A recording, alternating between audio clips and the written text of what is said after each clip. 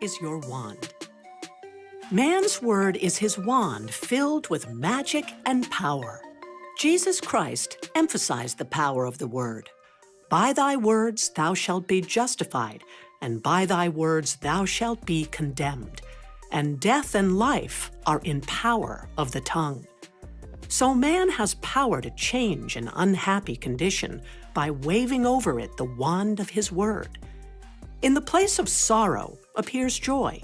In the place of sickness appears health. In the place of lack appears plenty. For example, a woman came for a treatment for prosperity. She possessed just $2 in the world. I said, "We bless the $2 and know that you have the magic purse of the Spirit. It can never be depleted. As money goes out, immediately money comes in, under grace, in perfect ways. I see it always crammed, jammed with money. Yellow bills, green bills, pink checks, blue checks, white checks, gold, silver, and currency. I see it bulging with abundance." She replied, "I feel my bag heavy with money," and was so filled with faith that she gave me one of her dollars as a love offering. I did not dare refuse it and see lack for her, as it was important that I hold the picture of plenty. Shortly afterwards, she was made a gift of $6,000. Fearless faith and the spoken word brought it to pass. The affirmation of the magic purse is very powerful, as it brings a vivid picture to the mind. It is impossible not to see your purse or wallet filled with money when using the words crammed, jammed. The imaging faculty is the creative faculty, and it is important to choose words which bring a flash of the fulfillment of the demand. Never force a picture by visualizing. Let the divine idea flash into your conscious mind. Then the student is working according to the divine design. See Chapter 4 of The Game of Life and How to Play It. Jesus Christ said, "Ye shall know the truth, and the truth shall make you free." This means that man must know the truth of every situation which confronts him. There is no truth in lack or limitation. He waves over it the wand of his word, and the wilderness rejoices and blossoms as the rose. Fear, doubt, anxiety, anger, resentment pull down the cells of the body, shock the nervous system, and are the causes of disease and disaster. Happiness and health must be earned by absolute control of the emotional nature. Power moves, but it is never moved. When man stands calm and serene, has a good appetite, feels contented and happy when appearances are against him, he has reached mastery. Then he has power to rebuke the winds and the waves to control conditions. His word is his wand, and he transmutes apparent failure into success. He knows his universal supply is endless and immediate, and all his needs manifest instantly on the external. For example, a woman at sea awoke in the morning hearing the foghorns blowing. A dense fog had settled on the ocean with no apparent signs of clearing. She immediately spoke the word, "There are no fogs in divine mind, so let the fog be lifted. I give thanks for the sun." Soon the sun came out, for man has dominion over the elements, over all created things. Every man has power to lift the fog in his life. It may be a fog of lack of money, love, happiness, or health. Give thanks for the sun. Success. There are certain words or pictures which impress the subconscious mind. For example, a man called asking me to speak the word for his right work. I gave him the statement, "Behold, I have set before thee the open door of destiny, and no man shall shut it." It didn't seem to make much impression, so I was inspired to add, "And no man shall shut it, for it is nailed back."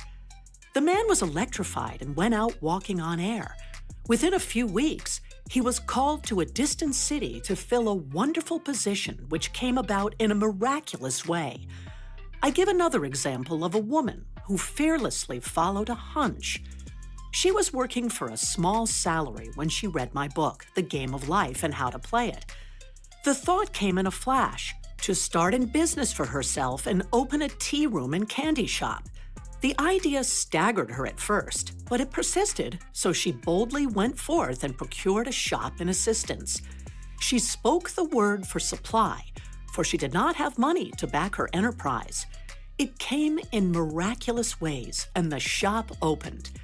From the first day, it was filled with people, and now it is crammed, jammed. They stand in line and wait. One day, being a holiday, her assistants became gloomy and said they could not expect to do much business. My student, however, replied that God was her supply and every day was a good day. In the afternoon, an old friend came in to see the shop and bought a 2-pound box of candy.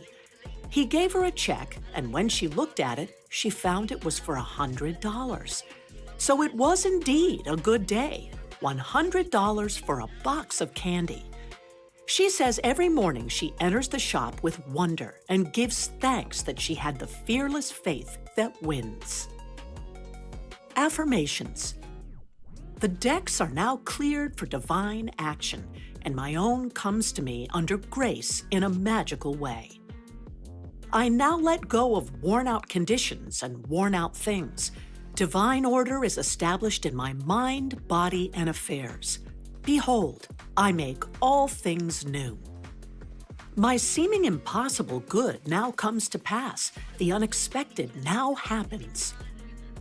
The 4 winds of success now blow to me my own. From north, south, east, and west comes my endless good. The Christ in me is risen. I now fulfill my destiny. Endless good now comes to me in endless ways.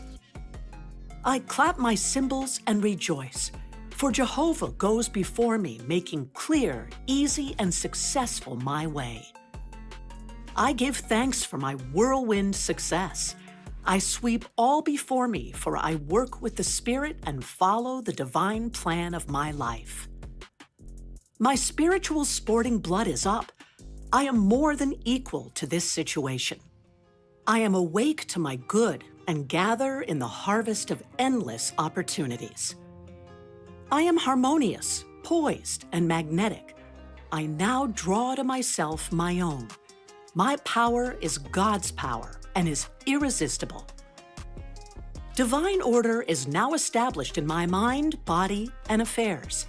I see clearly and act quickly, and my greatest expectations come to pass in a miraculous way. There is no competition on the spiritual plane.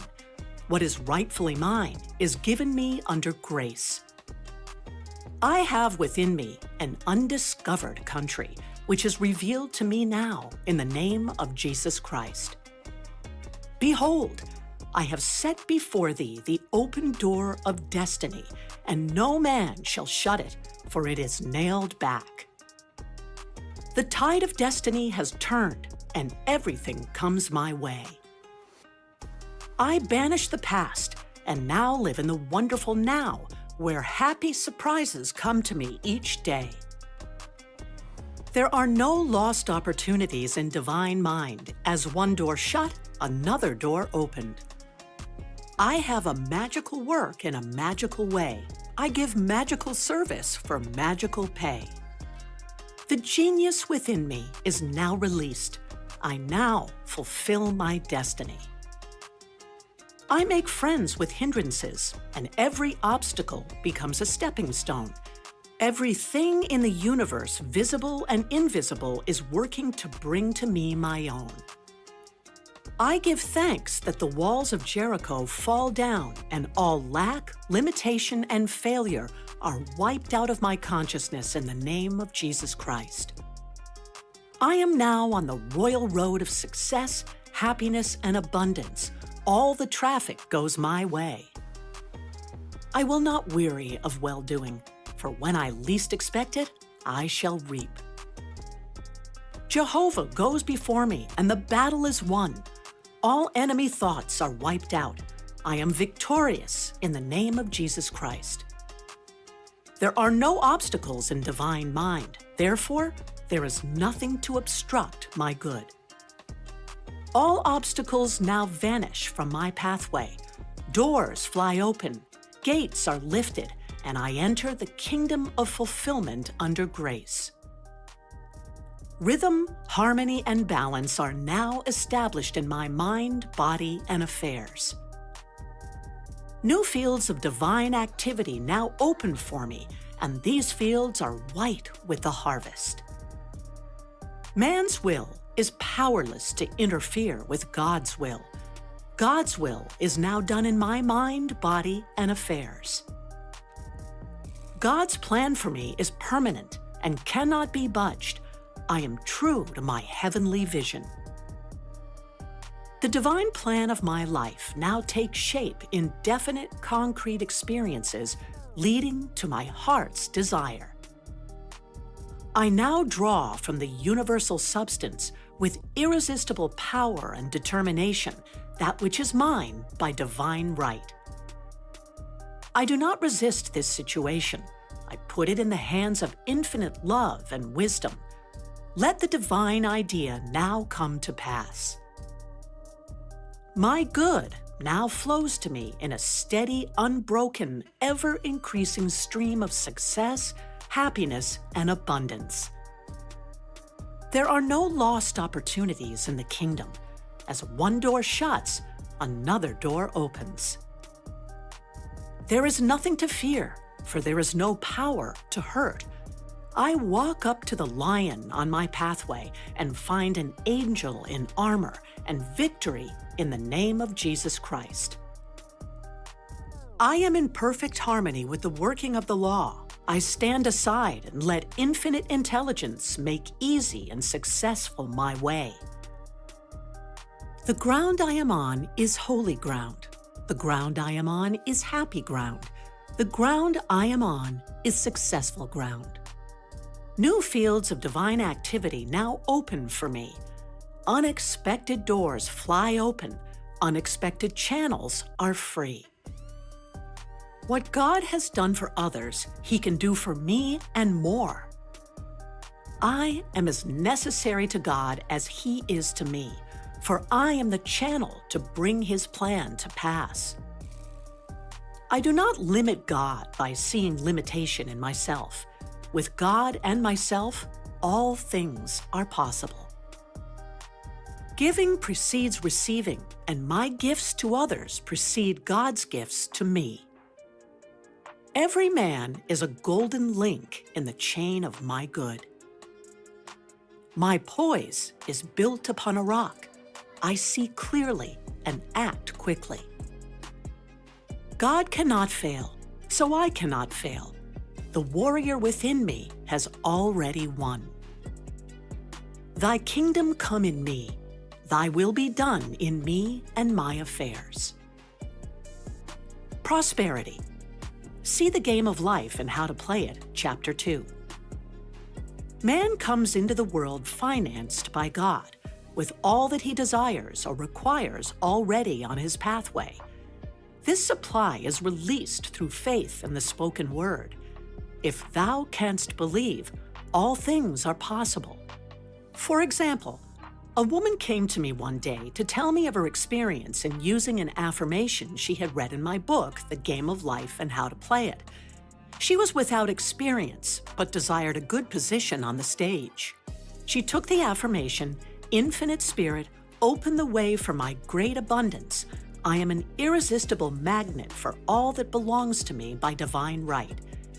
She was given a very important part in a successful opera. She said, "It was a miracle due to that affirmation, which I repeated hundreds of times." Affirmations. I now draw from the abundance of the spheres my immediate and endless supply. All channels are free. All doors are open. I now release the gold mine within me. I am linked with an endless golden stream of prosperity, which comes to me under grace in perfect ways. Goodness and mercy shall follow me all the days of my life, and I shall dwell in the house of abundance forever. My God is a God of plenty, and I now receive all that I desire or require and more. All that is mine by divine right is now released and reaches me in great avalanches of abundance under grace in miraculous ways. My supply is endless, inexhaustible, and immediate, and comes to me under grace in perfect ways. All channels are free, and all doors fly open for my immediate and endless divinely designed supply. My ships come in over a calm sea, under grace in perfect ways. I give thanks that the millions which are mine by divine right now pour in and pile up under grace in perfect ways. Unexpected doors fly open, unexpected channels are free, and endless avalanches of abundance are poured out upon me under grace in perfect ways. I spend money under direct inspiration wisely and fearlessly, knowing my supply is endless and immediate. I am fearless in letting money go out, knowing God is my immediate and endless supply. Happiness. In that wonderful moving picture, The Thief of Baghdad, we were told in letters of light that happiness must be earned. It is earned through perfect control of the emotional nature. There can be no happiness where there is fear, apprehension, or dread. With perfect faith in God comes a feeling of security and happiness. When man knows that there is an invincible power that protects him and all that he loves, and brings to him every righteous desire of the heart, he relaxes all nervous tension and is happy and satisfied. He is undisturbed by adverse appearances, knowing that infinite intelligence is protecting his interests and utilizing every situation to bring his good to pass. I will make a way in the wilderness and rivers in a desert. Uneasy lies the head that wears a frown. Anger, resentment, ill will, jealousy, and revenge rob man of his happiness and bring sickness, failure, and poverty in their wake. Resentment has ruined more homes than drink and killed more people than war. For example, there was a woman who was healthy and happy and married to a man she loved. The man died and left part of his estate to a relative. The woman was filled with resentment. She lost weight, was unable to do her work, developed gallstones, and became very ill. A metaphysician called upon her one day. He said, "Woman, see what hate and resentment have done to you. They have caused hard stones to form in your body, and only forgiveness and goodwill can cure you." The woman saw the truth of the statement. She became harmonious and forgiving and regained her splendid health. Affirmations. I am now deluged with the happiness that was planned for me in the beginning. My barns are full, my cup flows over with joy. My endless good now comes to me in endless ways. I have a wonderful joy in a wonderful way, and my wonderful joy has come to stay. Happy surprises come to me each day. I look with wonder at that which is before me. I walk boldly up to the lion on my pathway and find it is a friendly Airedale. I am harmonious, happy, radiant, detached from the tyranny of fear. My happiness is built upon a rock. It is mine now and for all eternity. My good now flows to me in a steady, unbroken, ever-increasing stream of happiness. My happiness is God's affair. Therefore, no one can interfere. As I am one with God, I am now one with my heart's desire. I give thanks for my permanent happiness, my permanent health, my permanent wealth, my permanent love. I am harmonious, happy, and divinely magnetic, and now draw to me my ships over a calm sea. God's ideas for me are perfect and permanent. My heart's desire is a perfect idea in divine mind. incorruptible and indestructible, and now comes to pass under grace in a magical way. Love. With love usually comes terrific fear. Nearly every woman comes into the world with a mythical woman in the back of her mind who is to rob her of her love. She has been called the other woman. Of course it comes from woman's belief in duality. So long as she visualizes interference, it will come. It is usually very difficult for a woman to see herself loved by the man she loves, so these affirmations are to impress the truth of the situation upon her subconscious mind, for in reality, there is only oneness. See Chapter 7, Love, page 46 in The Game of Life and How to Play It. Affirmations. As I am one with God, the undivided one, I am one with my undivided love and undivided happiness. The light of the Christ within now wipes out all fear, doubt, anger, and resentment. God's love pours through me, an irresistible magnetic current. I see only perfection and draw to me my own. Divine love through me now dissolves all seeming obstacles and makes clear, easy, and successful my way. I love everyone, and everyone loves me. My apparent enemy becomes my friend, a golden link in the chain of my good. I am at peace with myself and with the whole world. I love everyone, and everyone loves me. The floodgates of my good now open. Marriage. Unless marriage is built upon the rock of oneness, it cannot stand. Two souls with but a single thought, two hearts that beat as one. The poet understood this, for unless man and wife are living the same thoughts or living in the same thought world, they must inevitably drift apart. Thought is a tremendous vibratory force, and man is drawn to his thought creations. For example, a man and woman married and were apparently happy. The man became successful and his tastes improved, but the wife still lived in a limited consciousness. Whenever the man bought anything, he went to the best shops and selected what he needed regardless of price. Whenever the wife went out, she haunted the 5 and 10 cent stores. He was living, in thought, on Fifth Avenue, and her thought world was on 3rd Avenue. Eventually, the break and separation came. We see this so often in the cases of rich and successful men who desert their faithful, hardworking wives later in life.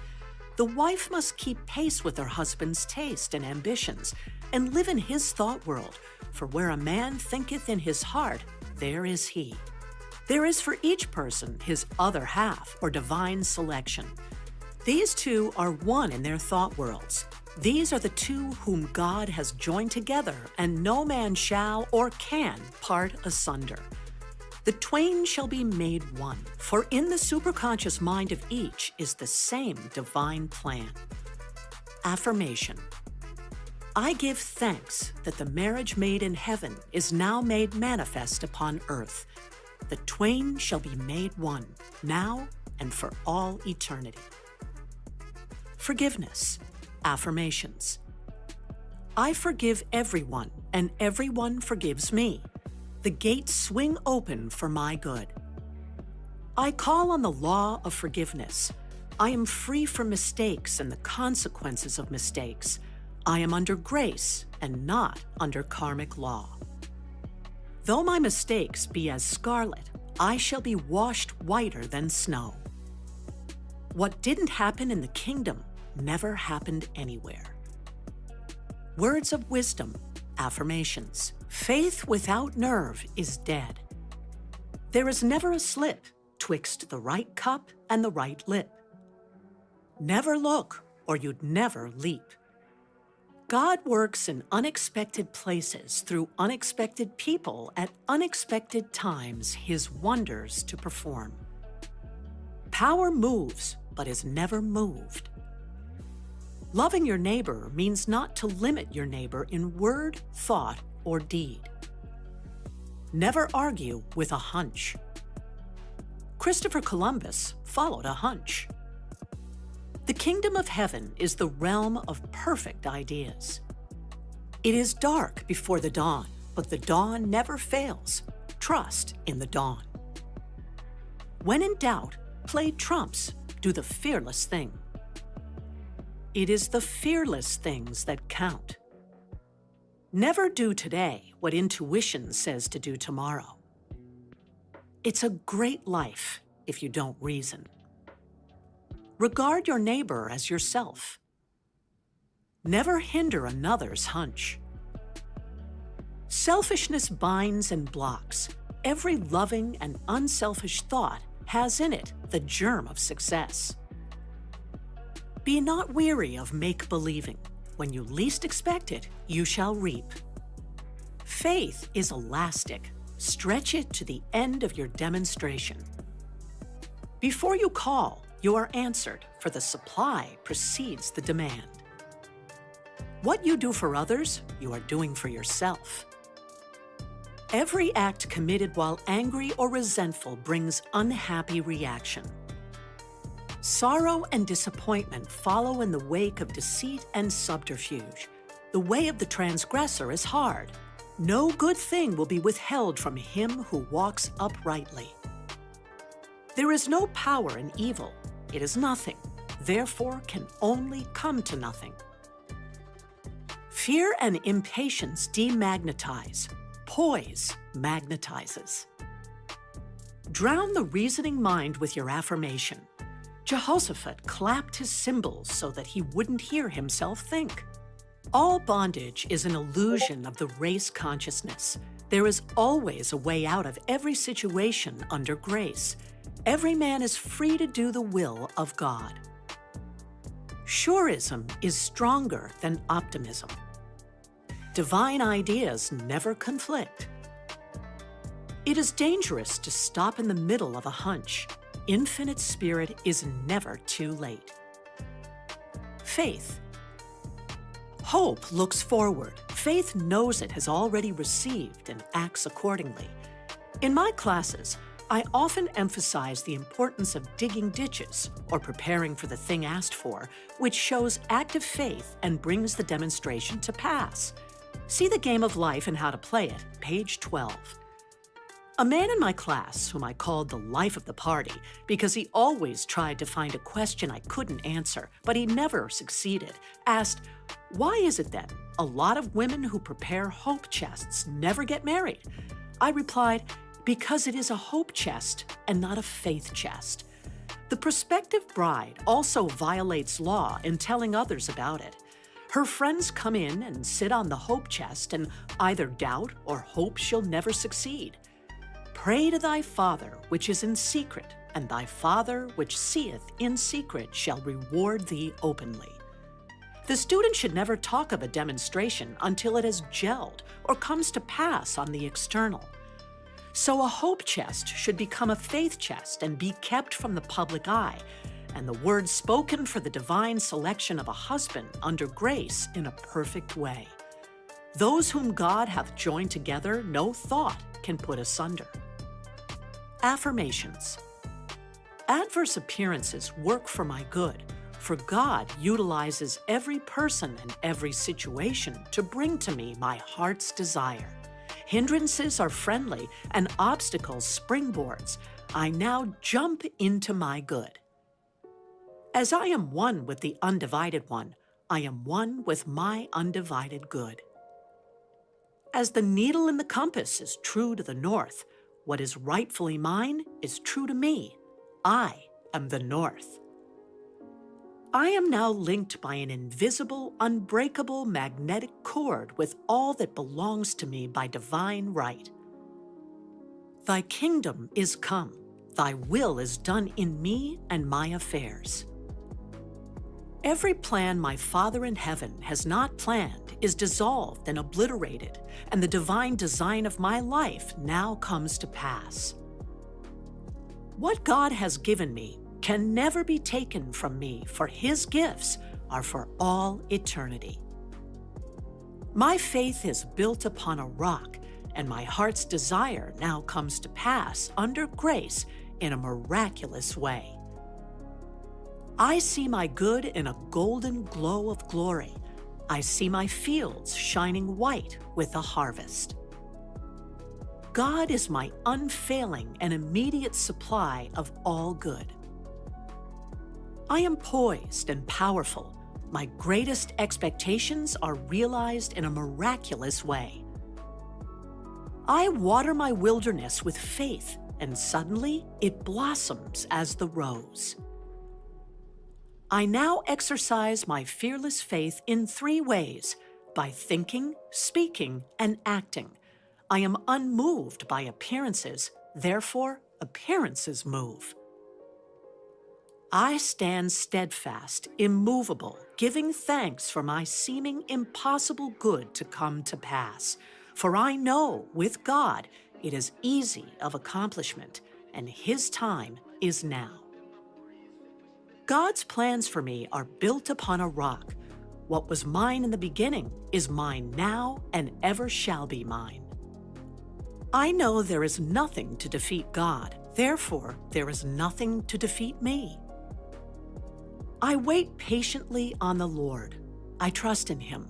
I fret not myself because of evildoers, for every man is a golden link in the chain of my good, and He now gives to me the desires of my heart.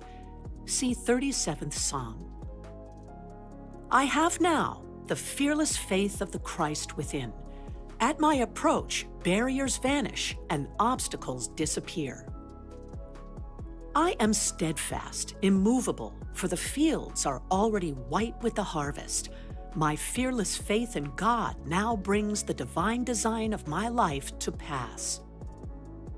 All fear is now banished in the name of Jesus Christ, for I know there is no power to hurt. God is the one and only power.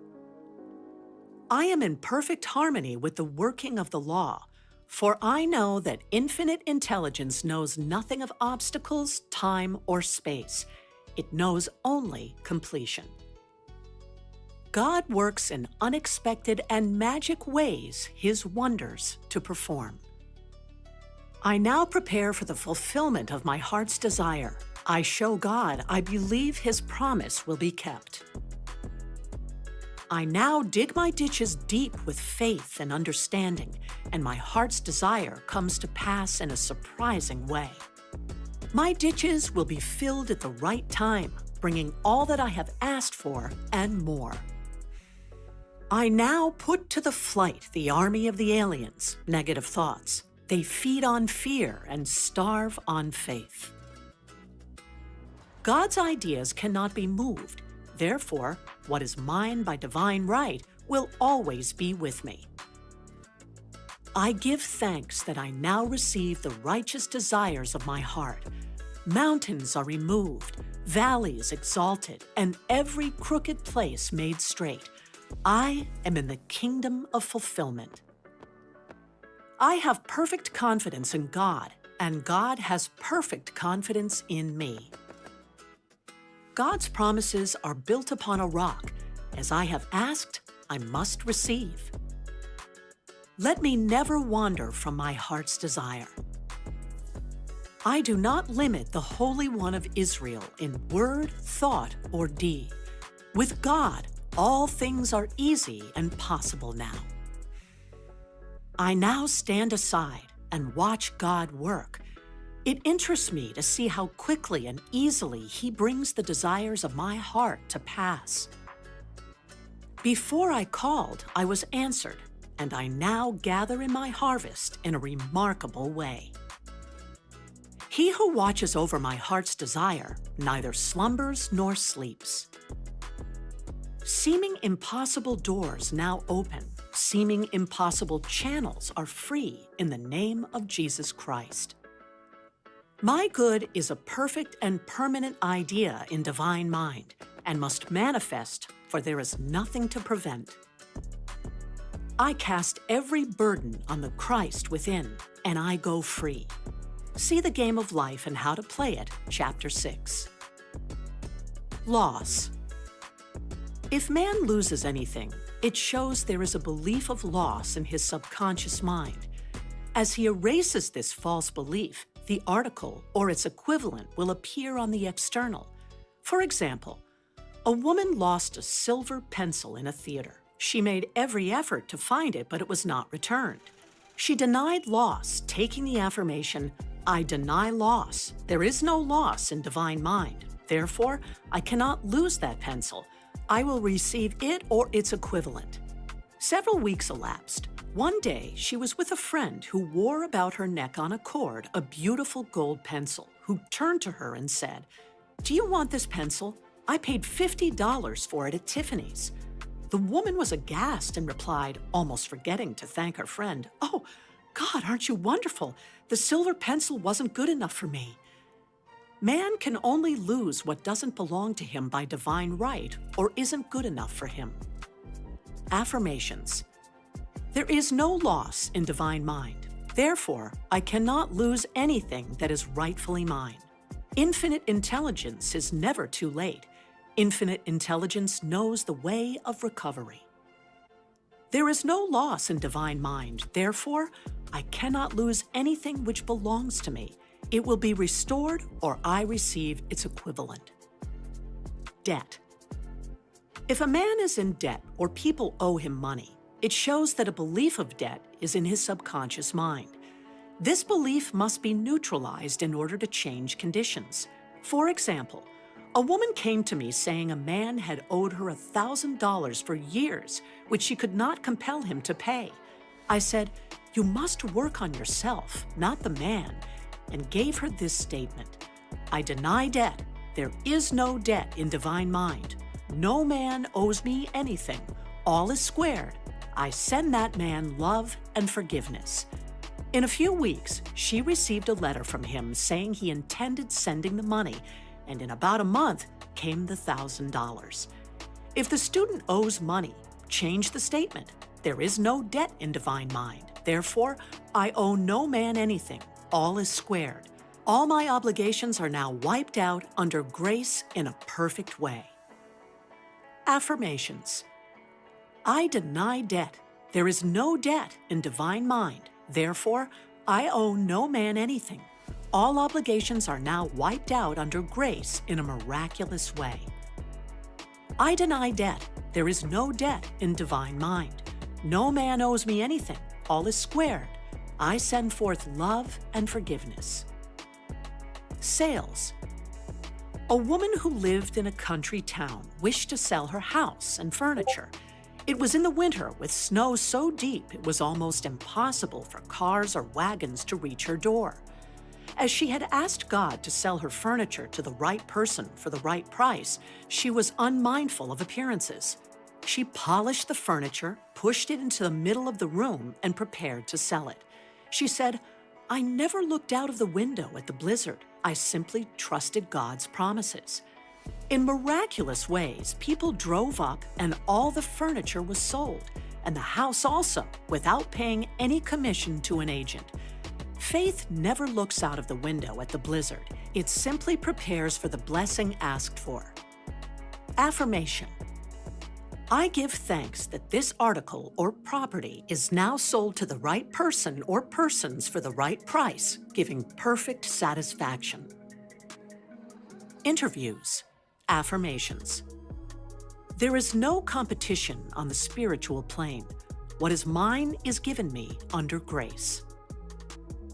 I am identified in love with the spirit of this person or persons. God protects my interests and the divine idea now comes out of this situation. Guidance. Always on man's pathway is his message or his lead. For example, a woman was much troubled over an unhappy situation. She thought to herself, will it ever clear up? Her maid was standing near and commenced to tell her of her experiences. The woman was too worried to be interested, but listened patiently. The maid was saying, I worked in a hotel once where there was a very amusing gardener. He always said such funny things. It had been raining for 3 days, and I said to him, do you think it will ever clear up? And he replied, my God, doesn't it always clear up? The woman was amazed. It was the answer to her thoughts. She said reverently, Yes, with my God, it always clears up. Soon after, her problem did clear up in an unexpected way. Affirmations. Infinite Spirit, give me wisdom to make the most of my opportunities. Never let me miss a trick. I am always under direct inspiration. I know just what to do and give instant obedience to my intuitive leads. My angel of destiny goes before me, keeping me in the way. All power is given unto me to be meek and lowly of heart. I am willing to come last, therefore I come first. I now place my personal will upon the altar. Your will, not my will. Your way, not my way. Your time, not my time. And in the twinkling of an eye, it is done. There are no mysteries in the kingdom. Whatever I should know will now be revealed to me under grace. I am a perfect, non-resistant instrument for God to work through, and His perfect plan for me now comes to pass in a magic way. Protection. Affirmations. I am surrounded by the white light of the Christ, through which nothing negative can penetrate. I walk in the light of the Christ, and my feared giants dwindle into nothingness. There is nothing to oppose my good. Memory. Affirmation. There is no loss of memory in divine mind. Therefore, I recollect everything I should remember, and I forget all that is not for my good. The divine design. See also The Game of Life and How to Play It, Chapter 4. There is a divine design for each man. Just as the perfect picture of the oak is in the acorn, the divine pattern of his life is in the superconscious mind of man. In the divine design, there is no limitation, only health, wealth, love, and perfect self-expression. So on man's pathway, there is always a divine selection. Each day, he must live according to the divine plan or have unhappy reactions. For example, a woman moved into a new apartment which she had almost furnished when the thought came to her, on that side of the room should stand a Chinese cabinet. Not long after, she was walking by an antique shop. She glanced in, and there stood a magnificent Chinese cabinet about 8 feet high, elaborately carved. She entered and asked the price. The salesman said it was worth $1,000, but the woman who owned it was willing to take less. The man added, "What will you offer for it?" The woman paused, and the price $200 came into her mind. So she answered $200. The man said he would let her know if the offer were satisfactory. She did not want to cheat anyone or get anything which was not rightfully hers, so going home, she said repeatedly, "If it's mine, I can't lose it, and if it isn't mine, I don't want it." It was a snowy day, and she said she emphasized her words by kicking the snow from right to left, clearing a pathway to her apartment. Several days elapsed when she was notified that the woman was willing to sell the cabinet for $200. There was a supply for every demand, from Chinese cabinets to millions of dollars. Before ye call, I shall answer. But unless it is the divinely selected cabinet or millions, they would never bring happiness. Except the Lord build the house, they labor in vain that build it. Psalm 127, verse 1. Affirmations. I let go of everything not divinely designed for me, and the perfect plan of my life now comes to pass. What is mine by divine right can never be taken from me. God's perfect plan for me is built upon a rock. I follow the magic path of intuition and find myself in my promised land under grace. My mind, body, and affairs are now molded according to the divine pattern within. God is the only power, and that power is within me. There is only one plan, God's plan, and that plan now comes to pass. I give thanks that I now bring forth from the universal substance everything that satisfies all the righteous desires of my heart. The divine design of my life now comes to pass. I now fill the place that I can fill and no one else can fill. I now do the things which I can do and no one else can do. I am fully equipped for the divine plan of my life. I am more than equal to the situation. All doors now open for happy surprises, and the divine plan of my life is speeded up under grace. Health. When man is harmonious and happy, he is healthy. All sickness comes from sin or violation of spiritual law. Jesus Christ said, "Be thou healed, your sins are forgiven." Resentment, ill will, hate, fear, etc., etc., tear down the cells of the body and poison the blood. See The Game of Life and How to Play It, page 19. Accidents, old age, and death itself come from holding wrong mental pictures. When man sees himself as God sees him, he will become a radiant being, timeless, birthless, and deathless, for God made man in his likeness and in his image. Affirmations. I deny fatigue, for there is nothing to tire me. I live in the kingdom of eternal joy and absorbing interests. My body is the body electric, timeless and tireless, birthless and deathless. Time and space are obliterated. I live in the wonderful now, birthless and deathless. I am one with the One. Thou in me art eternal joy, eternal youth, eternal wealth, eternal health, eternal love, eternal life. I am a spiritual being. My body is perfect, made in His likeness and image. The light of the Christ now streams through every cell. I give thanks for my radiant health. Eyes. Imperfect vision, correspondences, fear, suspicion, seeing obstacles, watching for unhappy events to come to pass, living in the past or future, not living in the now. Affirmations. The light of the Christ now floods my eyeballs. I have the crystal clear vision of the Spirit.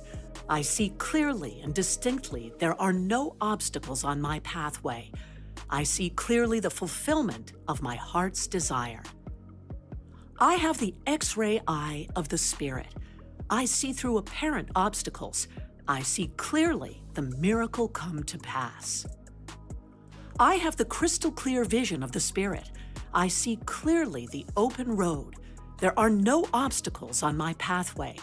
I now see miracles and wonders come to pass. I give thanks for my perfect sight.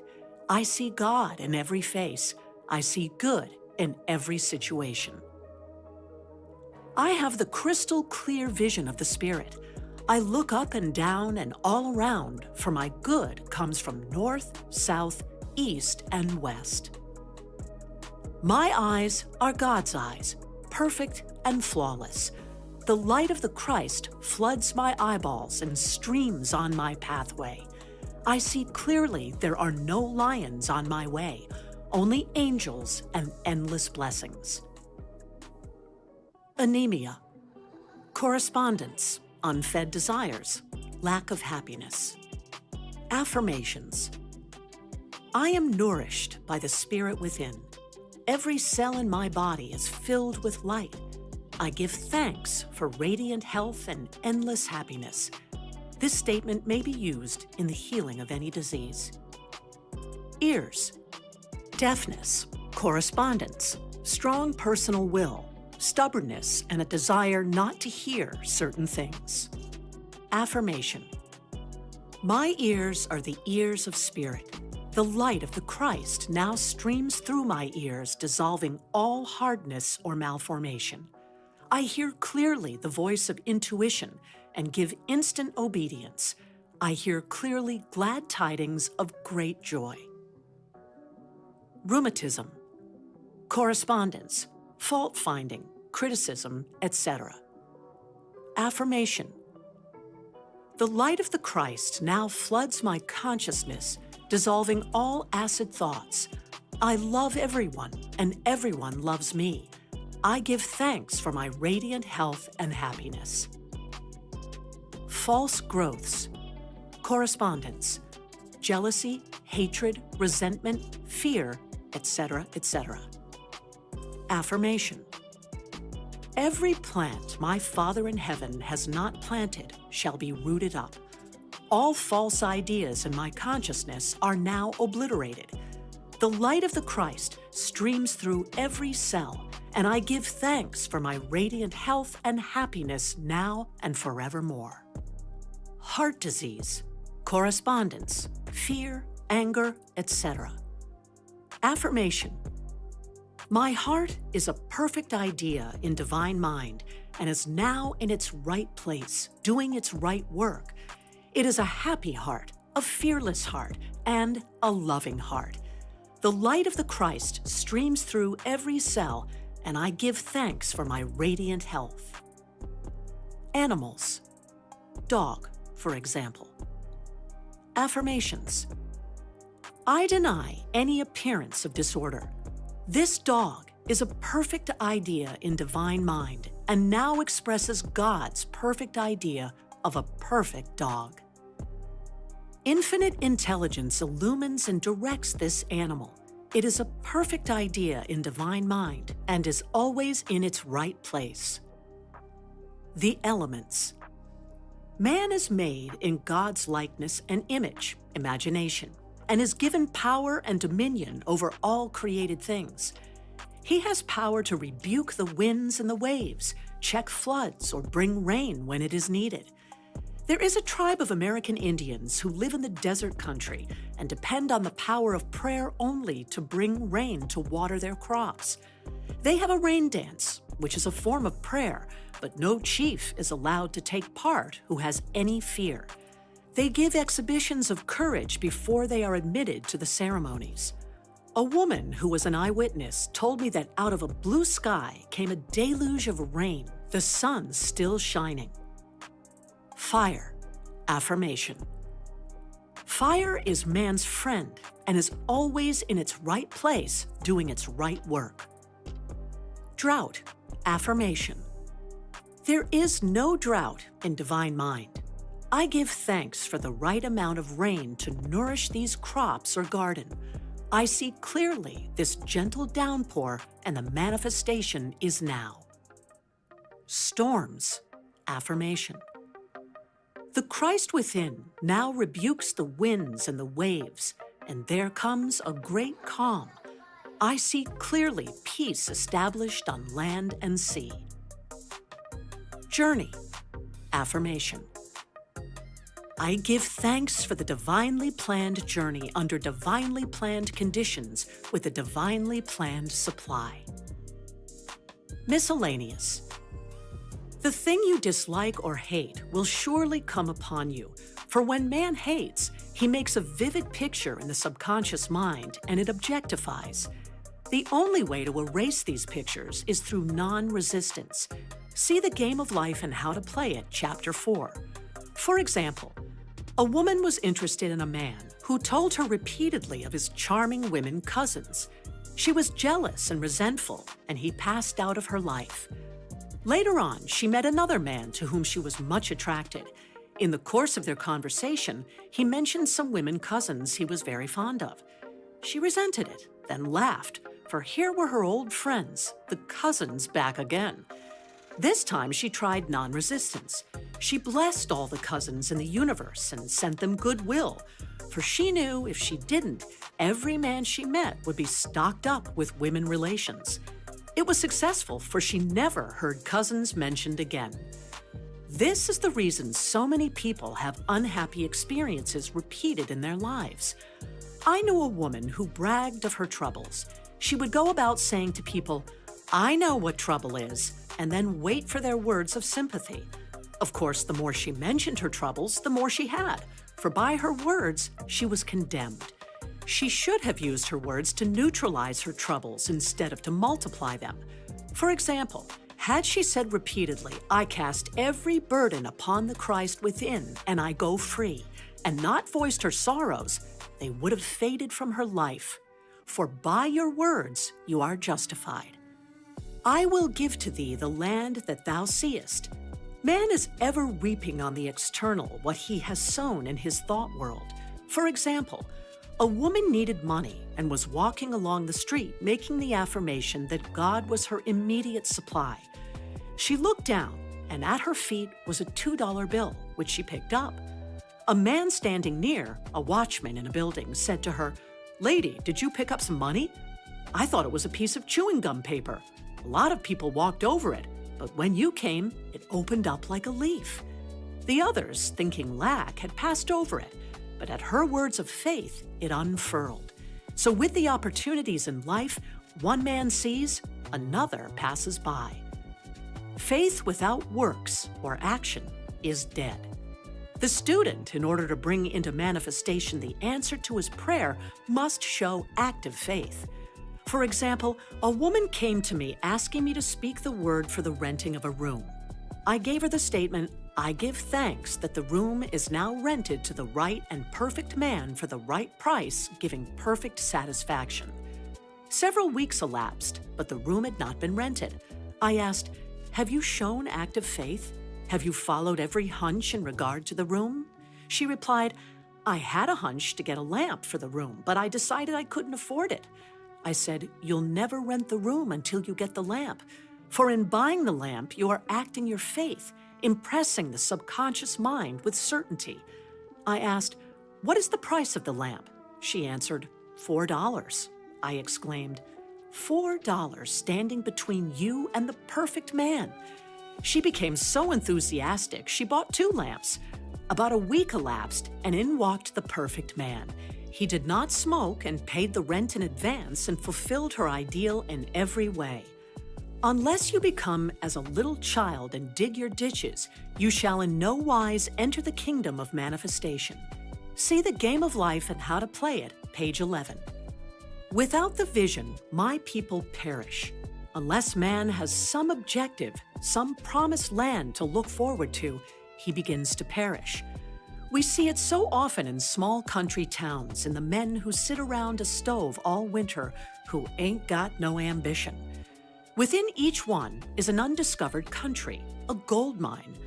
I knew a man in a country town called Magnolia Charlie because he always found the first magnolia in the spring. He was a shoemaker, but every afternoon left his work to go to the station to meet the 4:15 train from a distant city. They were the only romances in his life, the first magnolia and the 4:15 train. He felt vaguely the call of the vision in the superconscious mind. No doubt, the divine design for him included travel, and perhaps he was to become a genius in the plant world. Through the spoken word, the divine design may be released and each one fulfill his destiny. I now see clearly the perfect plan of my life. Divine enthusiasm fires me, and I now fulfill my destiny. The spiritual attitude towards money is to know that God is man's supply and that he draws it from the abundance of the spheres through his faith and spoken word. When man realizes this, he loses all greed for money and is fearless in letting it go out. With his magic purse of the spirit, his supply is endless and immediate, and he knows also that giving precedes receiving. For example, a woman came to me asking me to speak the word for $500 by the 1st of August. It was then about the 1st of July. I knew her very well and said, "The trouble with you is you don't give enough. You must open your channels of supply by giving." She had accepted an invitation to visit a friend and did not want to go on account of the formality. She said, "Please treat me to be polite for 3 weeks, and I want to get away as soon as possible, and be sure to speak the word for the $500. She went to the friend's house, was unhappy and restless, and tried continually to leave, but was always persuaded to stay longer. She remembered my advice, however, and gave the people about her presents. Whenever possible, she made a little gift. It was nearing the 1st of August, and no signs of the $500, and no way of escape from the visit. The last day of July, she said, "Oh God, maybe I haven't given enough." So she tipped all the servants more than she had intended. The 1st of August, her hostess said to her, "My dear, I want to make you a gift. And she handed her a check for $500. God works in unexpected ways His wonders to perform. Affirmations. God is incapable of separation or division. Therefore, my good is incapable of separation or division. I am one with my undivided good. All that is mine by divine right is now released and reaches me in a perfect way under grace. God's work is finished now and must manifest. I serve only faith, and my unlimited abundance is made manifest. I am undisturbed by appearances. I trust in God, and He now brings to me the desires of my heart. My good now overtakes me in a surprising way. The divine plan of my life cannot be tampered with. It is incorruptible and indestructible. It awaits only my recognition. There is no there. There is only here. Reveal to me the way. Let me see clearly the blessing which Thou hast given me. Let Thy blessed will be done in me this day. Hunches are my hounds of heaven. They lead me in the perfect way. All things I seek are now seeking me. Divine activity is now operating in my mind, body, and affairs, whether I see it or not. Since I am one with the only presence, I am one with my heart's desire. I now have the single eye of the Spirit and see only completion. I am a perfect idea in divine mind, and I am always in my right place, doing my right work at the right time for the right pay. The Columbus in you will see you through. I am an irresistible magnet for checks, bills, and currency, for everything that belongs to me by divine right. Thou in me art completion. As I have asked, I must receive. The law of God is the law of increase, and I give thanks for increase under grace in perfect ways. I dwell in a sea of abundance. I see clearly my inexhaustible supply. I see clearly just what to do. My world of the wondrous now swings into manifestation, and I enter my promised land under grace. Great peace have I who love Thy law of non-resistance, and nothing shall offend me. Thou in me art inspiration, revelation, and illumination. Nothing is too good to be true. Nothing is too wonderful to happen. Nothing is too good to last. Conclusion. Choose the affirmation which appeals to you the most and wave it over the situation which confronts you. It is your magic wand, for your word is God in action. It shall not return unto me void, but shall accomplish that whereunto it is sent. Isaiah chapter 55, verse 11. But I say, have they not heard? Yes, verily their sound went into all the earth, and their words unto the end of the world. Romans chapter 10, verse 18. I hope that you've enjoyed this presentation, and please remember to subscribe to receive notifications of upcoming recordings. This recording is a production of the Master Key Society. The video and audio is copyright 2023 Master Key Society.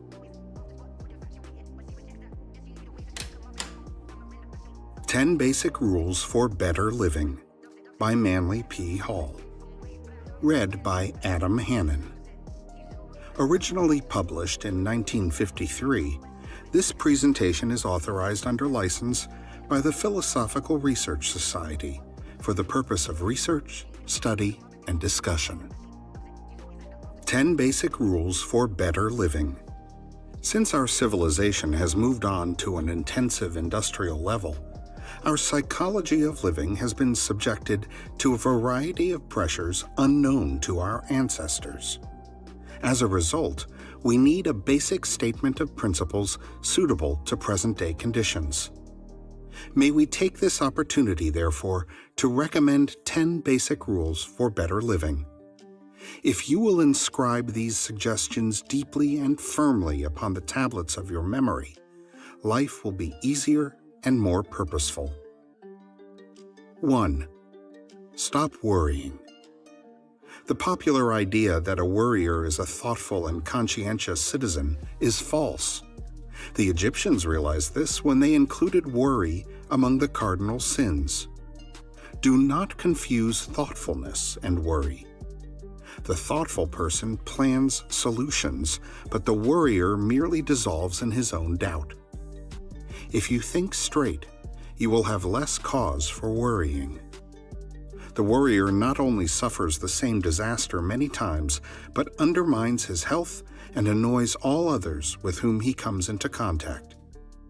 There are many things in this world that require thoughtful consideration, but there is really nothing to fear but fear. 2. Stop trying to dominate and possess your friends and relatives. Each of us likes to feel that he is running his own life. The moment we recognize the rights of others to seek life, liberty, and happiness according to their own dreams, hopes, and aspirations, we begin to conserve our own resources. It is very debilitating to give advice which is ignored or rejected, and equally disappointing to attempt to possess and dominate persons who immediately resent and combat our dictatorial tendencies. We are hurt when they do not see things our way. If we save advice for ourselves and those who seek it from us, and who are therefore grateful, all concerned will be the better. 3. Moderate ambition. There is a tendency to overlook natural and simple blessings while we plunge on toward distant goals. Each individual has certain capacities. If he can recognize his own abilities and work with them, he can attain personal security. If, however, he is constantly seeking that which is not reasonably attainable, he can never know happiness or contentment. The wise man observes the disastrous results of uncontrollable ambitions and chooses moderation. It is not necessary to be famous in order to be happy, nor must one be the leading citizen in the community in order to gratify one's social instinct. The ambitious usually pay too much for what they get, and are the more miserable after they get it. 4. Do not accumulate more than you need. There is no real distinction in being the richest man in the graveyard. Many earnest citizens act as though there were pockets and shrouds. We are supposed to have outgrown the primitive belief that we should bury a man's goods with him so that his spirit might enjoy them in the afterworld. Here again, the middle course is the wisest. Let us reserve some of our energy for enjoyment, and not give all of ourselves to the task of accumulation. Many a man who has made $1 million has not lived to spend it.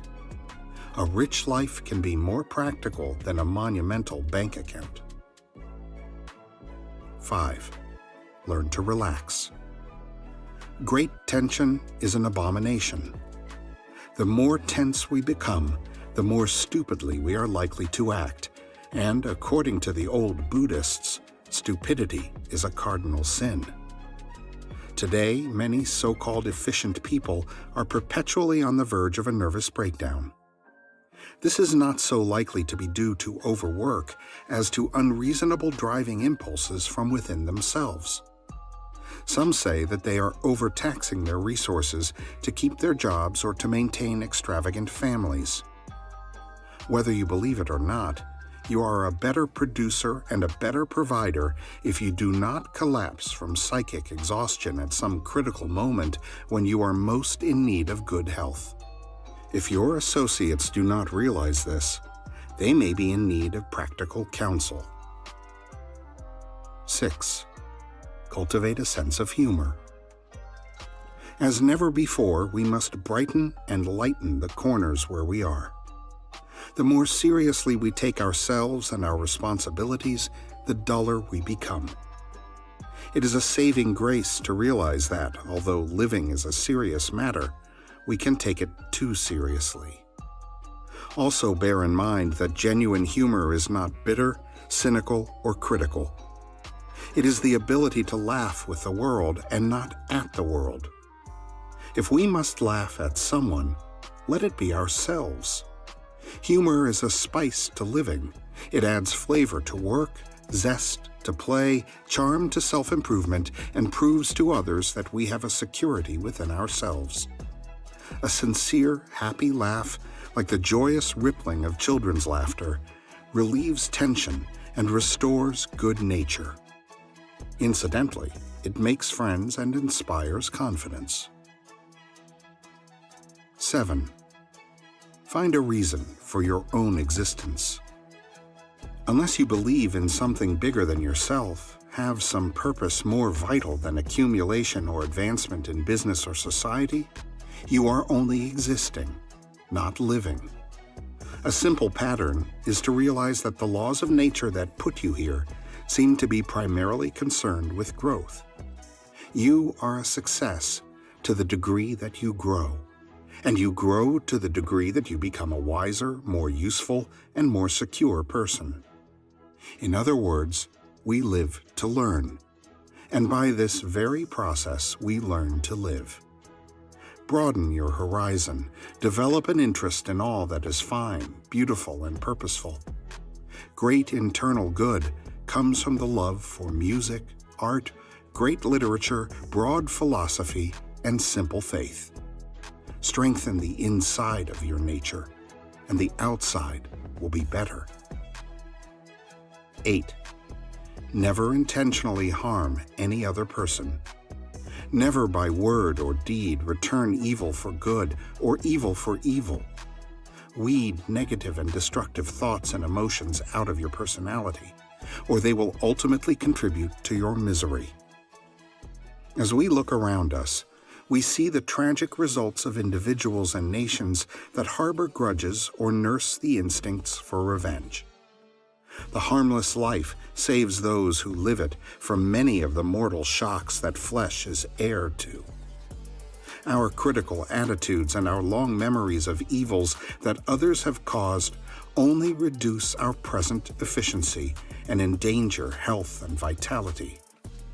Even the selfish man realizes that he cannot afford to keep a grudge, and the unselfish simply will not permit grudges to accumulate because they know better and they believe better. 9. Beware of anger. When ill temper controls us, we are no longer able to control ourselves. In a moment of anger, we may create a situation which will require years to remedy. Why should we spend our time trying to recover from our own mistakes? If we disapprove, let us state our case simply and quietly, and remember that we should never try to correct another when we have already committed a fault as great as his. A quick temper is a serious handicap in business or in the home. It is useless to say that we cannot control anger. This is as much as to admit that we have lost the power to control ourselves. If we resent the unkindness of others and the collective irritability of this generation, let us make sure that we are not one of the irritating factors. 10. And last, in fact, and most important, never blame others for our own mistakes. It is hardly necessary. Each of us seems to have an incredible capacity to do things badly and select unwisely. Actually, we are in trouble because we have not made constructive use of the power and abilities which we received as a birthright. Others can hurt us only while our own inner life is too weak to sustain us in the presence of trial or test. Instead of resenting misfortunes and seeking to excuse our own limitations, We must face the facts. Either we are stronger than the problem and can solve it intelligently, or the problem is stronger than we are, and the only solution is to increase our own strength. Others are not to blame for our unhappiness. Each man must seek his own peace of mind, and, as the Arabian Nights so well expressed it, happiness must be earned. Rule 1. We will discuss briefly the first of our 10 rules for better living. Our theme is, therefore, to stop worrying. It is evident that merely to tell a person to correct a long-established habit is not likely to produce any permanent result. Actually, the worrier must enlarge his understanding of life in order to take a positive and constructive attitude while under the pressure of some unhappy circumstance. Worry is a sign that we need to make a rather careful examination of ourselves. There are many problems which require thoughtful consideration, but none that can be improved by worry. With some people, worry is regarded as a proper attitude when in the presence of an emergency. It seems to indicate that we are deeply moved and willing to accept the burden of living with all its most distressing implications. Not to worry when others are worrying, in fact, not to outworry all others, would imply that we are superficial and indifferent to the misfortunes of our kind. Here is an important instance where conformity with prevailing practices is destructive and purposeless. The worrier, if he has become an expert, has the ability to experience the same unpleasant situation many times. As a result of anticipating the worst and repeating this anticipation, the mind becomes overwhelmed by the magnitude of a problem, which in fact may be of no great consequence. The wear and tear upon disposition reacts on health and even extends into our social and business relationships. The worrier may be respected for his extreme anxiety, but he will not be popular in his home, among friends, or at his place of business. Worry is contagious, and our example reminds our associates of their own troubles, and an atmosphere of gloom is quickly generated. The best solution to a potential worrier is a frontal attack upon the cause. All resources should be conserved, and above all, there should not be unnecessary delay. The longer we linger on the verge of a painful situation, the more painful it becomes. The very process of worrying works a hardship upon our mental resources. There is very little room for positive thinking in a mind that is already filled with fears, doubts, and uncertainties. If the day comes when we must meet the emergency, we are at least ready if we have not exhausted our optimism and undermined our courage. If worrying about things in general is unwise, worrying about ourselves in particular is still more foolish. It is very easy to drift toward hypochondria, which is a morbid anxiety about ourselves, our health, and our adjustments with society. Worry always increases fear, and fear, in turn, impairs judgment and discourages prompt and practical action. It has been observed that those with few problems are often the greater worriers. When we are confronted with a major crisis, we usually instinctively rise to the occasion. We face tragedy much better than trivial inconveniences. An old Greek philosopher in a pensive mood was once asked what he had on his mind. "I am worrying," he replied. An acquaintance asked, "Why do you worry?" The old scholar soberly answered, "I am very worried by the thought that worrying does no good." This, in substance, is the vicious circle which ultimately afflicts all worriers. The best antidotes for worry are a deep and abiding faith in the benevolence of Providence, the wisdom to solve problems in a natural and simple way, and the courage to be true to principles under adversity. It has been said that the height of wisdom for man is that he shall know what to do next, and the height of courage is the strength to do that which should be done. If we are unable to accomplish this integrity within ourselves, we should realize that future happiness and security must be attained through the re-education of our habits and attitudes. If we want to be happy, we should take some time we are now devoting to less important projects and build within ourselves resources which can ensure a fuller and better life. May we conclude that in this case a word to the wise should be sufficient. Think straight and live straight. Rule 2. When it comes to number 2 of our rules for better living, we may interfere with the principal activity of a number of persons. The rule reads, stop trying to dominate and possess your friends and relatives. Two important points immediately present themselves.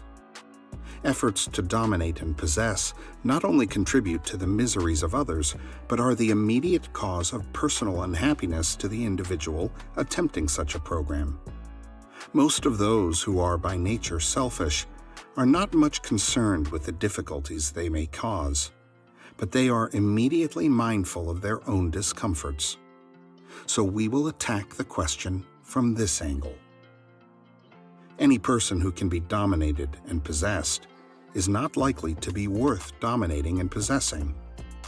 Genuine people insist upon their rights and are willing to defend them. This means almost immediate conflict, which can extend over years or even a lifetime with no real benefit to anyone. Those inclined to dominate and possess soon learn that they face organized opposition. All they can possibly hope for is a negative victory. It may be that the victim, because he is tied into a pattern, cannot instantly rebel or escape, but the instinct to free oneself from tyranny grows constantly and rapidly and finally ends in a critical situation. The dominating type does not like to be considered dictatorial or tyrannical. He prefers to assume that at worst he is a benevolent dictator. All he wants to do is to help others by causing them to do exactly what he believes is best for them. This means that when they resist, he is properly hurt and indignant. Where the tendency toward domination is strong, therefore, the heartaches are many and the disillusionment almost continuous. Ultimately, the dominating instinct, if allowed to go uncorrected, will cause a lonely and loveless life. Possession is only important to the degree that the individual is self-possessed. The moment we attempt to possess others, we are engaging in a project that will certainly fail. Remember that others do not wish to be possessed any more than we wish to be possessed. Most possessive persons resent possessive attitudes in others, and as goes resentment, so goes the blood pressure. Even possession itself is not an unqualified blessing. Once having accumulated, we must then administrate our possessions. When we destroy the rights of others to live their own lives, we become responsible for those lives. If they follow our advice or accept our domination, we should certainly be exceptionally wise, prudent, discriminating, and practical. Few possessive people have any of these qualities to a marked degree. Their own lives are not well lived, but they wish others to acknowledge an authority which has never been successfully demonstrated. This is further cause for resistance and works a severe strain on the digestive system.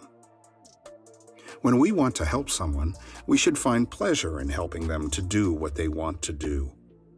If their projects are incompatible with our convictions, they may decline our assistance. Even small children should not be dominated and possessed. They should be controlled when necessary and directed to the best of the parental ability. If they are dominated, they become weaker and less self-reliant. If they are victims of over-possessiveness, they are either demoralized or become rebellious. In this world, we possess most completely that which we release most completely. The basis of our relationships should be voluntary. Our friends should like to be with us because we are friendly. Our relatives should prefer us because of qualities which naturally attract them and hold their interest and attention. We cannot force the respect and admiration of others. We must earn it by our own conduct. If we are self-possessed, we present a constructive pattern of attainment. Others will seek us because they need what we have, and they would like to know how we have acquired qualities which have contributed to better living. If by nature we are friendly, kindly, and just a little impersonal, we will seldom be alone. We will receive the honors and considerations which we can never command by domination and possessiveness.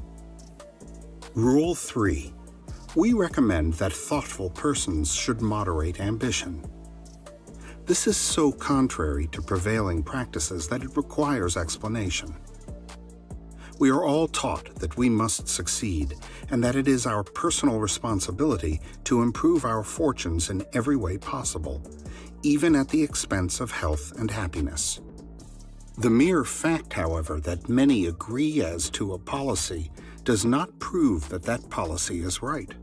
It is only necessary to study the lives of successful persons and listen to their own stories of what success has cost them to realize that it is all too possible to be an outstanding, successful failure. A moderate amount of ambition is certainly necessary, and without the incentive to improve and advance, there would be no progress, personal or collective. The difficulty is that success takes a great deal of time and attention. We must devote to this end most of our resources and most of our time. By degrees, we sacrifice ourselves entirely to a program which deprives us of leisure, overtaxes our mental and physical resources, and prevents us from enjoying the really fine and beautiful things of life. A gentleman of my acquaintance, who was an insurance executive, served his company so well that after 25 years of faithful service, they presented him with a 3-month vacation in Europe. After he returned, a friend asked him how he enjoyed one of the great art galleries of France. He immediately replied, "It's a bad insurance risk. No hydrant within half a mile, no sprinkler system, and the building itself is a fire trap." Trying to get ahead in the world does things to our minds. We may become narrow to the degree that the wealth or authority which we attain can no longer bring us pleasure or contentment. Most moneymakers are poor money spenders. One of the world's richest men used string for shoelaces because he could not countenance the expenditure of 10 cents. This man was a success, envied by many, admired by few, and loved by no one. His name was mentioned to young, aspiring economists as an example of ambition. If they worked as hard as he had worked and sacrificed as he had sacrificed, they too might hope to become rich. Here, philosophy enters the picture. After all, philosophy is nothing more or less than organized common sense. It points out that in this world, we must in some way pay for everything we get. To satisfy ambition, we must pay with our own lives. By moderate success, we may provide the opportunity to live better and to enjoy a measure of security and comfort. But who can be moderately successful? The moment we take on the glamour of financial expansion, we become addicted to a habit-forming mechanism. One man told me that it had been his goal to make $1 million. Then he was going to retire and enjoy life. He was one of those who attained their goal, but he did not retire. Immediately, he became obsessed with the possibility of increasing his holding to $5 million. He died of heart failure, somewhere in his 4th million. ambition can play another unkindly trick upon those over-addicted to its ways. It causes good and kindly people to be very unhappy because, for one reason or another, they are not able to reach the level of success which they have set for themselves. Surrounded by high finance and under constant pressure to expand beyond their means and abilities, they completely neglect the good things they already have. They forget that they have happy homes, bright, growing children, good friends, and a secure job, and dissolve in self-pity when they read of someone else's vast holdings. Not long ago, a wealthy person poured his sorrows into my ear, saying, "I want to travel, I want to study, I want to improve myself and give more personal affection and time to my family, but I cannot. Between board meetings on Monday, accountants on Tuesday, stock reports every day, and the countless burdens of possessions, it takes nearly every hour of my days and many nights merely to hold on to what I have." It seems to me that a generation dominated by such a pattern of ambition is causing itself a great deal of unnecessary misery. This world is a beautiful place, and most of us could live in it reasonably well if we would be reasonable. This is not a plea for poverty. We must all carry our proper share of the world's burden of work and responsibility. We are better and happier persons if we keep faith with those who depend upon us, and in this way preserve also our self-dignity. But let us not believe that a so-called successful life must be a rich or important life. In order to be real persons, we must have an inner existence that is also purposeful. When we are too busy to learn, to live, and to love, we are much too busy for our own good. Sometimes we must decide between forwarding some ambitious purpose of our own and neglecting or injuring others. We will never be content if we buy success at the cost of honor, integrity, or our own natural humanity. The world is full of ambitious folks. Perhaps that is why so many of our affairs go badly. Dream for a better future and plan a successful life, but be moderate. Remember, all that money can buy you is a certain amount of time or leisure with which to do the things you want to do. The wealthy have admitted that a little less money and a little more happiness is the wiser course. Rule 4. Our fourth rule for better living is a frontal attack upon the success psychosis. If you are wise, do not accumulate more than you need. Some are by nature accumulators, just as there are certain animals that store up their food supplies against a severe winter. To protect the future in every reasonable way is prudence, but to assume that the more you have, the happier you will be, is sheer folly. Moderation will protect the thoughtful against any extreme attitude which may have detrimental results. There are two kinds of accumulation. You can enlarge your natural store by having more or by becoming more. Let us never so completely dedicate our lives to accumulation that we forget to enrich character and gather those treasures which cannot be taken from us by the vicissitudes of the stock exchange. We should be able to answer the question, how much are we worth if we lose everything we have? This would embarrass a great many, but few depart from this world without being faced by such a question. There is a saying that when we have more than we need, someone else will have less than they need. It is interesting, therefore, that we can have and keep as much as possible of the best things of life without detracting in any way from the security of others.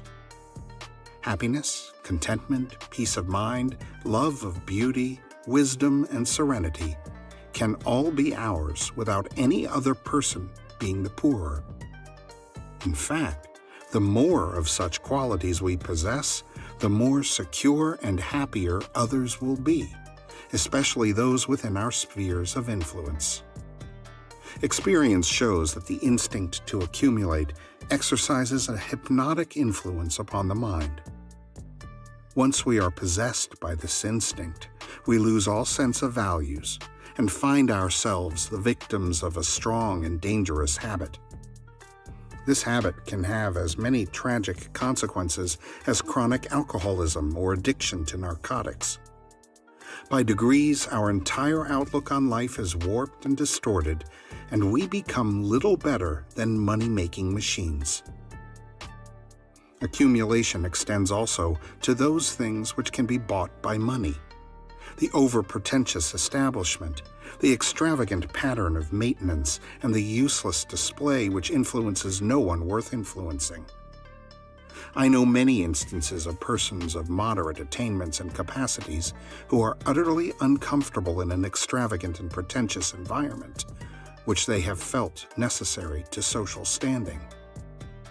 Napoleon discovered that he could conquer a nation during a war, but could not administer it wisely in periods of peace. Economic Napoleons find that through shrewd business policies they can make money, but because of deficiencies of character can neither use it nor spend it intelligently. Fortunes are wasted every month in this country by persons trying to compensate for lack of internal acquirements by the lavish spending of money. If dollars are so important that we are willing to wreck our lives and destroy our health in order to get them, they should not be wasted.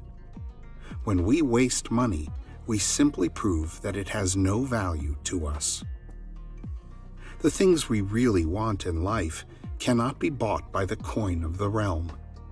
It is possible that moderate and prudent investments may bestow the leisure for self-improvement, but the investments themselves are no proof of self-improvement. A man who had recently made too much money sent his daughter to a fashionable Eastern finishing school. He received a letter stating that it would be wise for him to remove his daughter from the school because, as far as education went, she simply had no capacity. The indignant father immediately wired back, "Buy her one. I don't care what it costs." Unfortunately, we cannot purchase peace of mind, contentment, or intelligence. But if we have too much money, we are inclined to think that we no longer need these inner graces. When we come to that conclusion, we are the victims of our possessions and the poorest of the poor. With work, we buy opportunity. The money we make gives us the chance to improve ourselves. It is only useful to the degree that we know how to use it for the enrichment of character and living. Socrates once said that if he wished to curse a man, he would say to him, "Let your sons be extravagant." Contentment comes to those who are happy to live moderately. Rule 5. The fifth of our rules for better living is a simple but important recommendation. Learn to relax. In pointing this out on one occasion, I received an interesting comment. You do not learn to relax. If you feel right inside, you are relaxed. To extend this thought, just how can the average person learn to feel right in a world which more or less conspires against such a moderate and consoling emotion? The answer seems to be that relaxation must be the result of a degree of internal security. We cannot relax when we are worried, frightened, or irritated. One formula is to realize that changing the mind from the familiar responsibilities and burdens to new and less pressureful activities promotes relaxation. This is where hobbies and avocational interests are not only useful, but necessary. In our world, a person without a hobby is exposing himself to the dilemmas of the one-track mind. The therapeutic value of hobbies is now recognized throughout the economic world, and all persons under unusual stress are advised to cultivate corrective interests. Even if a hobby is expensive, It may not cost as much as the doctor's bills, which result from overtension. There is an autocorrective instinct in man which naturally impels him to balance his activities, and in this way protect his health. Some of us, however, fight this instinct because we believe that division of activity wastes time and scatters resources. Let it be remembered that a nervous breakdown may upset the planned economy of many years, whereas proper periods of relaxation actually increase efficiency. Avocations are further justified by the possibility that these may become real and profitable professions at some future time or under some unexpected change in our careers. The person who thinks about his problems all the time may be sincere, but he cannot be truly efficient. At the present time, the instinct toward escape mechanisms is strong, and many of these escapes are neither constructive nor desirable. It is therefore necessary to plan recreation with the same thoughtfulness that we plan work. The person who has forgotten how to enjoy a reasonable amount of rest and leisure has actually forgotten how to live.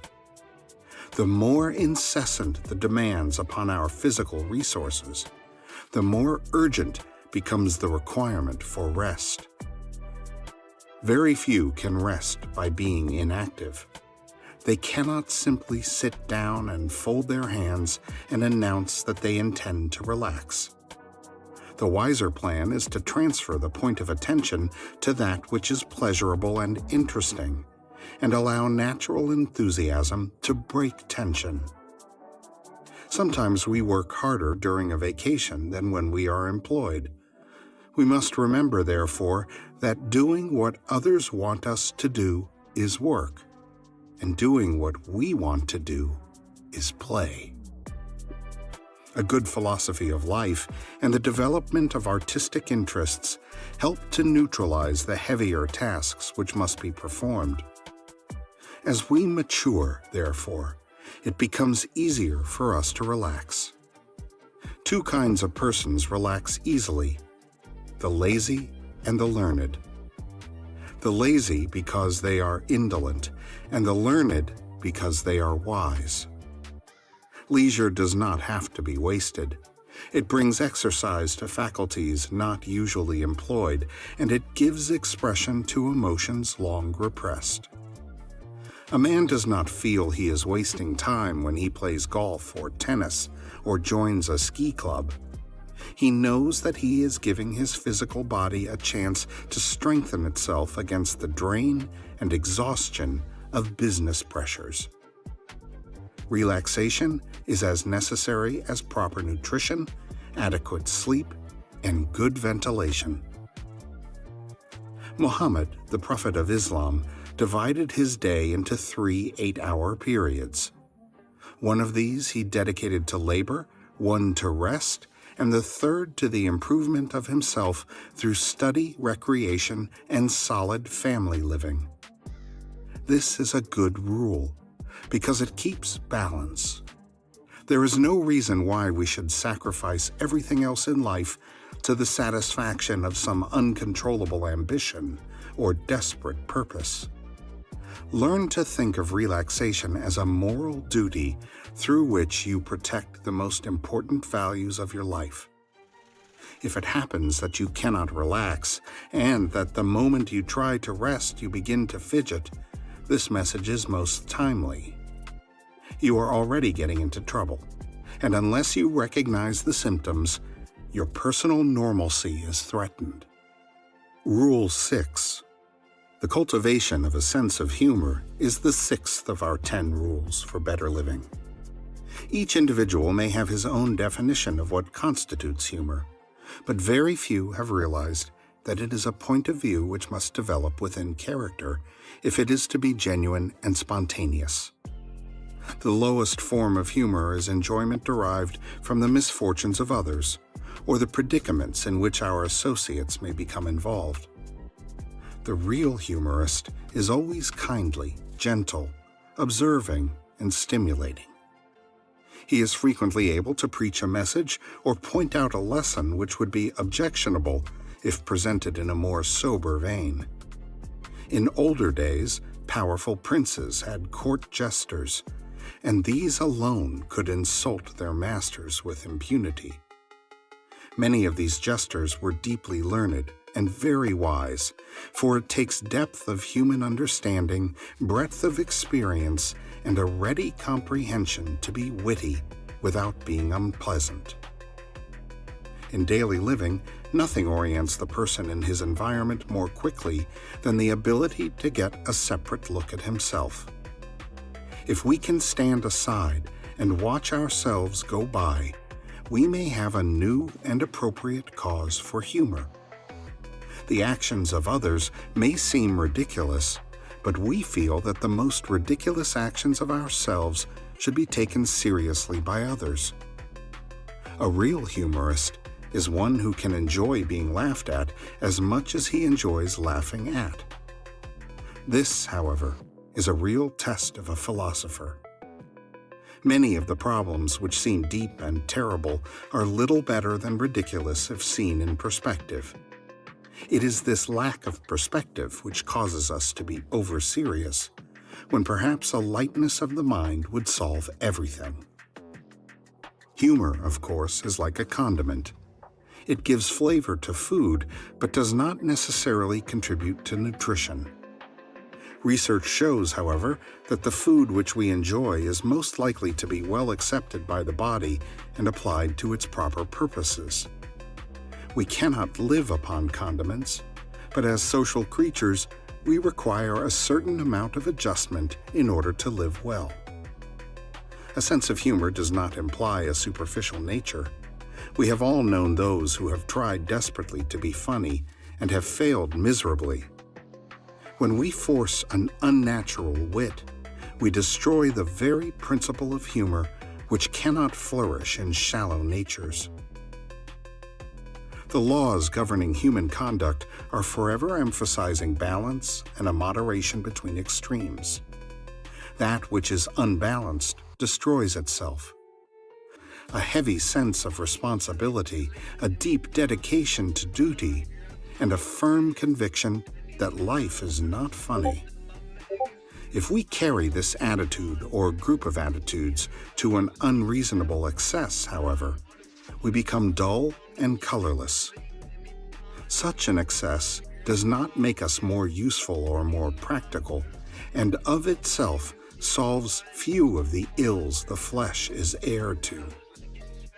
Conversely, to ripple continuously like a shallow stream, living forever on the surface of occurrences and accepting nothing as worthy of mature consideration, is another dangerous extreme.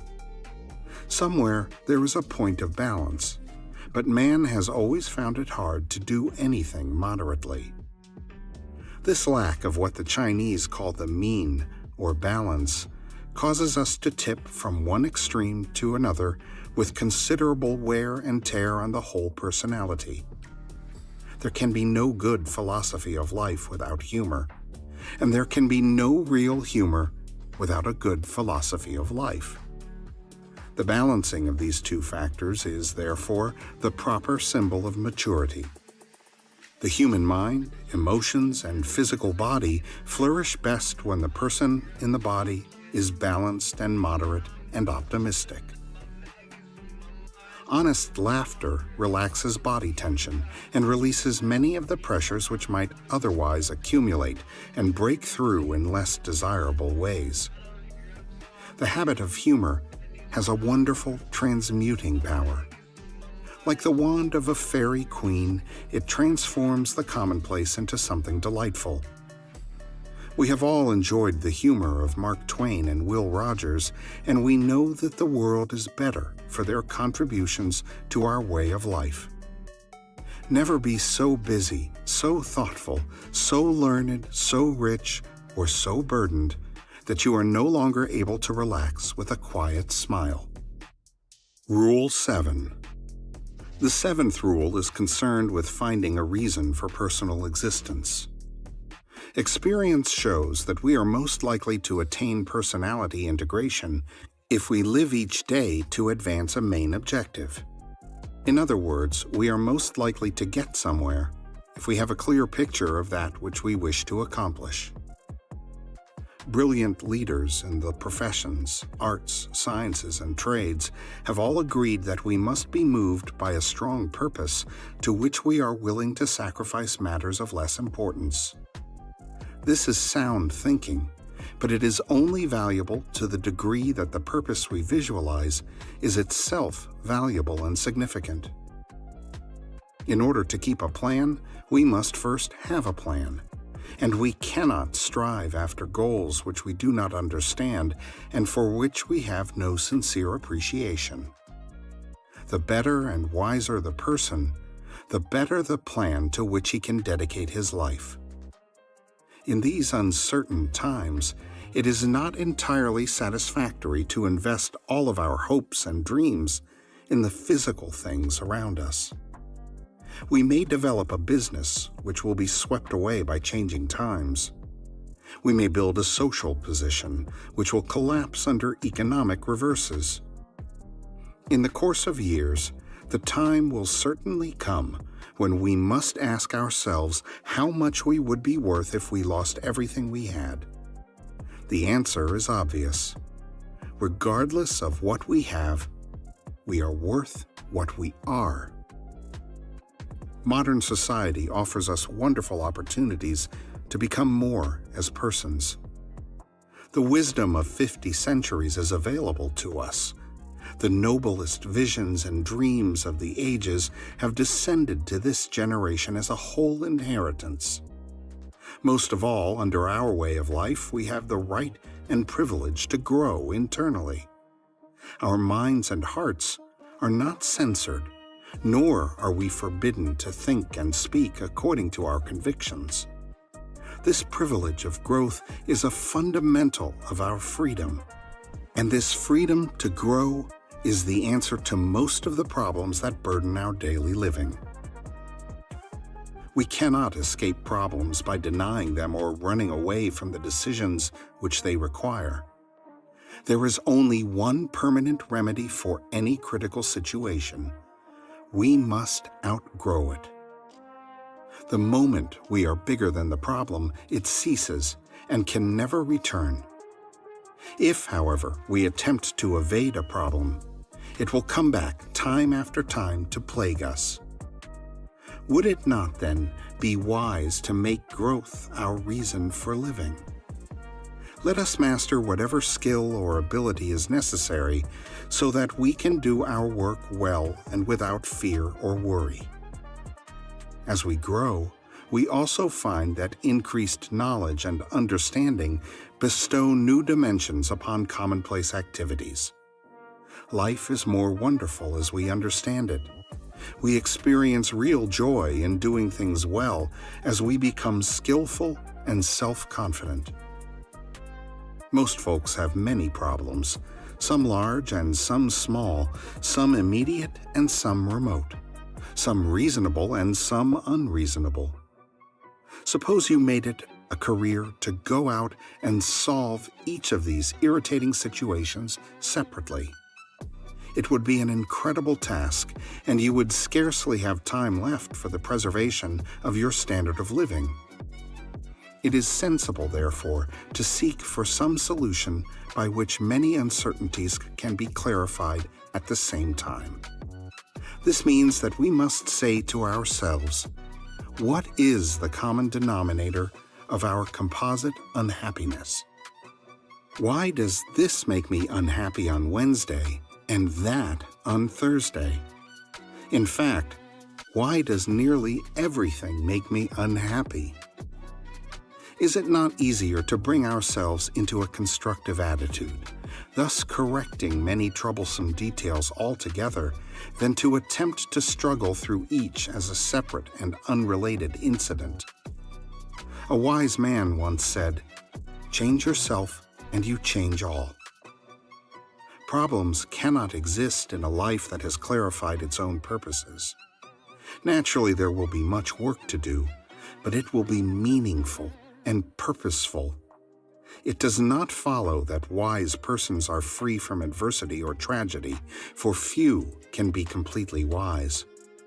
Even a little wisdom, however, prevents us from making new problems and gives us courage and patience to face such as cannot be prevented with a good hope. Rule 8. In this time of intense competition, it is well to remember the 8th rule for better living. Never intentionally harm any other person. Ruthlessness never bears good fruit, and those who sow thistles will reap thistles. No one in this world can have so many friends that he can afford to make one unnecessary enemy. Civilization cannot attain its natural goal if citizens continue to live by the law of the jungle. There are times when we are all tempted to return evil for evil, but if we follow this policy, we can never know personal happiness and security. To live by compromise means, in the end, we live with compromise. Each of us must be able to bear our own dispositions with a degree of dignity. We cannot do this if we know in the quietude of private meditation that we are rather despicable persons. Many prominent careers will not stand careful examination. Fortunes have been advanced at the expense of honor, and by a direct and intentional contribution to the misfortunes of others. With the passing of years, we must all look back, and there are hours which are heavy upon the heart and mind. In nature, there are laws which we cannot break with impunity. The code by which we live becomes the code which may cause our death. There is something inside of a man called conscience. Just what this is and why it is may be subject to debate, but there is no doubt that its small, still voice cannot be ignored. To go against conscience is to threaten mental balance, emotional integrity, and physical health. No one can be well and happy who is troubled by his own conduct. If we have no philosophy of life, we may take the attitude that we can do as we please regardless of consequence. This does not help much, however, for if there is no philosophy inside of us, we are already desperately sick, whether we know it or not. Repentance is a phenomenon against which no one is impervious. There comes a time in most lives when we must face the mistakes we have made and wish that we had lived differently.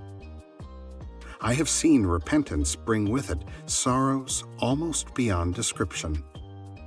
It is wiser and better to so conduct ourselves that our mistakes will be errors of judgment rather than crimes of the heart. If, then, we must make a decision between sacrificing some ambition of our own or contributing to the sorrows of another, let us recognize the virtue of unselfishness. Constructive impulses regenerate the body of man and give him new resources with which to advance his career honorably and with kindness. There is a streak of sadism in most human beings.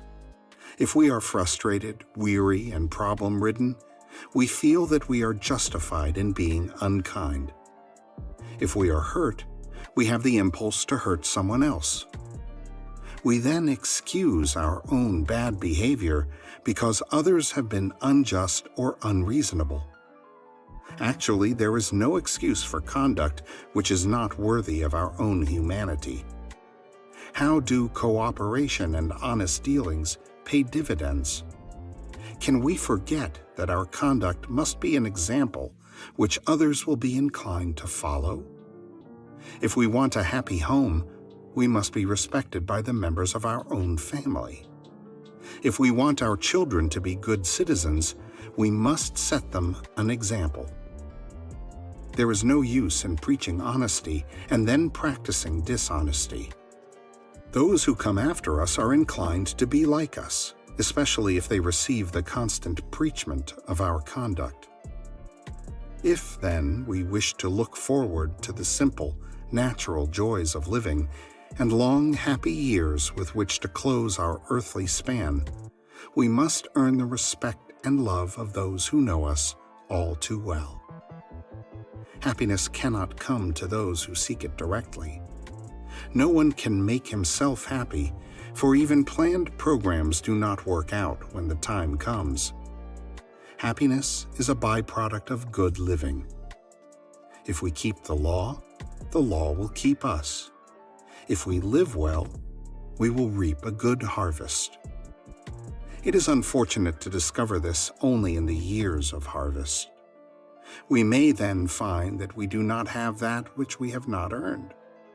Regrets are then unprofitable, for they cannot restore the damage which has been done. We may then say that if a man is willing to follow a careful program to maintain his physical health and efficiency, he should also follow a well-planned program to maintain the health of his mind and his emotions. He should live a life calculated to strengthen his faculties and to deepen his emotions. If early in life he resolves to keep the faith of his world and to accept only that which he has earned, he will live to know contentment. Rule 9. In our list of rules for better living, number 9 is beware of anger.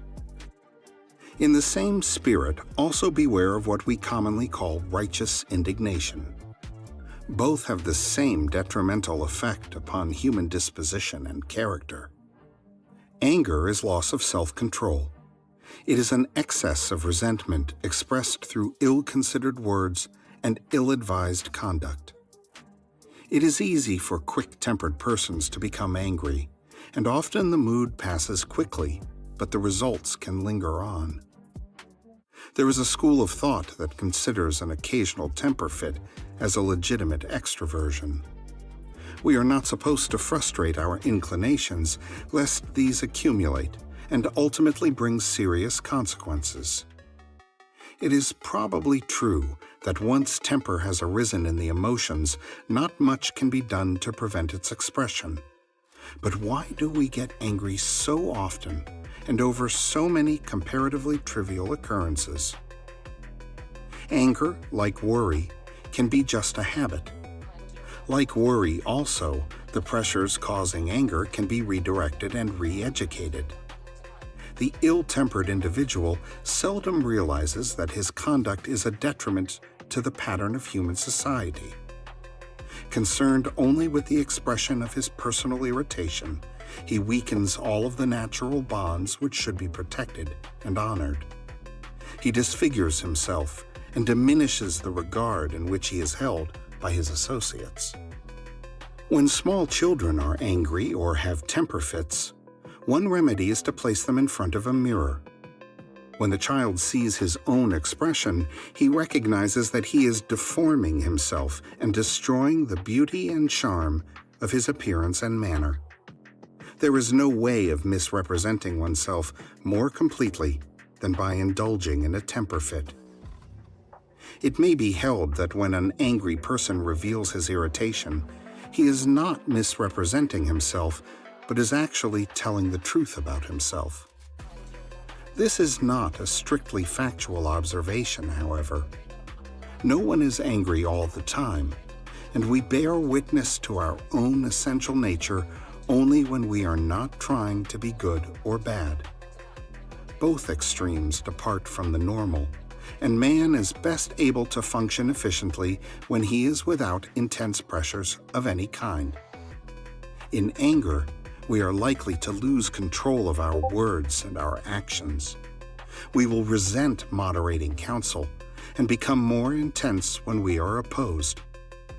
Words have power and become deeply etched in the memories of our friends and foes. It may require years of patient mending to repair a situation caused by a few moments of emotional intemperance. Thus, valuable energy must be expended to neutralize the results of wasted energy. More and more, our human abilities are squandered on projects which should never have existed. Misunderstandings are seldom repaired through irritability. It may well be that we are appropriately indignant at the words or actions of another. If, however, we wish to have the greatest corrective influence, we must be careful not to take the very attitudes which we resent in others. There is no proof, through experience, that two wrongs ever made a right. The best we can say is that the wrong itself is doubled. When righteous indignation arises within us, there is a pressing need for calmness and character integration. If we can preserve our own balance in a difficult situation, we have mastered that situation. The fact that another has lost his temper can never justify the perpetuation of a feud. We have the right to retire with dignity from any situation that offends our sense of values, but we cannot afford to become emotionally involved. Modern man is under terrific psychological pressure. He must, therefore, exercise ever greater watchfulness over personal conduct. We cannot afford to waste resources which are difficult, if not impossible, to replace. Why should we build ourselves up physically with vitamins, minerals, and innumerable modern remedies, only to tear ourselves down by destructive outbursts of emotion? If we want to live long and remain useful, we must live well and develop a reasonable degree of patience. There are too many instances in which an outburst of temper has been followed by a serious and even fatal physical reaction. The reward of a good disposition is a good life. Perhaps the love of our families and the respect of our friends are worth self-control. Rule 10. The last of our 10 rules, and one of the most important, is never blame others for our own mistakes. In the first place, we can have little respect for an individual who does not acknowledge obvious faults. We consider him self-centered and egotistical.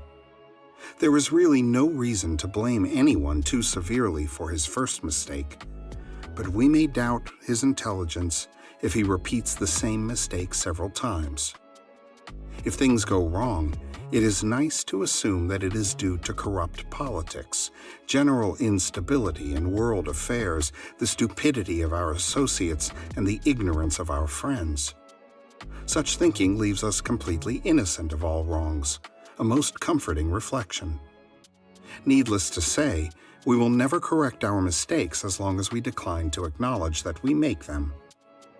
Equally obviously, we cannot correct the mistakes of the whole world, and we can take the horrible attitude that we are predestined and foreordained to suffer. Experience and thoughtfulness reveal that nearly every person is in the predicament which he has caused for himself. There may be times when the rationale of the situation appears dim, but it is much safer to assume that the trouble is of our own making, and therefore can be repaired by our own efforts.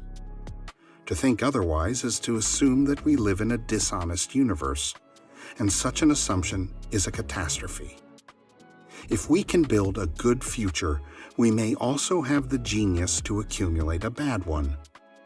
Therefore, when anything goes wrong, let us first examine ourselves. Nor should we be too partial in such examination. Let us not excuse all our own faults because we understand them, and condemn all the faults of others because we do not understand them. From the complaints we hear from troubled persons, it would seem that the principal occupation of mortals is to ruin each other's lives. Nearly everyone can give a long and detailed list of injustices they have suffered, the troubles they have known, and the miseries of which they are the victims. After observing and listening to these complainers, it dawns upon the impartial observer that these folks could themselves be a heavy and thankless burden on everyone they know. They have stewed so long in their own self-pity that it never occurs to them to list the mistakes they have made, the troubles they have caused, and the unpleasant situations which they have generated. It is not necessary for anyone to break down and confess his private faults, but it is good to examine debits and credits of personality in the quietude of private reflection. One trouble with unpleasant persons is that their acquaintances have no inclination to create a situation by starting an argument. When our conduct is such that others cannot get along with us, they usually retire quietly and leave us to the ages. Having made it impossible for them to remain, we then proclaim ourselves the victims of their indifference when they depart. Perhaps it would be wiser for all concerned if departing friends would make a simple and honest statement of why they departed. If several departed for the same cause and we knew it, there might be a larger incentive toward personal reform.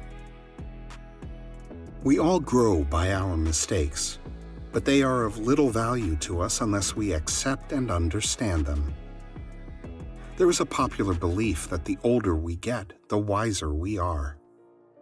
This is not always true, however. For no matter how long we live, experience means little unless we honestly search for the causes of our troubles.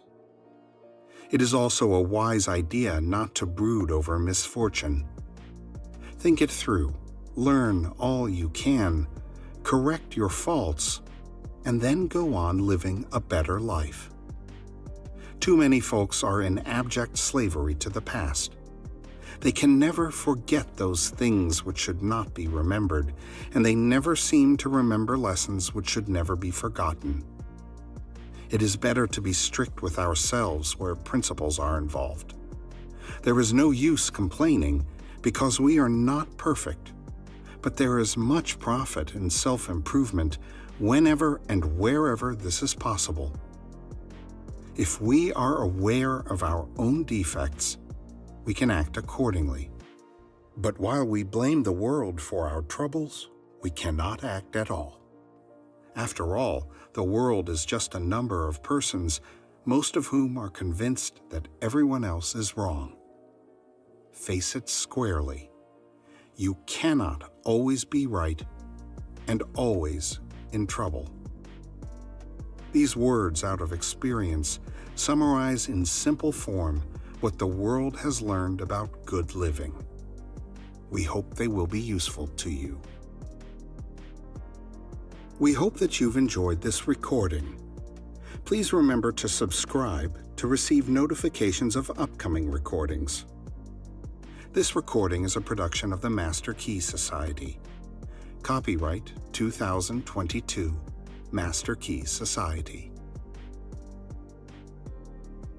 Then they ask for advice, and they will be governed by one wind and blown by another, and cannot rely upon themselves.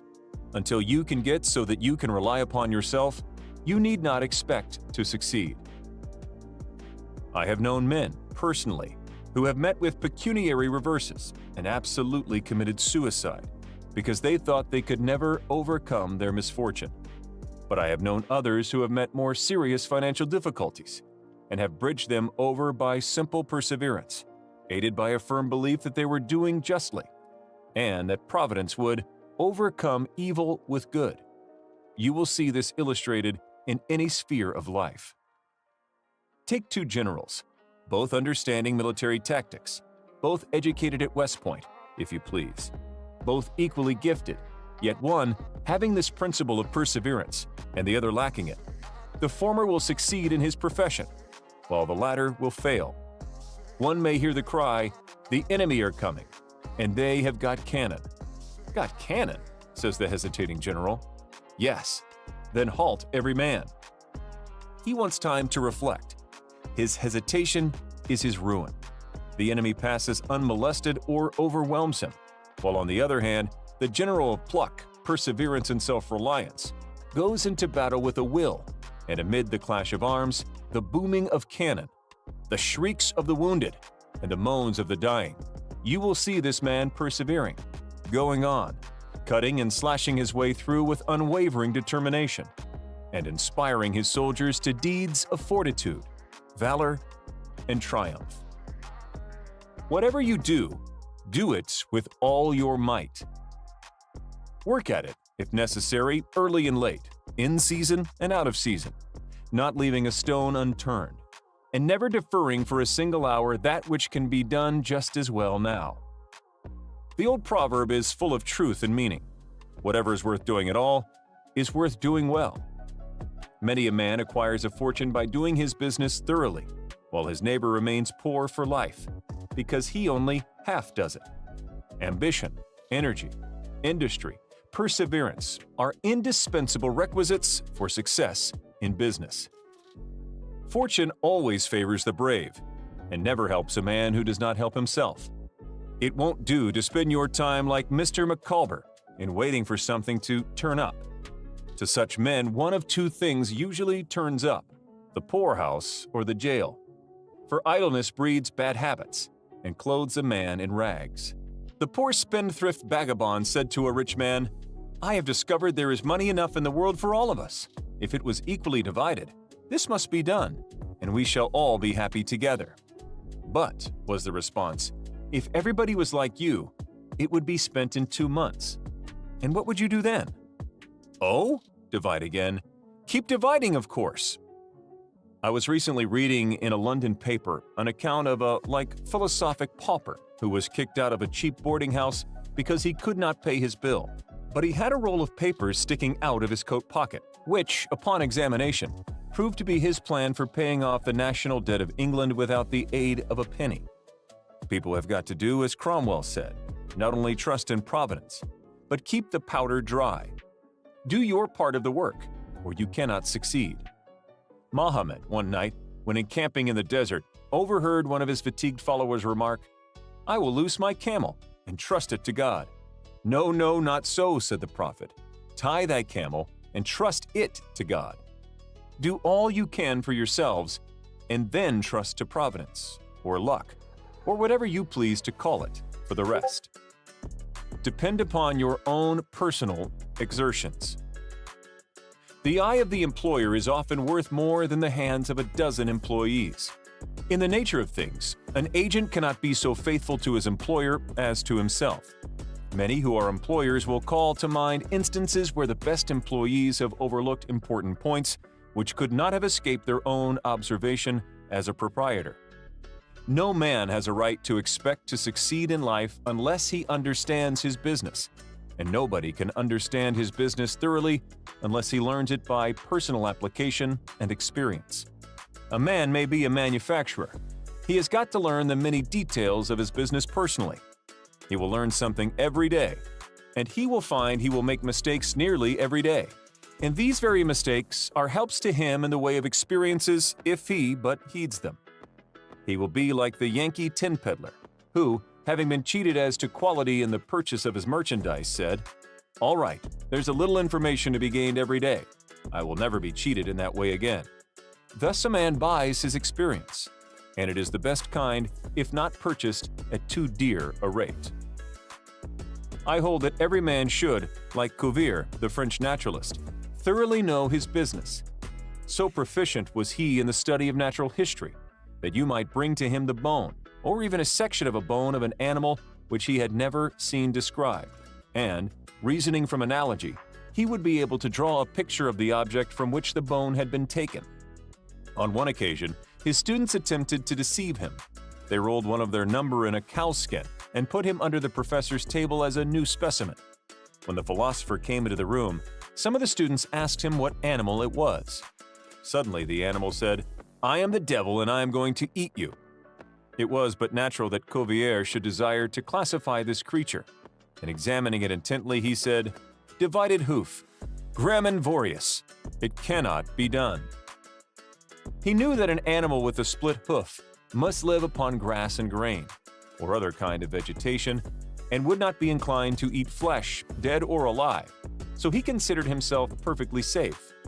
The possession of a perfect knowledge of your business is an absolute necessity in order to ensure success. Among the maxims of the elder Rothschild was one an apparent paradox: be cautious and bold. This seems to be a contradiction in terms, but it is not, and there is great wisdom in the maxim.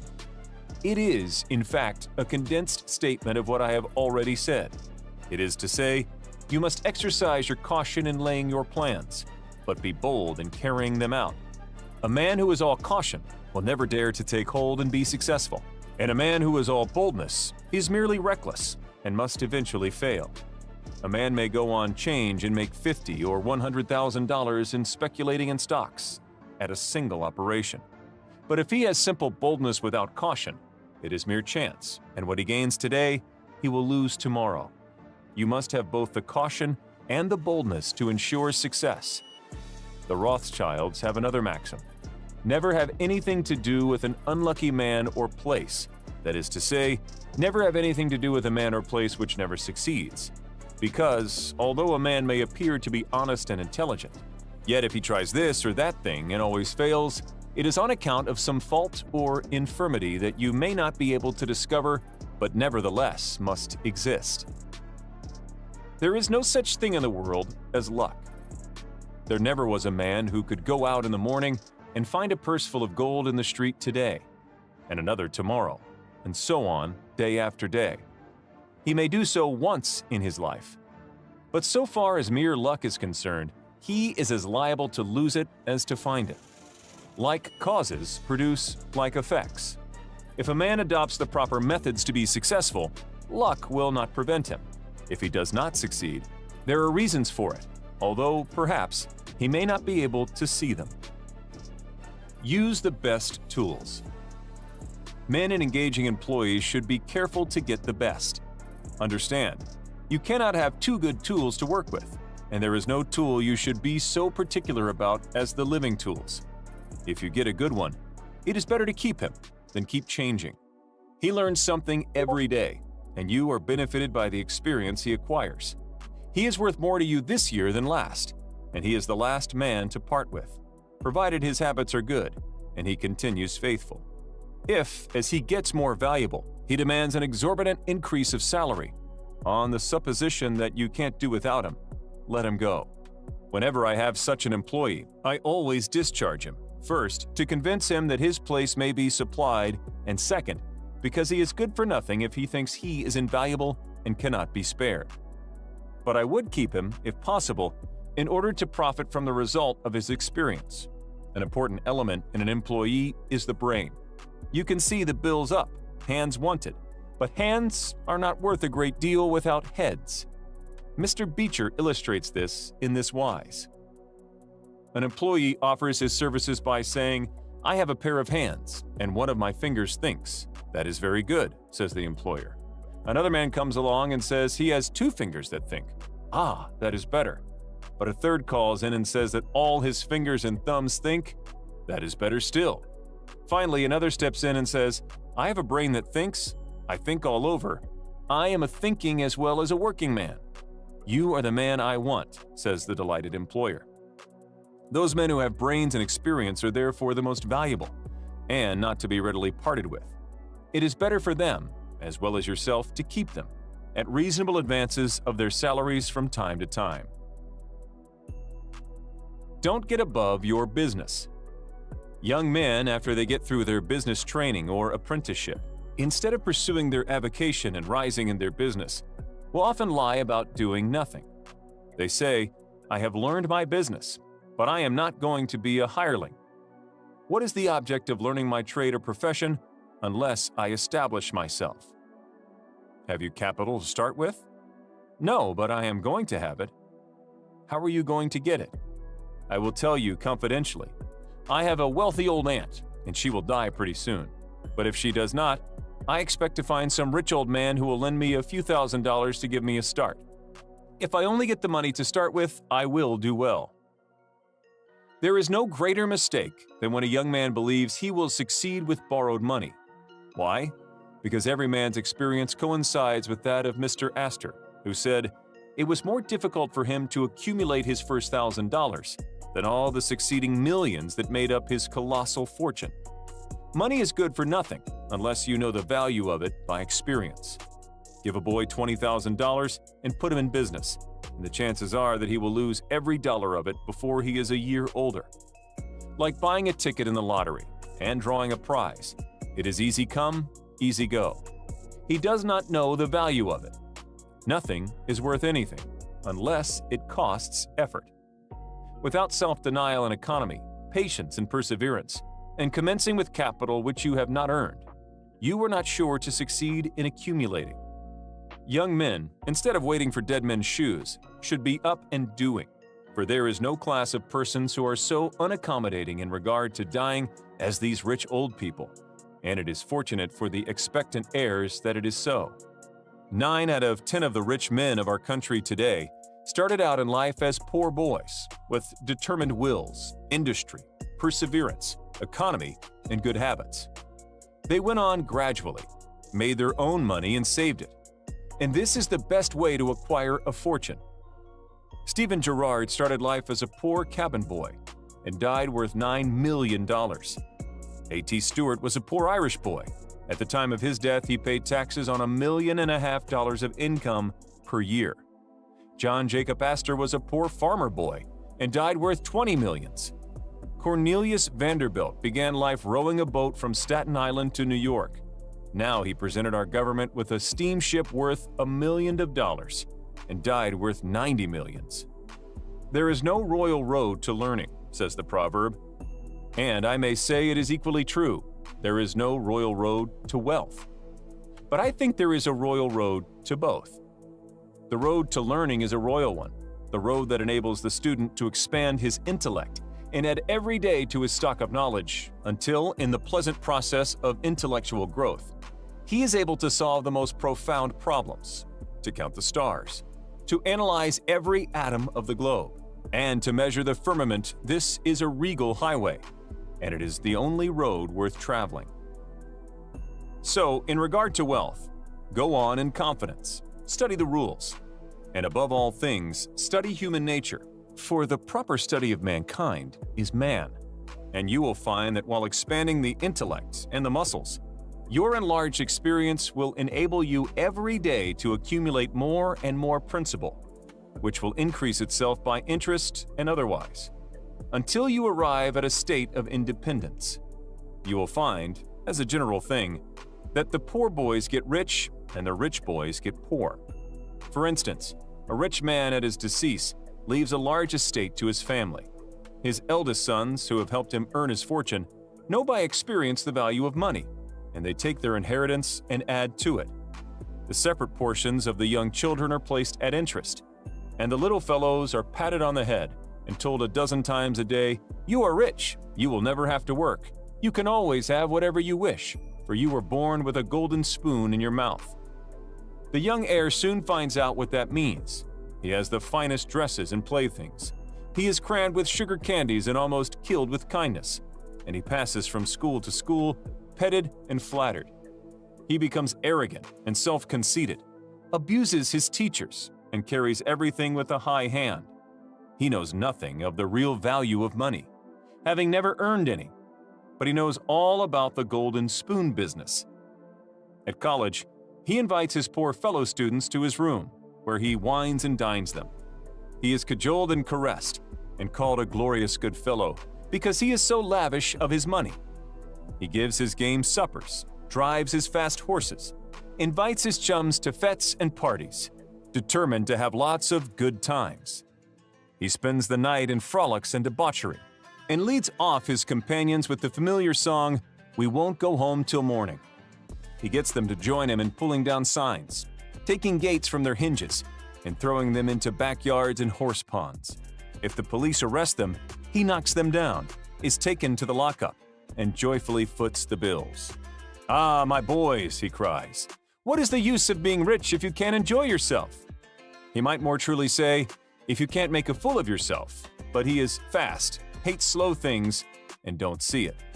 Young men loaded down with other people's money are almost sure to lose all they inherit, and they acquire all sorts of bad habits which, in the majority of cases, ruin them in health, purse, and character. In this country, one generation follows another, and the poor of today are rich in the next generation, or the third. Their experience leads them on, and they become rich, and leave vast riches to their young children. These children, having been reared in luxury, are inexperienced and get poor, and after long experience, another generation comes on and gathers up the riches again in turn, and thus history repeats itself. And happy is he who, by listening to the experience of others, avoids the rocks and shoals on which so many have been wrecked. Josh Billings says, "Necessity beget invention. Invention beget convenience. Convenience beget pleasure. Pleasure beget luxury. Luxury beget riot and disease, who between them beget poverty, and poverty beget necessity again." In England, the business makes the man. If a man in that country is a mechanic or working man, he is not recognized as a gentleman.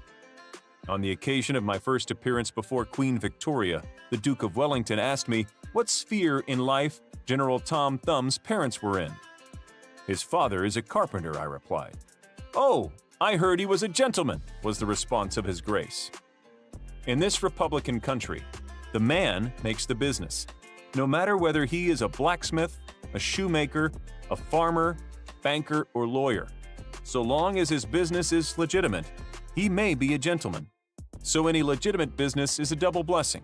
It helps the man engage in it, and also helps others.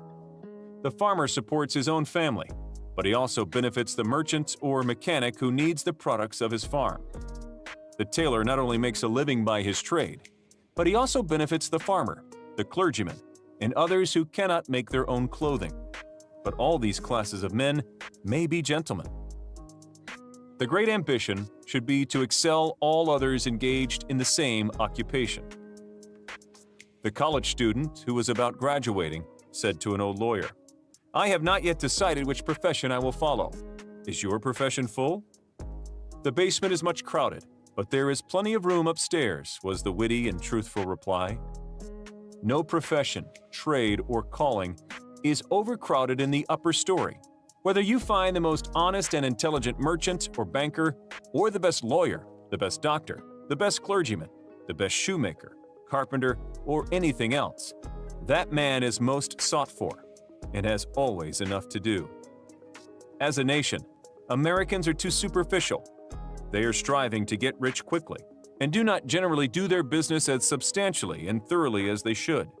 But whoever excels all others in his own line, if his habits are good and his integrity undoubted, cannot fail to secure abundant patronage and the wealth that naturally follows. Let your motto then always be Excelsior, for by living up to it, there is no such word as fail. Learn something useful. Every man should make his son or daughter learn some trade or profession, so that in these days of changing fortunes, of being rich today and poor tomorrow, they may have something tangible to fall back upon.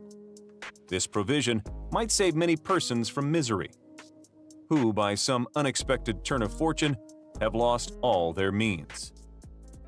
Let hope predominate, but be not too visionary. Many persons are always kept poor because they are too visionary.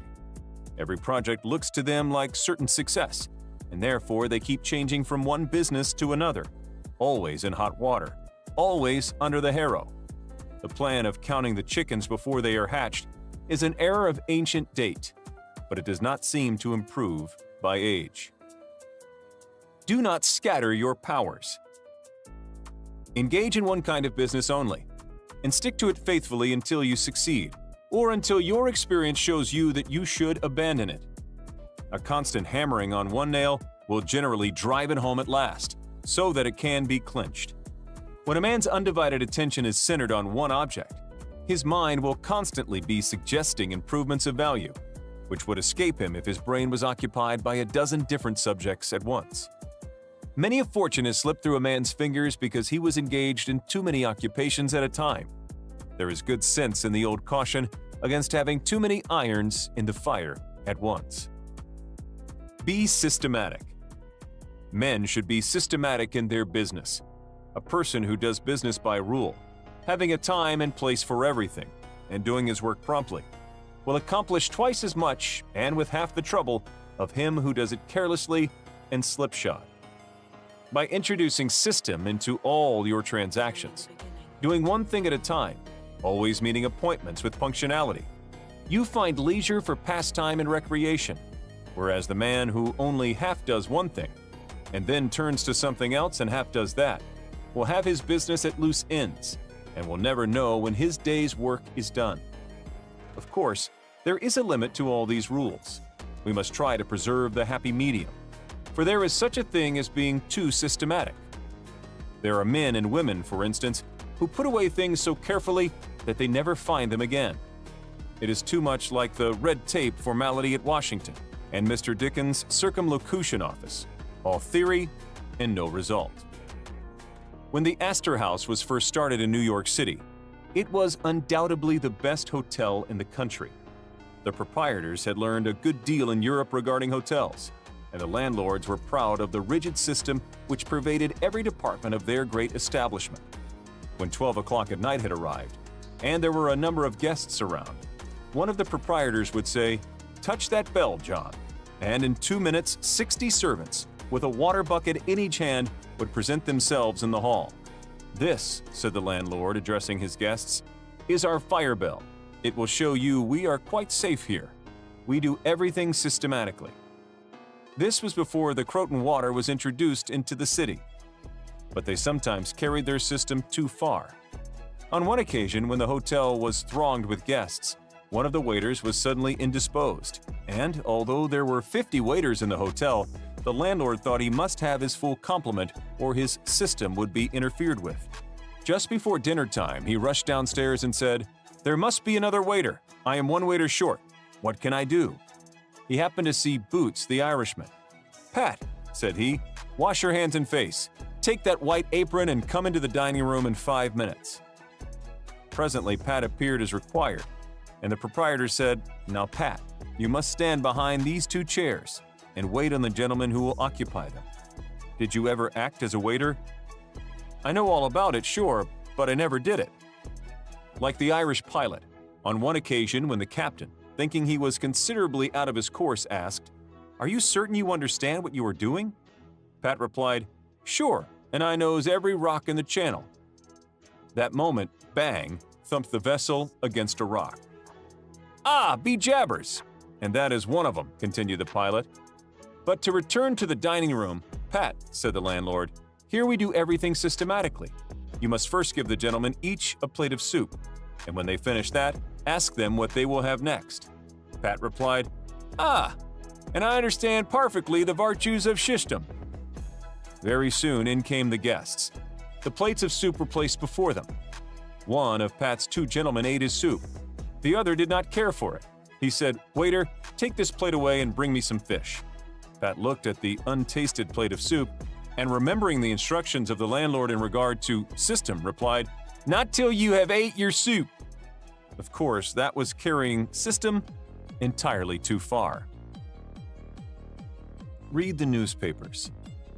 Always take a trustworthy newspaper, and thus keep thoroughly posted in regard to the transactions of the world. He who is without a newspaper is cut off from his species. In these days of telegraphs and steam, many important inventions and improvements in every branch of trade are being made, and he who doesn't consult the newspapers will soon find himself and his business out in the cold. Beware of outside operations.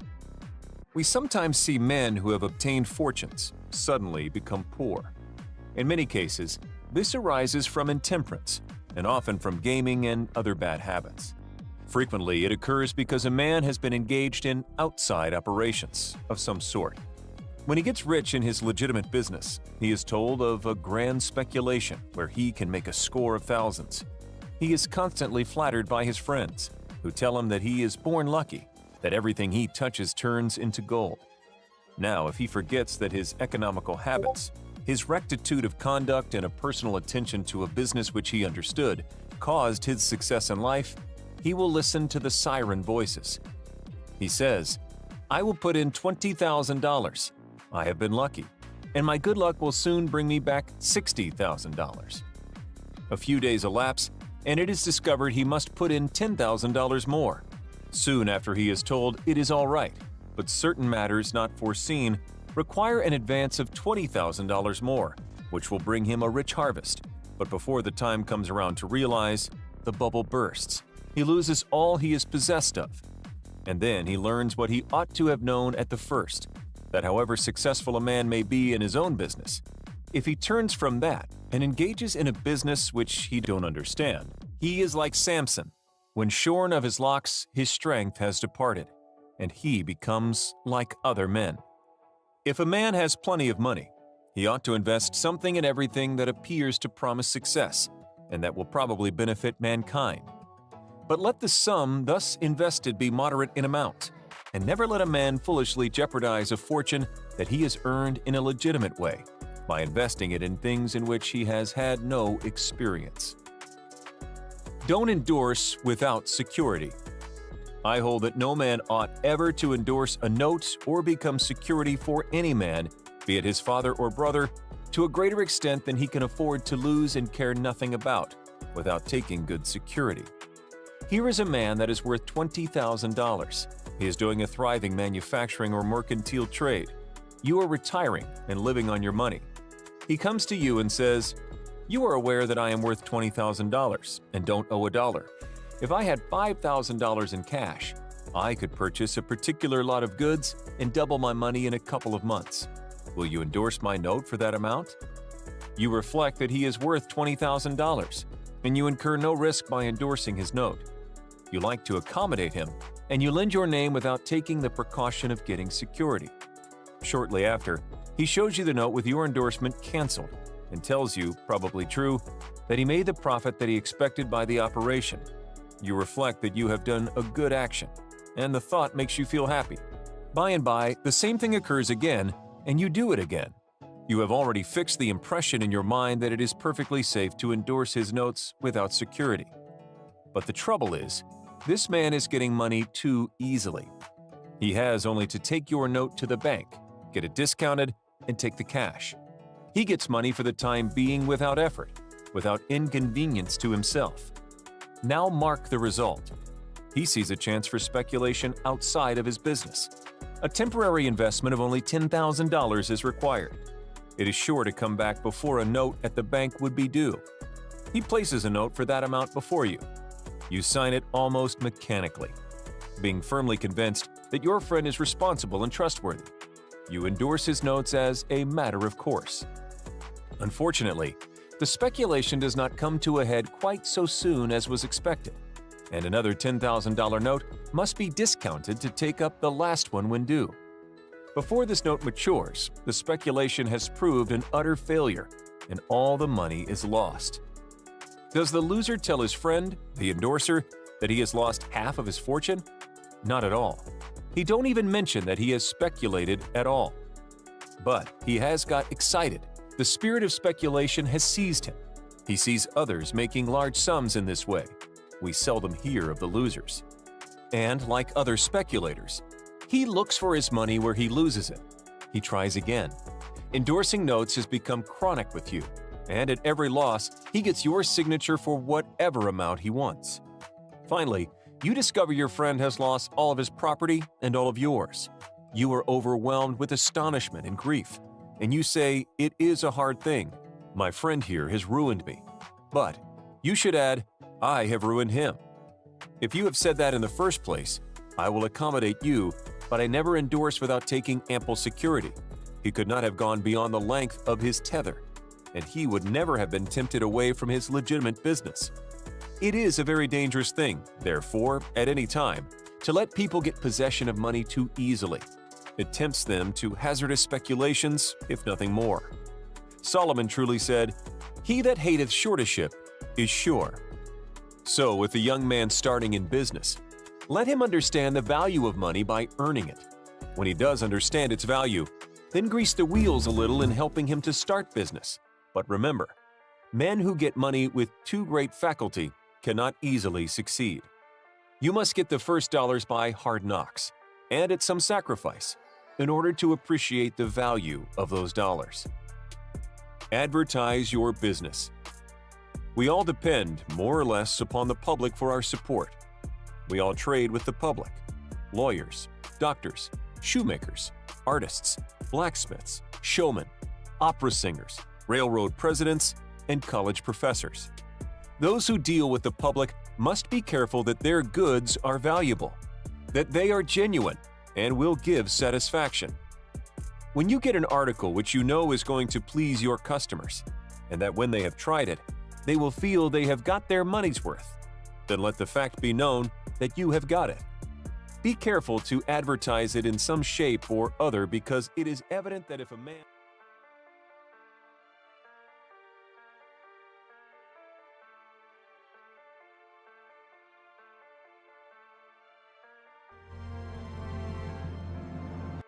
for the living of all the life they are capable of living is rich, and no person who has not plenty of money can have all they want.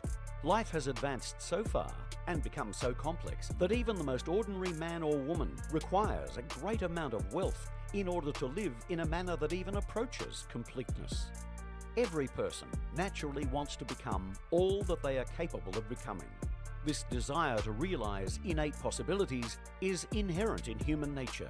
We cannot help wanting to be all that we can be. Success in life is becoming what you want to be. You can become what you want to be only by making use of things, and you can have the free use of things only as you become rich enough to buy them. To understand the science of getting rich is therefore the most essential of all knowledge. There is nothing wrong in wanting to get rich. The desire for riches is really the desire for a richer, fuller, and more abundant life, and that desire is praiseworthy. The person who does not desire to live more abundantly is abnormal, and so the person who does not desire to have money enough to buy all they want is abnormal. There are three motives for which we live. We live for the body, we live for the mind, we live for the soul. No one of these is better or holier than the other. All are alike desirable, and no one of the three, body, mind, or soul, can live fully if either of the others is cut short of full life and expression. It is not right or noble to live only for the soul and deny mind or body, and it is wrong to live for the intellect and deny body or soul. We are all acquainted with the loathsome consequences of living for the body and denying both mind and soul. And we see that real life means the complete expression of all that a person can give forth through body, mind, and soul. Whatever they can say, no person can be really happy or satisfied unless their body is living fully in every function, and unless the same is true of their mind and their soul. Wherever there is unexpressed possibility or function not performed, there is unsatisfied desire. Desire is possibility-seeking expression, or function-seeking performance. A person cannot live fully in body without good food, comfortable clothing, and warm shelter, and without freedom from excessive toil. Rest and recreation are also necessary to their physical life. They cannot live fully in mind without books and time to study them, without opportunity for travel and observation, or without intellectual companionship. To live fully in mind, they must have intellectual recreations and must surround themselves with all the objects of art and beauty they are capable of using and appreciating. To live fully in soul, a person must have love, and love is denied expression by poverty. A person's highest happiness is found in the bestowal of benefits on those they love. Love finds its most natural and spontaneous expression in giving. The person who has nothing to give cannot fill their place as a husband or wife, as a parent, as a citizen, or as a man or woman. It is in the use of material things that a person finds full life for their body, develops their mind, and unfolds their soul. It is therefore of supreme importance to every person that they should be rich. It is perfectly right that you should desire to be rich. If you are a normal man or woman, you cannot help doing so. It is perfectly right that you should give your best attention to the science of getting rich, for it is the noblest and most necessary of all studies. If you neglect this study, you are derelict in your duty to yourself, to God, and humanity. For you can render to God and humanity no greater service than to make the most of yourself.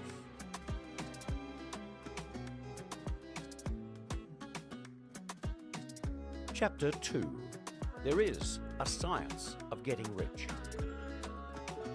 There is a science of getting rich, and it is an exact science, like algebra or arithmetic. There are certain laws which govern the process of acquiring riches. Once these laws are learned and obeyed by any person, then that person will get rich with mathematical certainty. The ownership of money and property comes as a result of doing things in a certain way. Those who do things in this certain way, whether on purpose or accidentally, get rich, while those who do not do things in this certain way, no matter how hard they work or how able they are, remain poor. It is a natural law that like causes always produce like effects, and therefore any man or woman who learns to do things in this certain way will infallibly get rich. That this above statement is true is shown by the following facts.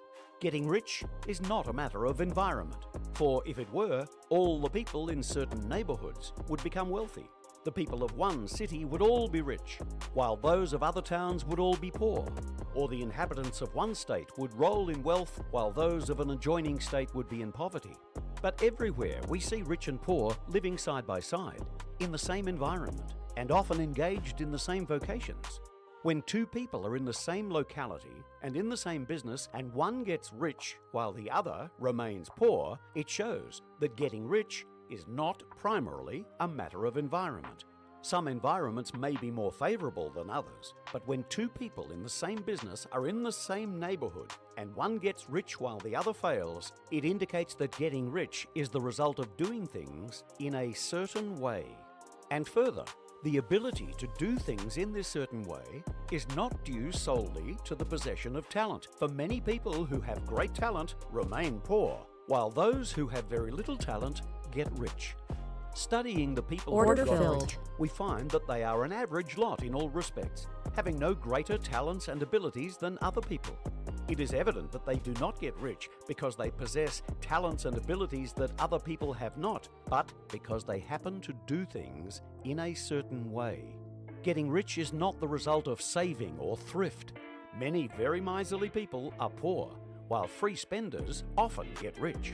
Nor is getting rich due to doing things which others fail to do. For two people in the same business often do almost exactly the same things, and one gets rich while the other remains poor or becomes bankrupt. From all these things, we must come to the conclusion that getting rich is the result of doing things in a certain way. If getting rich is the result of doing things in a certain way, and if like causes always produce like effects, then any man or woman who can do things in that way can become rich, and the whole matter is brought within the domain of exact science. The question arises here whether this certain way may not be so difficult that only a few may follow it. This cannot be true, as we have seen, so far as natural ability is concerned. Talented people get rich, and blockheads get rich. Intellectually brilliant people get rich, and very stupid people get rich. Physically strong people get rich, and weak and sickly people get rich. Some degree of ability to think and understand is of course essential, but insofar as natural ability is concerned, any man or woman who has sense enough to read and understand these words can certainly get rich. Also, we have seen that it is not a matter of environment. Location counts for something. One would not go to the heart of the Sahara and expect to do successful business. Getting rich involves the necessity of dealing with people and of being where there are people to deal with. And if these people are inclined to deal in the way you want to deal, so much the better. But that's about it as far as environment goes. If anybody else in your town can get rich, so can you. And if anybody else in your state can get rich, so can you. Again, it is not a matter of choosing some particular business or profession. People get rich in every business, in every profession, while their next-door neighbours in the same vocation remain in poverty. It is true that you will do best in a business that you like and that is congenial to you. And if you have certain talents that are well developed, you will do best in a business that calls for the exercise of those talents. Also, you will do best in a business that is suited to your locality. An ice cream parlour would do better in a warm climate than in Greenland. and a salmon fishery will succeed better in the Northwest than in Florida where there are no salmon. But aside from these general limitations, getting rich is not dependent upon your engaging in some particular business, but upon your learning to do things in a certain way. If you are now in business and anybody else in your locality is getting rich in the same business while you are not getting rich, it is because you are not doing things in the same way that the other person is doing them. No one is prevented from getting rich by lack of capital.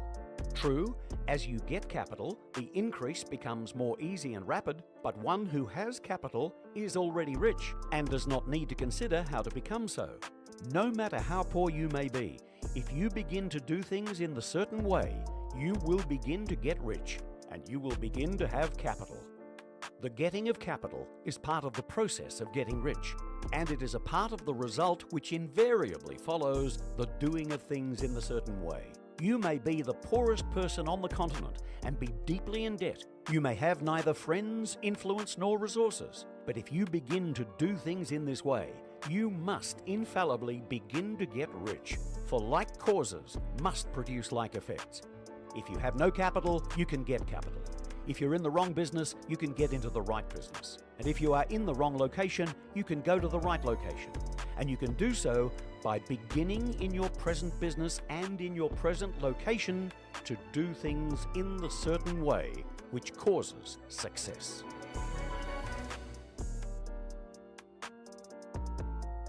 Chapter 3. Is opportunity monopolized?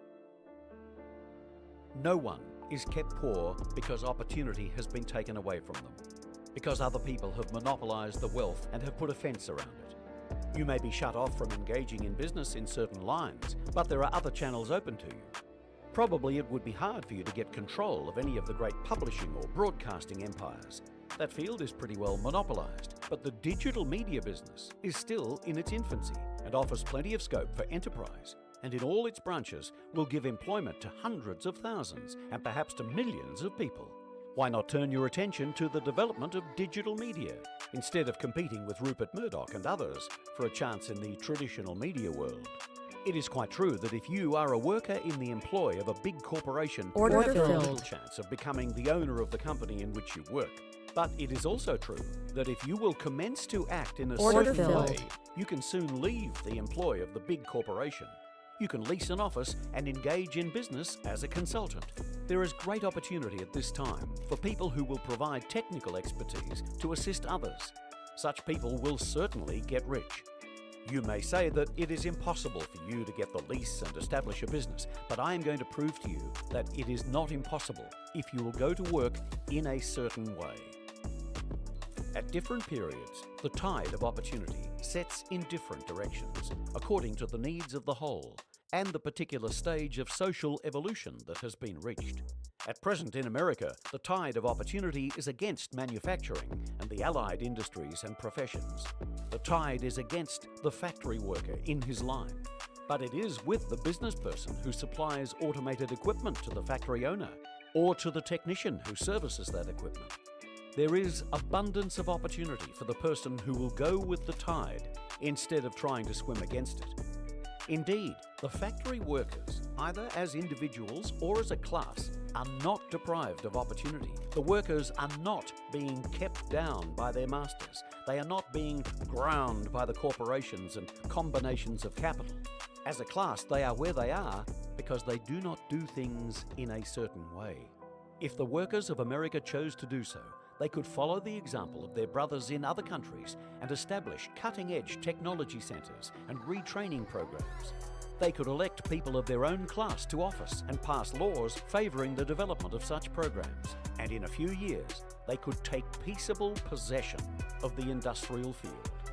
The working class may become the master class whenever they will begin to do things in a certain way. The law of wealth is the same for them as it is for all others. This they must learn, and they will remain where they are as long as they continue to do as they do. The individual worker, however, is not held down by the ignorance or the mental slothfulness of their class. They can follow the tide of opportunity to riches, and this book will tell them how. No one is kept in poverty by a shortness in the supply of riches. There is more than enough for all. A palace as large as the Capitol at Washington might be built for every family on Earth from the building material in the United States alone. And under intensive cultivation, this country would produce wool, cotton, linen and silk enough to clothe each person in the world finer than Solomon was arrayed in all his glory, together with food enough to feed them all luxuriously. The visible supply is practically inexhaustible, and the invisible supply really is inexhaustible.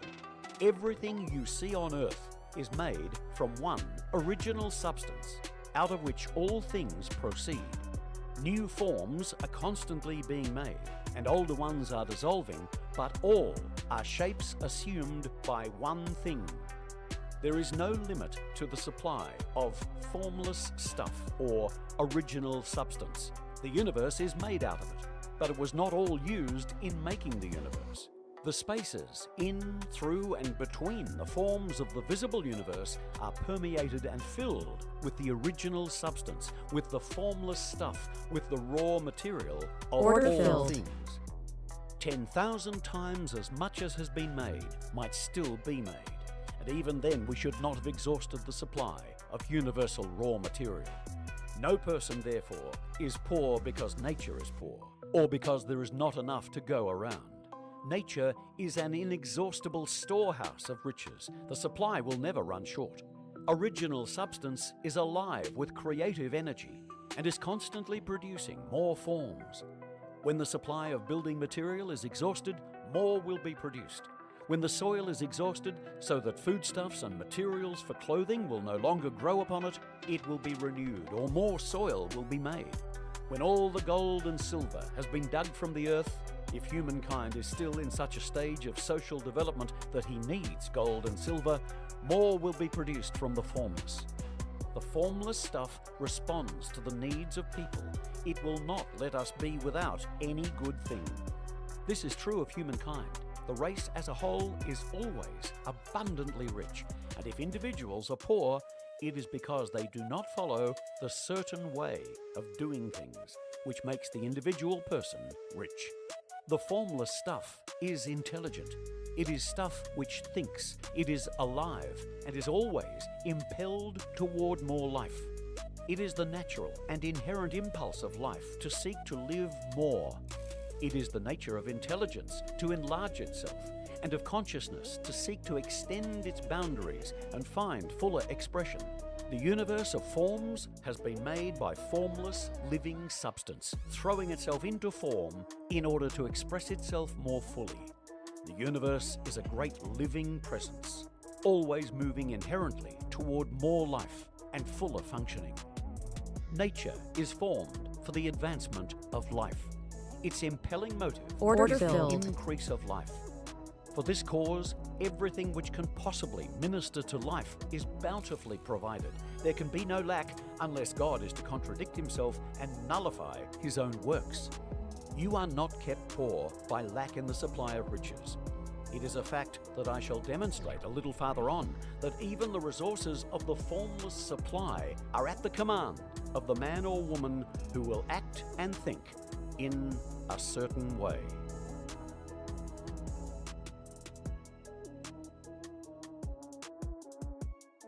Chapter 4.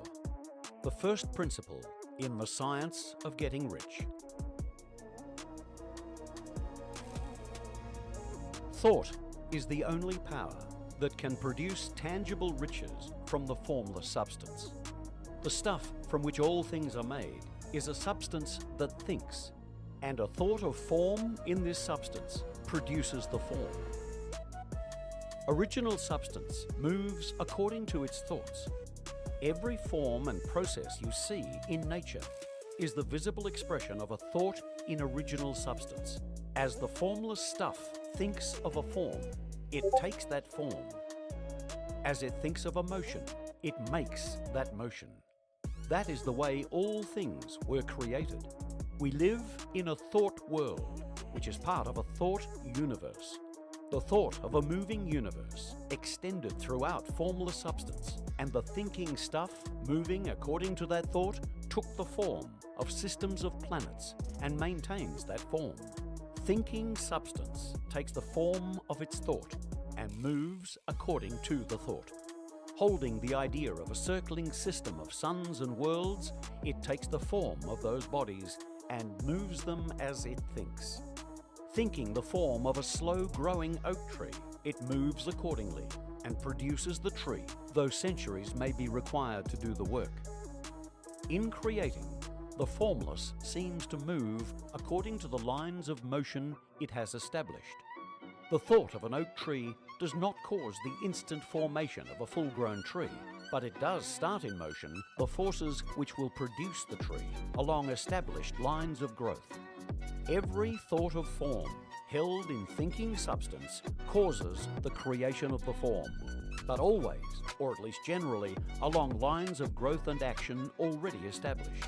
The thought of a house of a certain construction, if it were impressed upon formless substance, might not cause the instant formation of the house, but it would cause the turning of creative energies already working in trade and commerce into such channels as to result in the speedy building of the house. And if there were no existing channels through which the creative energy could work, then the house would be formed directly from primal substance without waiting for the slow processes of the organic and inorganic world. No thought of form can be impressed upon original substance without causing the creation of the form. A human being is a thinking center and can originate thought. All the forms that a person fashions with their hands must first exist in their thought. They cannot shape a thing until they have thought that thing. And so far, people have confined their efforts wholly to the work of their hands. People have applied manual labor to the world of forms, seeking to change or modify those already existing. They have never thought of trying to cause the creation of new forms by impressing their thoughts upon formless substance. When a person has a thought form, they take material from the forms of nature and make an image of the form that is in their mind.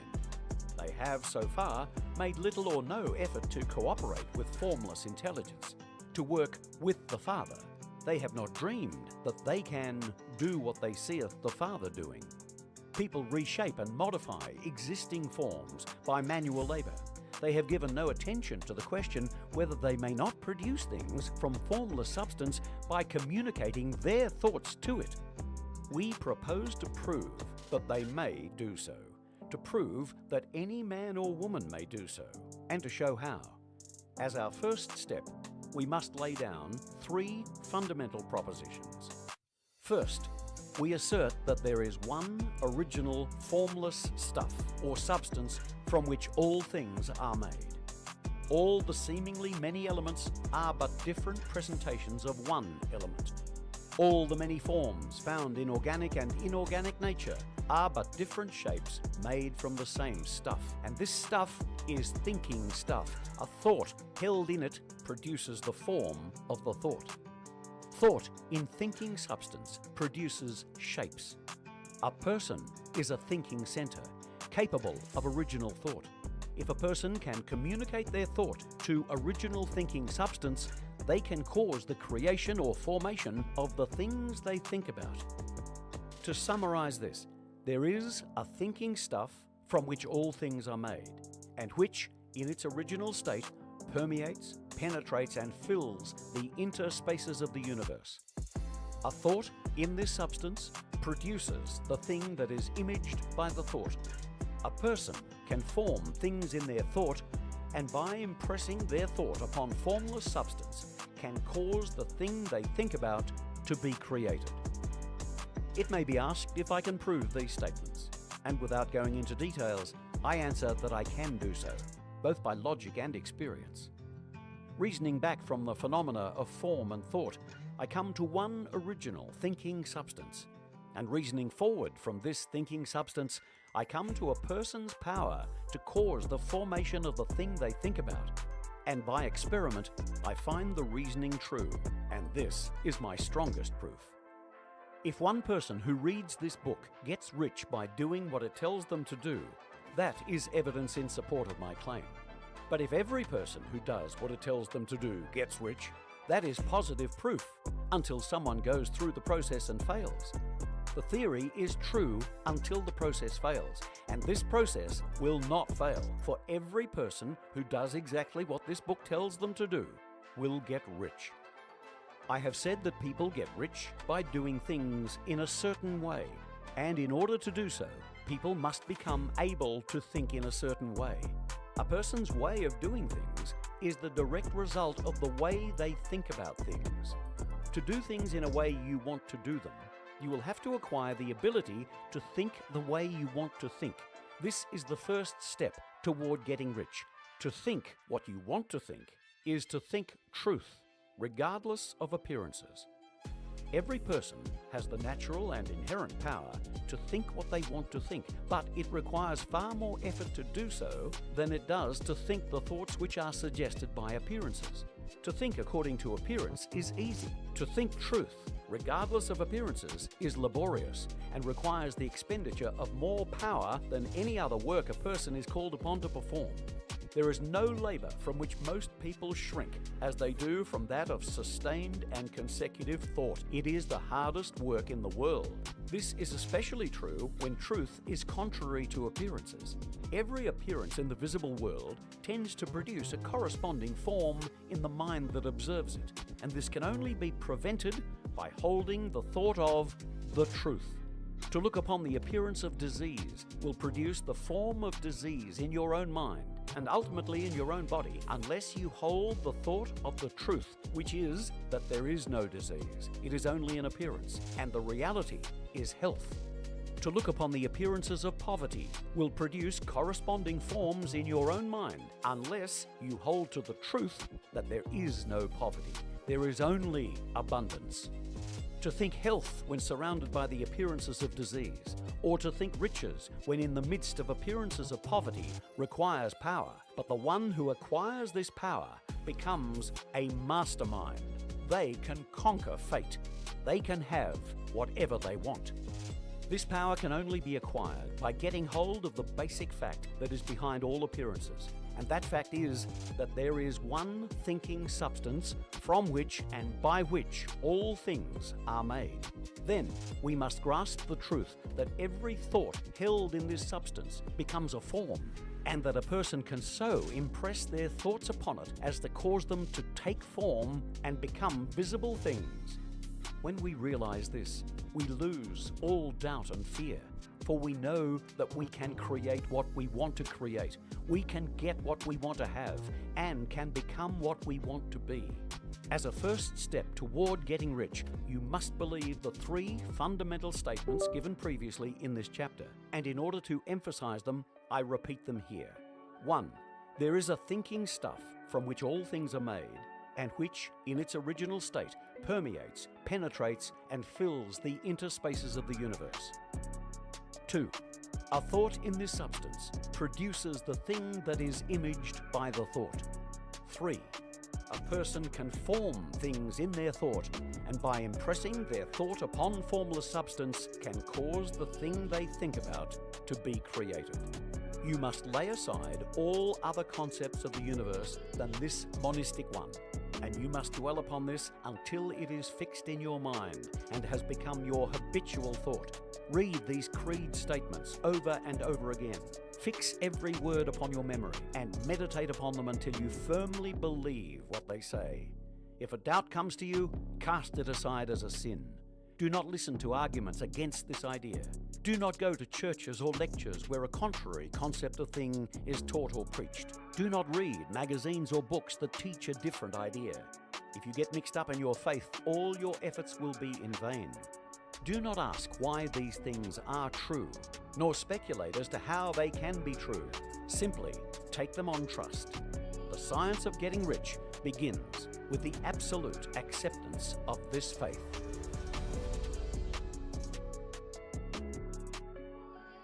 Chapter 5. Increasing Life.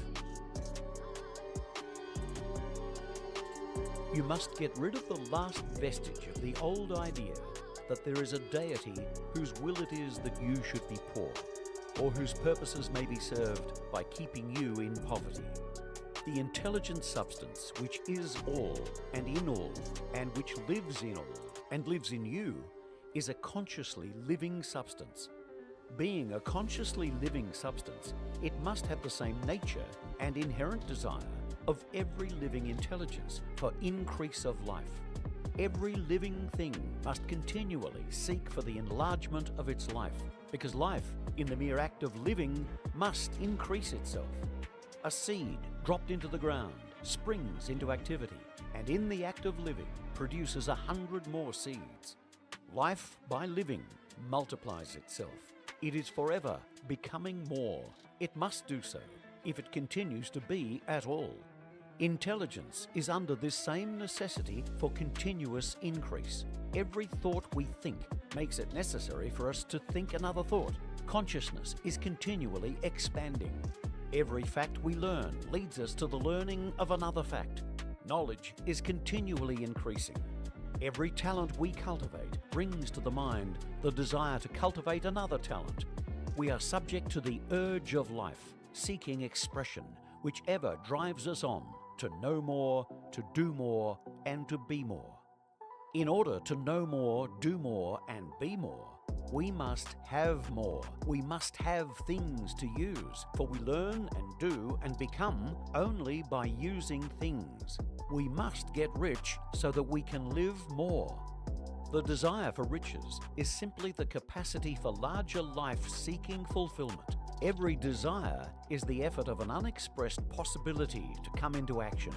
It is power seeking to manifest which causes desire. That which makes you want more money is the same as that which makes the plant grow. It is life seeking fuller expression. The one living substance must be subject to this inherent law of all life. It is permeated with the desire to live more. That is why it is under the necessity of creating things. The one substance desires to live more in you. Hence, it wants you to have all the things you can use. It is the desire of God that you should get rich. He wants you to get rich because He can express Himself better through you if you have plenty of things to use in giving Him expression. He can live more in you if you have unlimited command of the means of life. The universe desires you to have everything you want to have. Nature is friendly to your plans. Everything is naturally for you. Make up your mind that this is true. It is essential, however, that your purpose should harmonize with the purpose that is in all. You must want real life, not mere pleasure of sensual gratification. Life is the performance of function, and the individual really lives only when he performs every function, physical, mental, and spiritual, of which he is capable, without excess in any. You do not want to get rich in order to live swinishly for the gratification of animal desires. That is not life. But the performance of every physical function is a part of life, and no one lives completely who denies the impulses of the body a normal and healthful expression. You do not want to get rich solely to enjoy mental pleasures, to get knowledge, to gratify ambition, to outshine others, to be famous. All these are a legitimate part of life, but the person who lives for the pleasures of the intellect alone will only have a partial life, and they will never be satisfied with their lot. You do not want to get rich solely for the good of others, to lose yourself for the salvation of humankind, to experience the joys of philanthropy and sacrifice. The joys of the soul are only a part of life, and they are no better or nobler than any other part. You want to get rich in order that you may eat, drink, and be merry when it is time to do these things, in order that you may surround yourself with beautiful things, see distant lands, feed your mind, and develop your intellect, in order that you may love humanity and do kind things, and be able to play a good part in helping the world to find truth. But remember that extreme altruism is no better and no nobler than extreme selfishness. Both are mistakes. Get rid of the idea that God wants you to sacrifice yourself for others and that you can secure His favor by doing so. God requires nothing of the kind.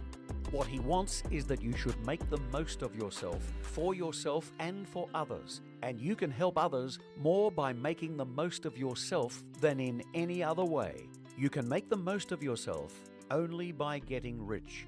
So it is right and praiseworthy that you should give your first and best thought to the work of acquiring wealth. Remember, however, that the desire of substance is for all, and its movements must be for more life to all. It cannot be made to work for less life to any, because it is equally in all seeking riches and life. Intelligent substance will make things for you, but it will not take things away from someone else and give them to you.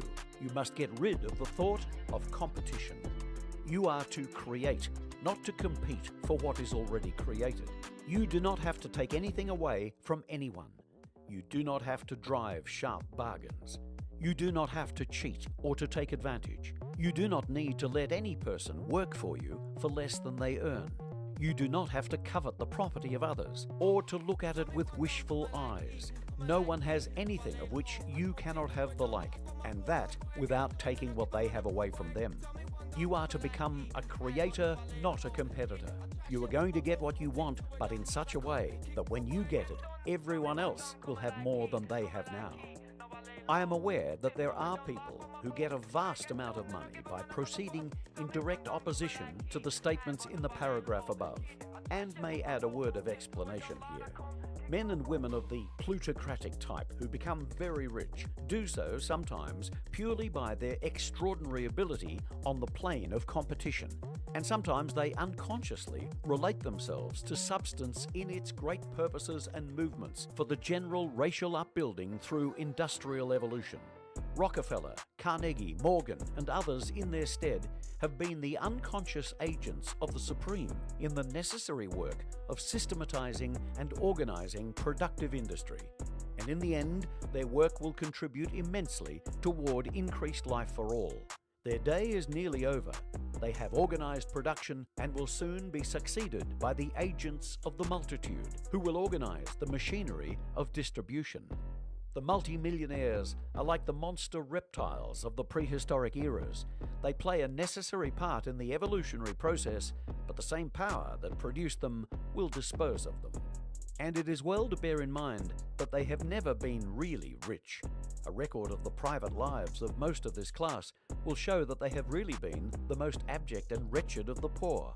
Riches secured on the competitive plane are never satisfactory and permanent. They are yours today and another's tomorrow.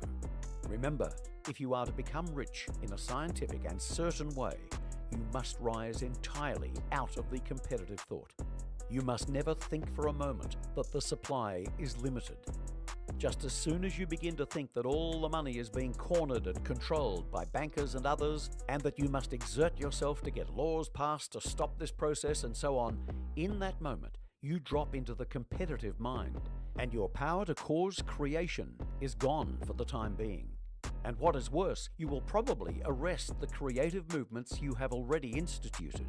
Know that there are countless millions of dollars worth of gold in the mountains of the earth, not yet brought to light. And know that if there were not, more would be created from thinking substance to supply your needs. Know that the money you need will come, even if it is necessary for 1,000 people to be led to the discovery of new gold mines tomorrow. Never look at the visible supply. Look always at the limitless riches in formless substance, and know that they are coming to you as fast as you can receive and use them. Nobody, by cornering the visible supply, can prevent you from getting what is yours. So never allow yourself to think for an instant that all the best building spots will be taken before you get ready to build your house unless you hurry. Never worry about the real estate tycoons and foreign investors and get anxious for fear they will soon come to own the whole earth. Never get afraid that you will lose what you want because some other person beats you to it. That cannot possibly happen. You are not seeking anything that is possessed by anybody else. You are causing what you want to be created from formless substance, and the supply is without limits. Stick to the formulated statement. 1. There is a thinking stuff from which all things are made, and which, in its original state, permeates, penetrates, and fills the interspaces of the universe. 2. A thought in this substance produces the thing that is imaged by the thought. 3. A person can form things in their thought, and by impressing their thought upon formless substance, can cause the thing they think about to be created.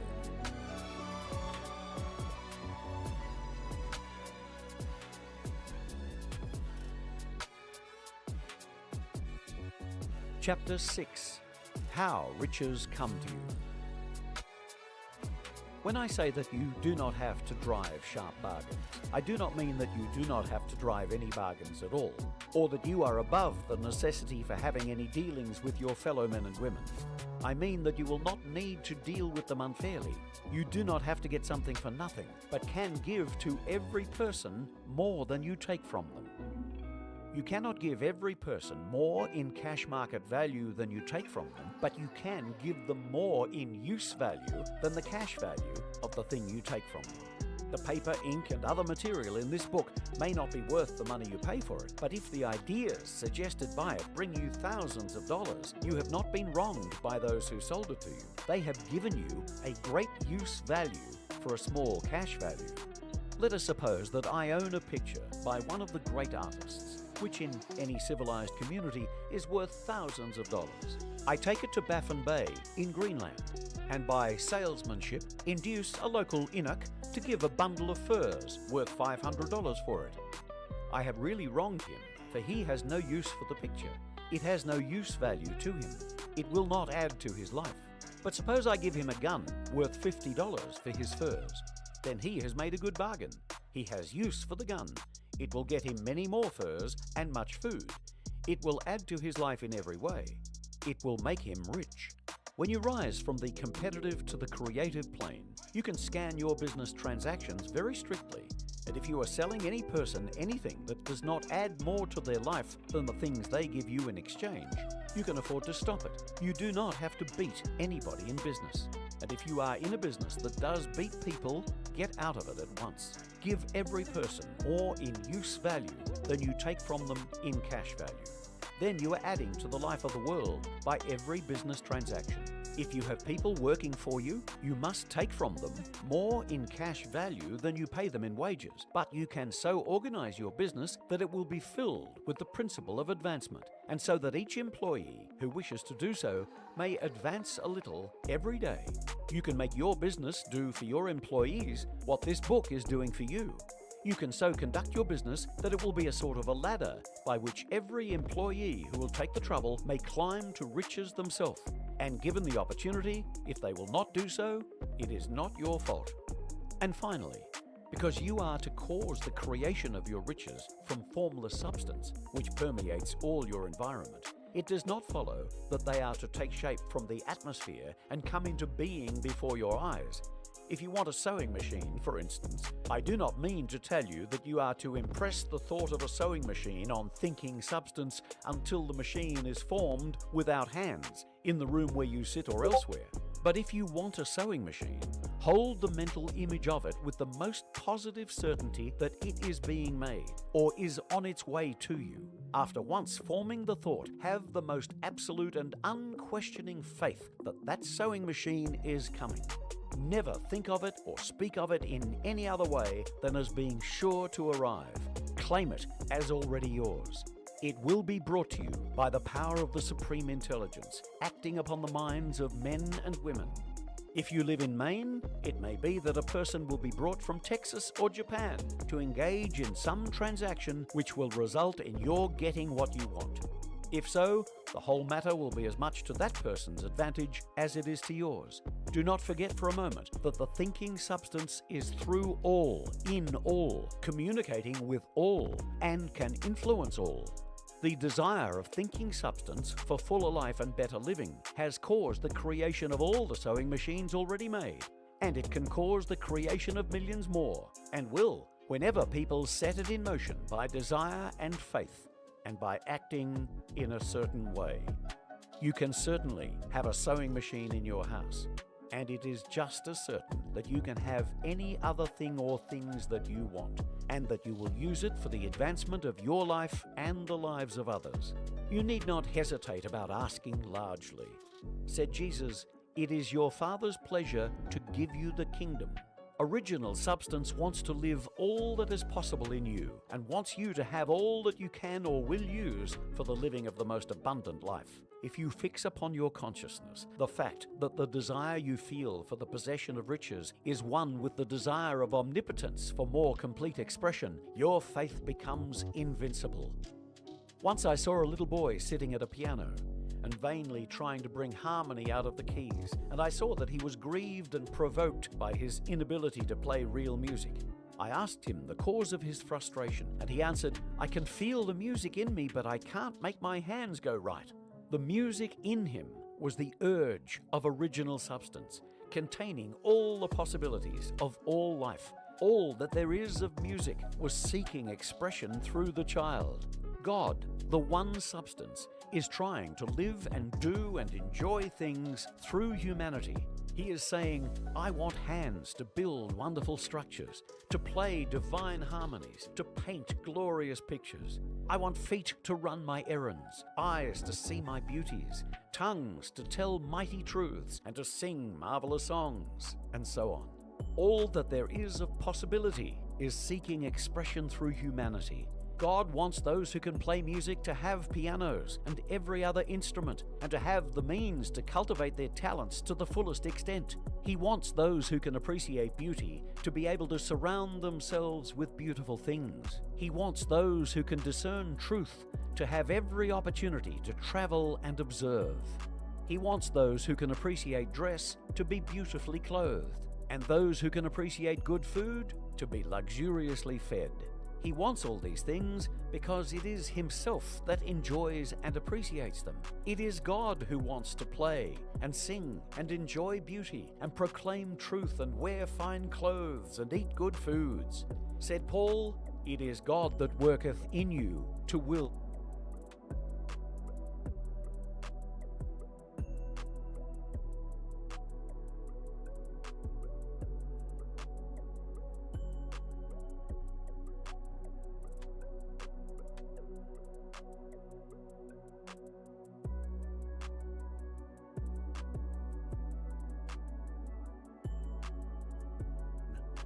I am. All things, when they are admitted, are made manifest by the light. For everything that is made manifest is light. Ephesians chapter 5, verse 13. The light is consciousness. Consciousness is one, manifesting in legions of forms or levels of consciousness. There is no one that is not all that is. For consciousness, though expressed in an infinite series of levels, is not divisional. There is no real separation or gap in consciousness. I am cannot be divided. I may conceive myself to be a rich man, a poor man, a beggar man, or a thief, but the center of my being remains the same regardless of the concept I hold of myself. At the center of manifestation, there is only one I am, manifesting in legions of forms or concepts of itself, and I am that I am. I am is the self-definition of the Absolute, the foundation on which everything rests. I am is the first cause substance. I am is the self-definition of God. I am hath sent me unto you. I am that I am. Be still and know that I am God. I am is a feeling of permanent awareness. The very center of consciousness is the feeling of I am. I may forget who I am, where I am, what I am, but I cannot forget that I am. The awareness of being remains regardless of the degree of forgetfulness of who, where, and what I am. I am is that which, amid unnumbered forms, is ever the same. This great discovery of cause reveals that, good or bad, man is actually the arbiter of his own fate, and that it is his concept of himself that determines the world in which he lives. In other words, if you are experiencing ill health, knowing the truth about cause, you cannot attribute the illness to anything other than to the particular arrangement of the basic cause substance, an arrangement which is defined by your concept, I am unwell. This is why you are told, let the weak man say, I am strong. Joel chapter 3, verse 10. For by his assumption, the cause substance, I am, is rearranged, and must therefore manifest that which its rearrangement affirms. This principle governs every aspect of your life, be it social, financial, intellectual, or spiritual. I am is that reality to which, whatever happens, we must turn for an explanation of the phenomena of life. It is I am's concept of itself that determines the form and scenery of its existence. Everything depends upon its attitude towards itself. That which it will not affirm as true of itself cannot awaken in its world. That is, your concept of yourself, such as I am strong, I am secure, I am loved, determines the world in which you live.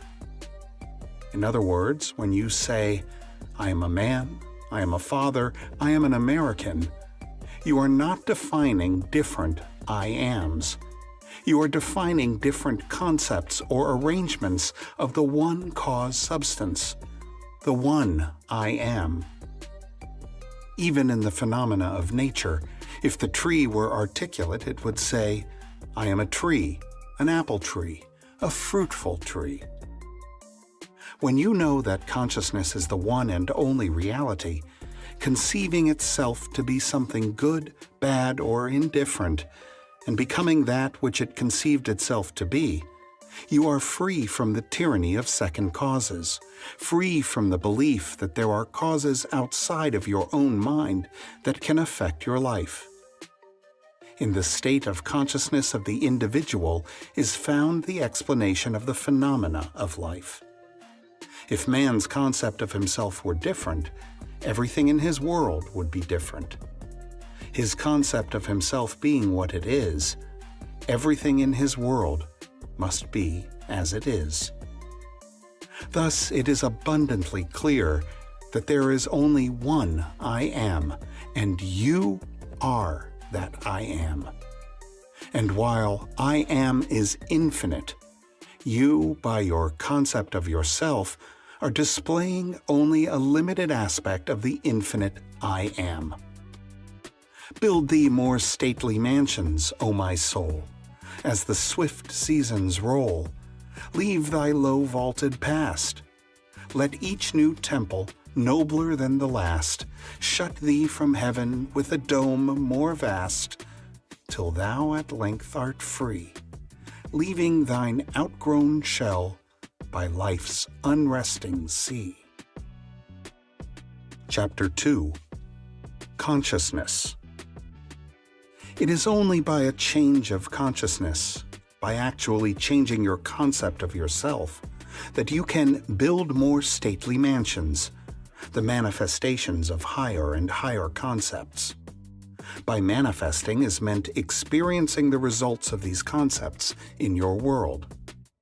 It is of vital importance to understand clearly just what consciousness is. The reason lies in the fact that consciousness is the one and only reality. It is the first and only cause substance of the phenomena of life. Nothing has existence for man save through the consciousness he has of it. Therefore, it is to consciousness you must turn, for it is the only foundation on which the phenomena of life can be explained. If we accept the idea of a first cause, it would follow that the evolution of that cause could never result in anything foreign to itself. That is, if the first cause substance is light, all its evolutions, fruits, and manifestations would remain light. The first cause substance being consciousness, all its evolutions, fruits, and phenomena must remain consciousness. All that could be observed would be a higher or lower form or variation of the same thing. In other words, if your consciousness is the only reality, it must also be the only substance. Consequently, what appears to you as circumstances, conditions, and even material objects are really only the products of your own consciousness. Nature, then, as a thing or a complex of things external to your mind, must be rejected. You and your environment cannot be regarded as existing separately. You and your world are one. Therefore, you must turn from the objective appearance of things to the subjective center of things, your consciousness, if you truly desire to know the cause of the phenomena of life and how to use this knowledge to realize your fondest dreams. In the midst of the apparent contradictions, antagonisms, and contrasts of your life, there is only one principle at work, only your consciousness operating. Difference does not consist in variety of substance, but in variety of arrangement of the same cause substance, your consciousness. The world moves with motiveless necessity. By this is meant that it has no motive of its own, but is under the necessity of manifesting your concept, the arrangement of your mind, and your mind is always arranged in the image of all you believe and consent to as true. The rich man, poor man, beggar man, or thief are not different minds, but different arrangements of the same mind, in the same sense that a piece of steel, when magnetized, differs not in substance from its demagnetized state, but in the arrangement and order of its molecules. A single electron revolving in a specified orbit constitutes the unit of magnetism. When a piece of steel or anything else is demagnetized, the revolving electrons have not stopped. Therefore, the magnetism has not gone out of existence. There is only a rearrangement of the particles, so that they produce no outside or perceptible effect. When particles are arranged at random, mixed up in all directions, the substance is said to be demagnetized. But when particles are marshaled in ranks so that a number of them face in one direction, the substance is a magnet. Magnetism is not generated, it is displayed. Health, wealth, beauty, and genius are not created. They are only manifested by the arrangement of your mind. That is, by your concept of yourself. The importance of this in your daily life should be immediately apparent. The basic nature of the primal cause is consciousness.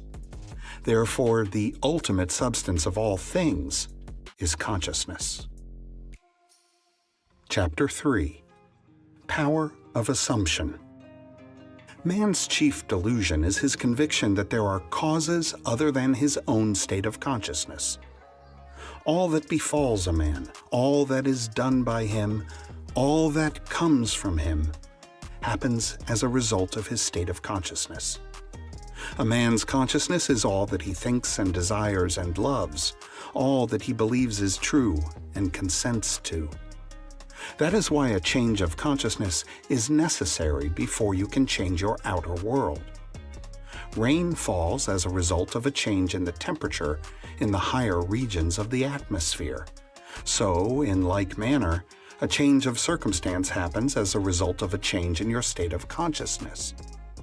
Be ye transformed by the renewing of your mind. To be transformed, the whole basis of your thoughts must change. But your thoughts cannot change unless you have new ideas, for you think from your ideas. All transformation begins with an intense, burning desire to be transformed. The first step in the renewing of the mind is desire. You must want to be different before you can begin to change yourself. Then you must make your future dream a present fact. You do this by assuming the feeling of your wish fulfilled. By desiring to be other than what you are, you can create an ideal of the person you want to be and assume that you are already that person. If this assumption is persisted in until it becomes your dominant feeling, the attainment of your ideal is inevitable. The ideal you hope to achieve is always ready for an incarnation, but unless you yourself offer it human parentage, it is incapable of birth. Therefore, your attitude should be one in which, having desired to express a higher state, you alone accept the task of incarnating this new and greater value of yourself. In giving birth to your ideal, you must bear in mind that the methods of mental and spiritual knowledge are entirely different. This is a point that is truly understood by probably not more than one person in a million. You know a thing mentally by looking at it from the outside, by comparing it with other things, by analyzing it and defining it, whereas you can know a thing spiritually only by becoming it. You must be the thing itself and not merely talk about it or look at it. You must be like the moth in search of his idol, the flame, who spurred with true desire, plunging at once into the sacred fire, folded his wings within till he became one color and one substance with the flame. He only knew the flame who in it burned, and only he could tell who ne'er to tell returned. Just as the moth in his desire to know the flame was willing to destroy himself, so must you, in becoming a new person, be willing to die to your present self. You must be conscious of being healthy if you are to know what health is. You must be conscious of being secure if you are to know what security is. Therefore, to incarnate a new and greater value of yourself, you must assume that you already are what you want to be, and then live by faith in this assumption, which is not yet incarnate in the body of your life, in confidence that this new value or state of consciousness will become incarnated through your absolute fidelity to the assumption that you are that which you desire to be. This is what wholeness means, what integrity means. They mean submission of the whole self to the feeling of the wish fulfilled in certainty that that new state of consciousness is the renewing of mind which transforms. There is no order in nature corresponding to this willing submission of the self to the ideal beyond the self. Therefore, it is the height of folly to expect the incarnation of a new and greater concept of self to come about by natural evolutionary process. That which requires a state of consciousness to produce its effect obviously cannot be effected without such a state of consciousness, and in your ability to assume the feeling of a greater life, to assume a new concept of yourself, you possess what the rest of nature does not possess: imagination, the instrument by which you create your world. Your imagination is the instrument, the means, whereby your redemption from slavery, sickness, and poverty is effected. If you refuse to assume the responsibility of the incarnation of a new and higher concept of yourself, then you reject the means, the only means, whereby your redemption, that is, the attainment of your ideal, can be effected. Imagination is the only redemptive power in the universe.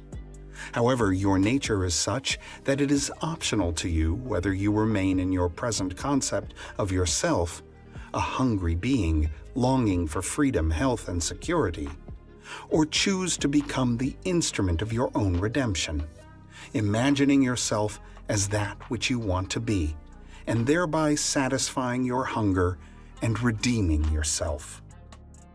Oh, be strong then and brave, pure, patient, and true. The work that is yours let no other hand do. For the strength for all need is faithfully given from the fountain within you, the kingdom of heaven. Chapter 4. Desire.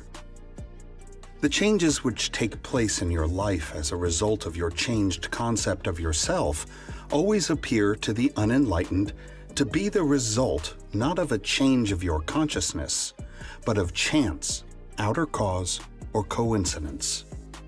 However, the only fate governing your life is the fate determined by your own concepts, your own assumptions. For an assumption, though false, if persisted in, will harden into fact. The ideal you seek and hope to attain will not manifest itself, will not be realized by you, until you have imagined that you are already that ideal. There is no escape for you except by a radical psychological transformation of yourself, except by your assumption of the feeling of your wish fulfilled. Therefore, make results or accomplishments the crucial test of your ability to use your imagination. Everything depends on your attitude towards yourself. That which you will not affirm as true of yourself can never be realized by you, for that attitude alone is the necessary condition by which you realize your goal. All transformation is based upon suggestion, and this can work only where you lay yourself completely open to an influence. You must abandon yourself to your ideal as a woman abandons herself to love. For complete abandonment of self to it is the way to union with your ideal. You must assume the feeling of the wish fulfilled until your assumption has all the sensory vividness of reality. You must imagine that you are already experiencing what you desire. That is, you must assume the feeling of the fulfillment of your desire until you are possessed by it, and this feeling crowds all other ideas out of your consciousness. The man who is not prepared for the conscious plunge into the assumption of the wish fulfilled in the faith that it is the only way to the realization of his dream is not yet ready to live consciously by the law of assumption, although there is no doubt that he does live by the law of assumption unconsciously. But for you who accept this principle and are ready to live by consciously assuming that your wish is already fulfilled, the adventure of life begins. To reach a higher level of being, you must assume a higher concept of yourself. If you will not imagine yourself as other than what you are, then you remain as you are. For if ye believe not that I am He, ye shall die in your sins. If you do not believe that you are He, the person you want to be, then you remain as you are. Through the faithful systematic cultivation of the feeling of the wish fulfilled, desire becomes the promise of its own fulfillment. The assumption of the feeling of the wish fulfilled makes the future dream a present fact. Chapter 5. The Truth That Sets You Free. The drama of life is a psychological one, in which all the conditions, circumstances, and events of your life are brought to pass by your assumptions. Since your life is determined by your assumptions, you are forced to recognize the fact that you are either a slave to your assumptions or their master. To become the master of your assumptions is the key to undreamed-of freedom and happiness. You can attain this mastery by deliberate, conscious control of your imagination. You determine your assumptions in this way. Form a mental image, a picture of the state desired, of the person you want to be. Concentrate your attention upon the feeling that you are already that person. First, visualize the picture in your consciousness. Then feel yourself to be in that state, as though it actually formed your surrounding world. By your imagination, that which was a mere mental image is changed into a seemingly solid reality. The great secret is a controlled imagination and a well-sustained attention firmly and repeatedly focused on the object to be accomplished. It cannot be emphasized too much that, by creating an ideal within your mental sphere, by assuming that you are already that ideal, you identify yourself with it and thereby transform yourself into its image. This was called by the ancient teachers subjection to the will of God, or resting in the Lord. And the only true test of resting in the Lord is that all who do rest are inevitably transformed into the image of that in which they rest. You become according to your resigned will, and your resigned will is your concept of yourself and all that you consent to and accept as true. You, assuming the feeling of your wish fulfilled and continuing therein, take upon yourself the results of that state. Not assuming the feeling of your wish fulfilled, you are ever free of the results. When you understand the redemptive function of imagination, you hold in your hands the key to the solution of all your problems. Every phase of your life is made by the exercise of your imagination.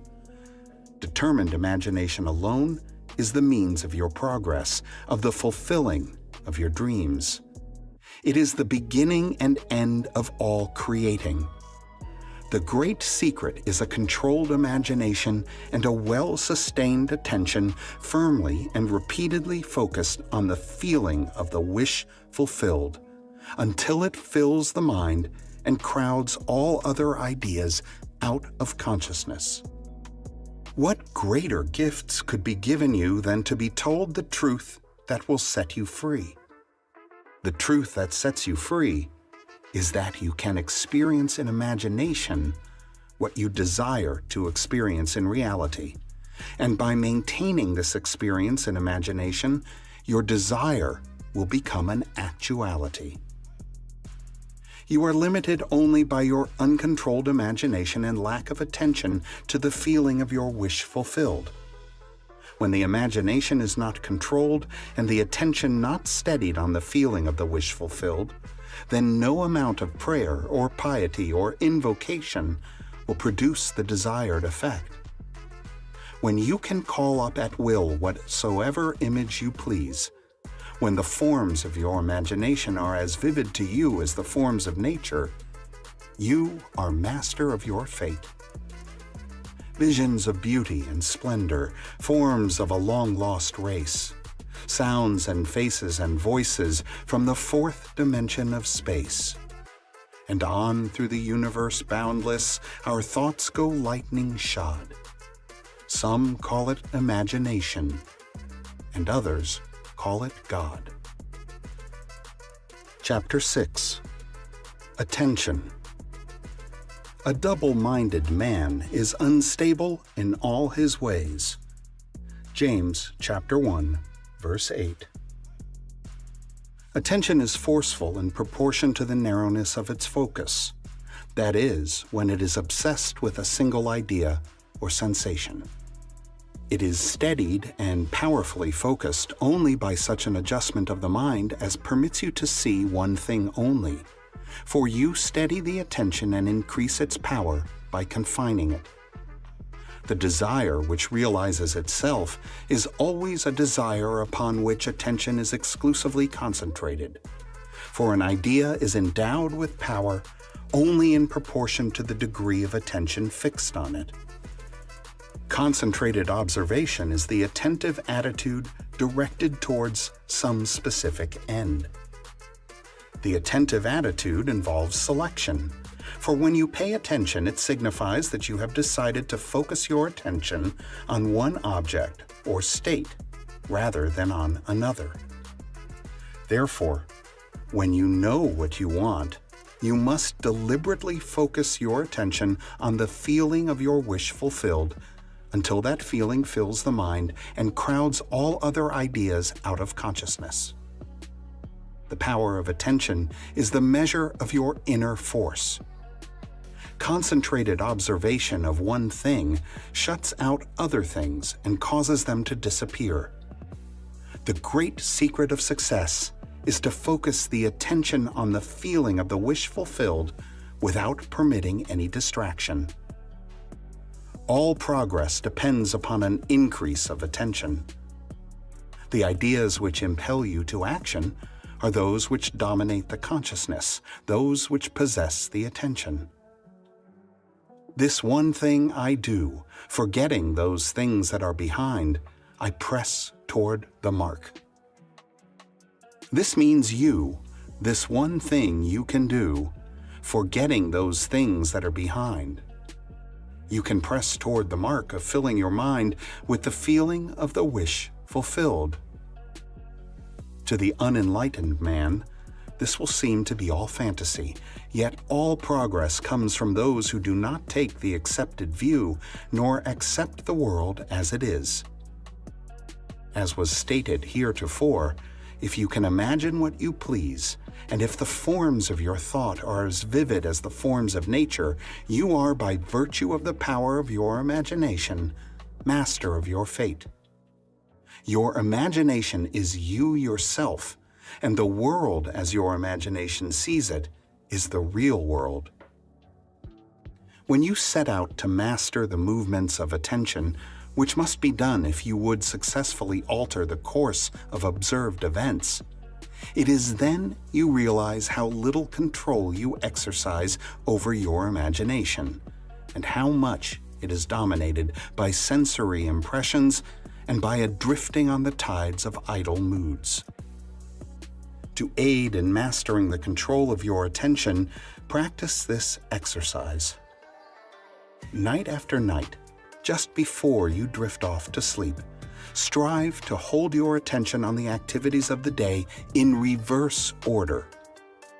Focus your attention on the last thing you did, that is, getting into bed, and then move it backwards in time over the events until you reach the first event of the day, getting out of bed. This is no easy exercise, but just as specific exercises greatly help in developing specific muscles, this will greatly help in developing the muscle of your attention. Your attention must be developed, controlled, and concentrated in order to change your concept of yourself successfully and thereby change your future. Imagination is able to do anything, but only according to the internal direction of your attention.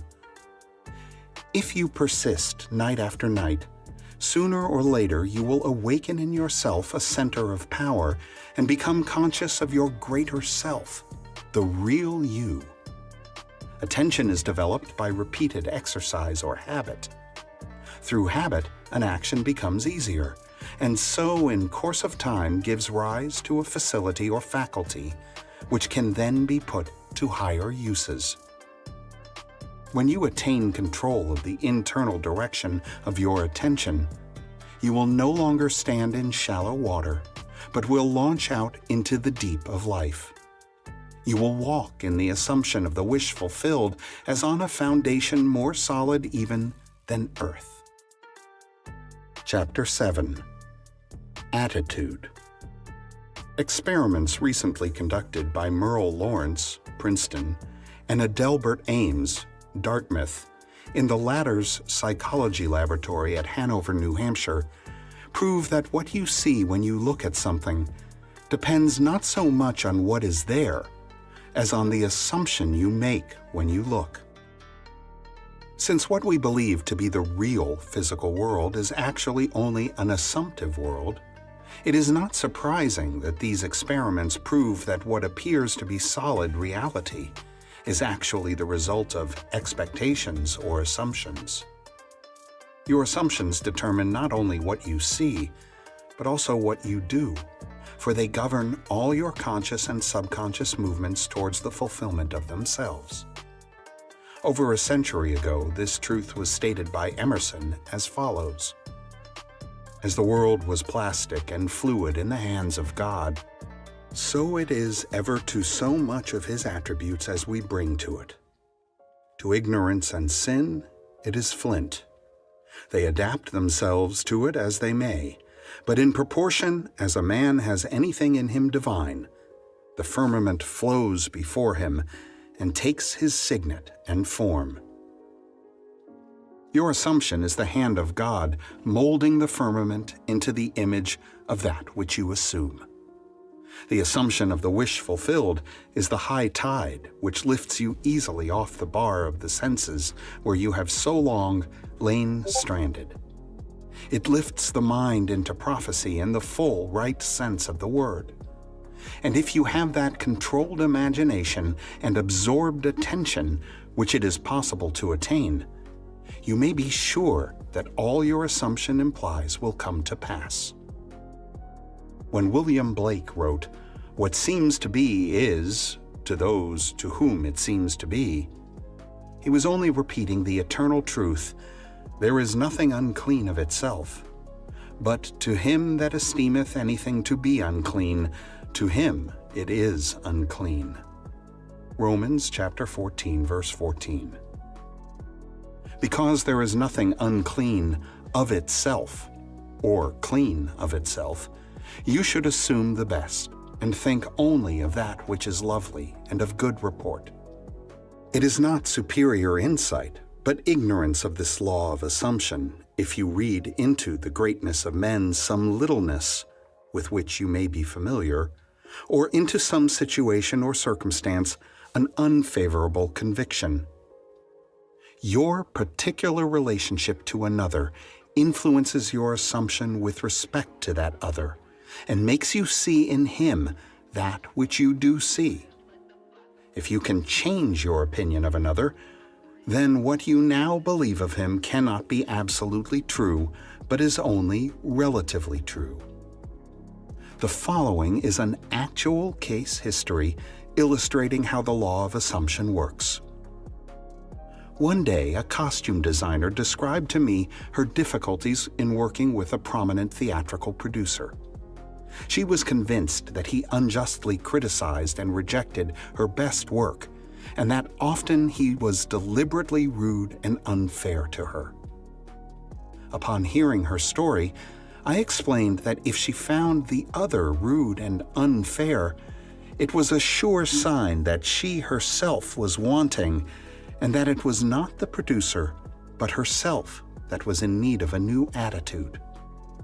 I told her that the power of this law of assumption and its practical application could be discovered only through experience, and that only by assuming that the situation was already what she wanted it to be, could she prove that she could bring about the change desired. Her employer was merely bearing witness, telling her by his behavior what her concept of him was. I suggested that it was quite probable that she was carrying on conversations with him in her mind, which were filled with criticism and recriminations.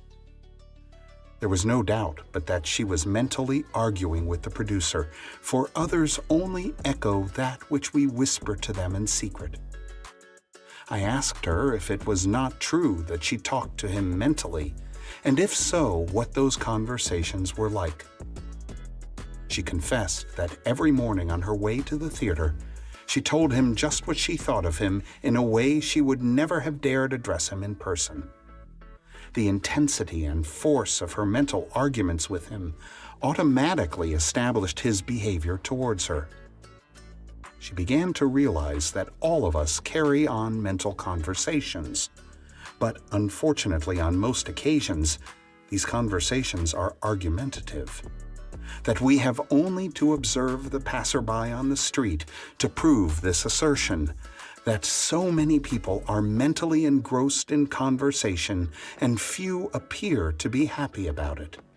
But the very intensity of their feeling must lead them quickly to the unpleasant incident they themselves have mentally created, and therefore must now encounter.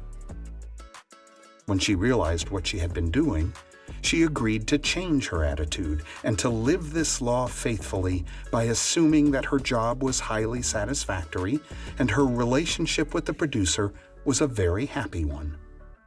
To do this, she agreed that before going to sleep at night, on her way to work, and at other intervals during the day, she would imagine that he had congratulated her on her fine designs, and that she, in turn, had thanked him for his praise and kindness. To her great delight, she soon discovered for herself that her own attitude was the cause of all that befell her. The behavior of her employer miraculously reversed itself. His attitude, echoing as it had always done that which she had assumed, now reflected her changed concept of him. What she did was by the power of her imagination. Her persistent assumption influenced his behavior and determined his attitude toward her. With the passport of desire and on the wings of a controlled imagination, she traveled into the future of her own predetermined experience. Thus we see it is not facts, but that which we create in our imagination which shapes our lives, for most of the conflicts of the day are due to the want of a little imagination to cast the beam out of our own eye. It is the exact and literal-minded who live in a fictitious world. As this designer, by her controlled imagination, started the subtle change in her employer's mind, so can we, by the control of our imagination and wisely directed feeling, solve our problems. By the intensity of her imagination and feeling, the designer cast a kind of enchantment on her producer's mind and caused him to think that his generous praise originated with him. Often, our most elaborate and original thoughts are determined by another. We should never be certain that it was not some woman treading in the winepress who began that subtle change in men's mind, or that the passion did not begin in the mind of some shepherd boy, lighting up his eyes for a moment before it ran upon its way. William Butler Yeats. Chapter 8. Renunciation.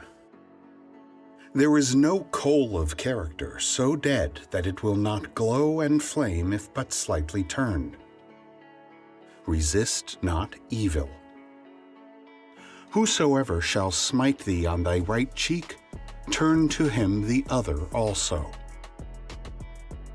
There is a great difference between resisting evil and renouncing it.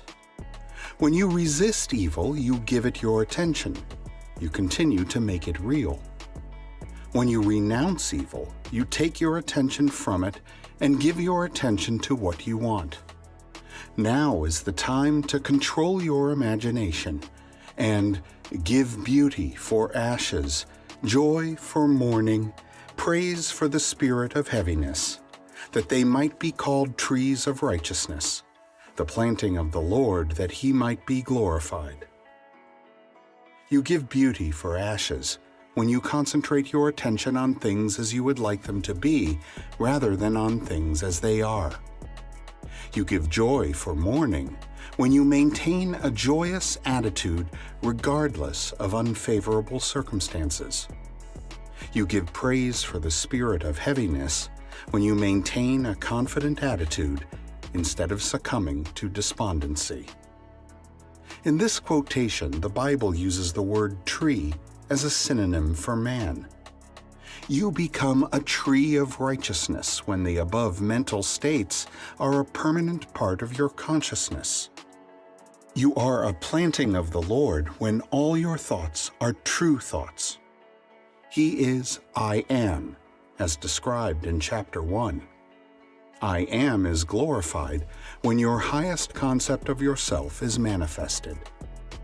When you have discovered your own controlled imagination to be your savior, your attitude will be completely altered without any diminution of religious feeling, and you will say of your controlled imagination, "Behold this vine, I found it a wild tree, whose wanton strength had swollen into irregular twigs.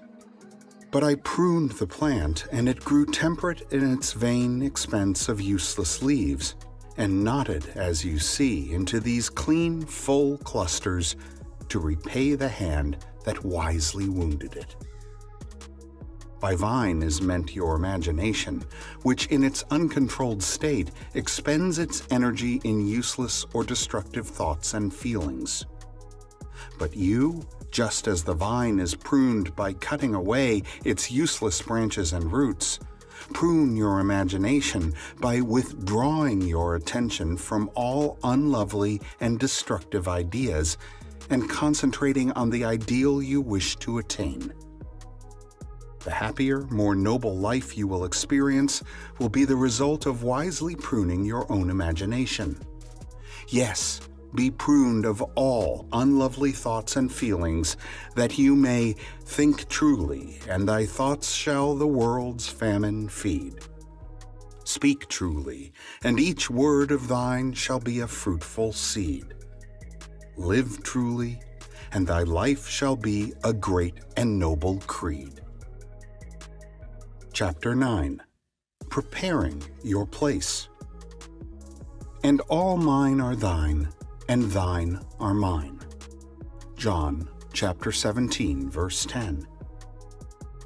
Thrust in thy sickle and reap, for the time is come for thee to reap, for the harvest of the earth is ripe. Revelations chapter 14, verse 15. All is yours. Do not go seeking for that which you are. Appropriate it, claim it, assume it. Everything depends upon your concept of yourself. That which you do not claim as true of yourself cannot be realized by you. The promise is, whosoever hath, to him it shall be given, and he shall have more abundance. But whosoever hath not, from him shall be taken away even that which he seemeth to have. Hold fast in your imagination to all that is lovely and of good report, for the lovely and the good are essential in your life, if it is to be worthwhile. Assume it. You do this by imagining that you already are what you want to be, and already have what you want to have. As a man thinketh in his heart, so is he. Be still and know that you are that which you desire to be, and you will never have to search for it. In spite of your appearance of freedom of action, you obey, as everything else does, the law of assumption. Whatever you may think of the question of free will, the truth is your experiences throughout your life are determined by your assumptions, whether conscious or unconscious. An assumption builds a bridge of incidents that lead inevitably to the fulfillment of itself. Man believes the future to be the natural development of the past, but the law of assumption clearly shows that this is not the case.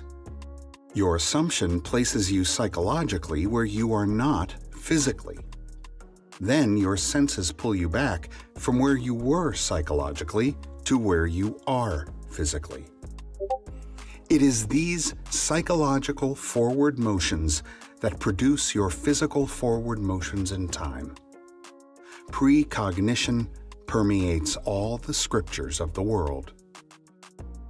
In my Father's house are many mansions. If it were not so, I would have told you.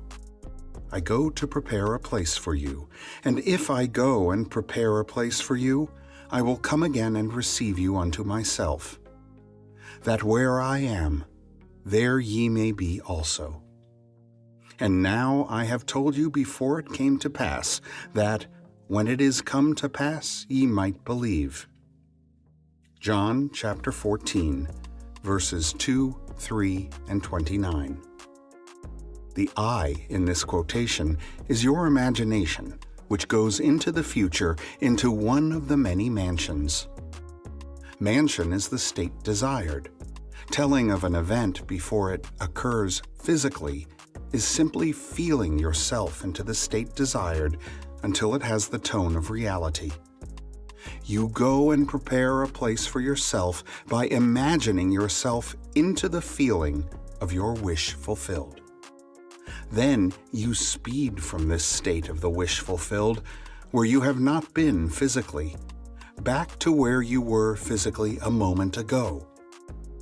Then, with an irresistible forward movement, you move forward across a series of events to the physical realization of your wish that where you have been in imagination, there you will be in the flesh also. Unto the place from whence the rivers come, thither they return again. Ecclesiastes chapter 1, verse 7. Chapter 10. Creation. I am God, declaring the end from the beginning, and from ancient times things that are not yet done. Isaiah chapter 46, verse 10. Creation is finished. Creativeness is only a deeper receptiveness for the entire contents of all time and all space, while experienced in a time sequence, actually coexist in an infinite and eternal now. In other words, all that you ever have been or ever will be, in fact, all that mankind ever was or ever will be, exists now. This is what is meant by creation, and the statement that creation is finished means that nothing is ever to be created, it is only to be manifested. What is called creativeness is only becoming aware of what already is. You simply become aware of increasing portions of that which already exists. The fact that you can never be anything that you are not already, or experience anything not already existing, explains the experience of having an acute feeling of having heard before what is being said, or having met before the person being met for the first time, or having seen before a place or thing being seen for the first time. The whole of creation exists in you, and it is your destiny to become increasingly aware of its infinite wonders, and to experience ever greater and grander portions of it. If creation is finished and all events are taking place now, the question that springs naturally to the mind is, what determines your time track? That is, what determines the events which you encounter? And the answer is your concept of yourself. Concepts determine the route that attention follows. Here is a good test to prove this fact.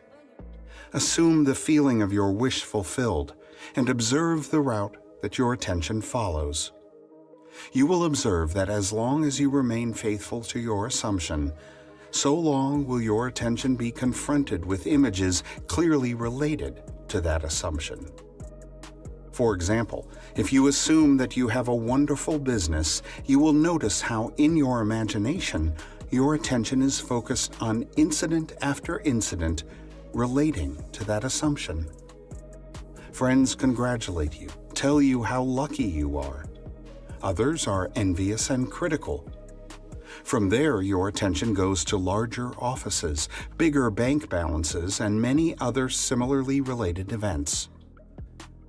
Persistence in this assumption will result in actually experiencing, in fact, that which you assumed. The same is true regarding any concept. If your concept of yourself is that you are a failure, you would encounter in your imagination a whole series of incidents in conformance to that concept. Thus, it is clearly seen how you, by your concept of yourself, determine your present, that is, the particular portion of creation which you now experience, and your future, that is, the particular portion of creation which you will experience. Chapter 11. Interference. You are free to choose the concept you will accept of yourself.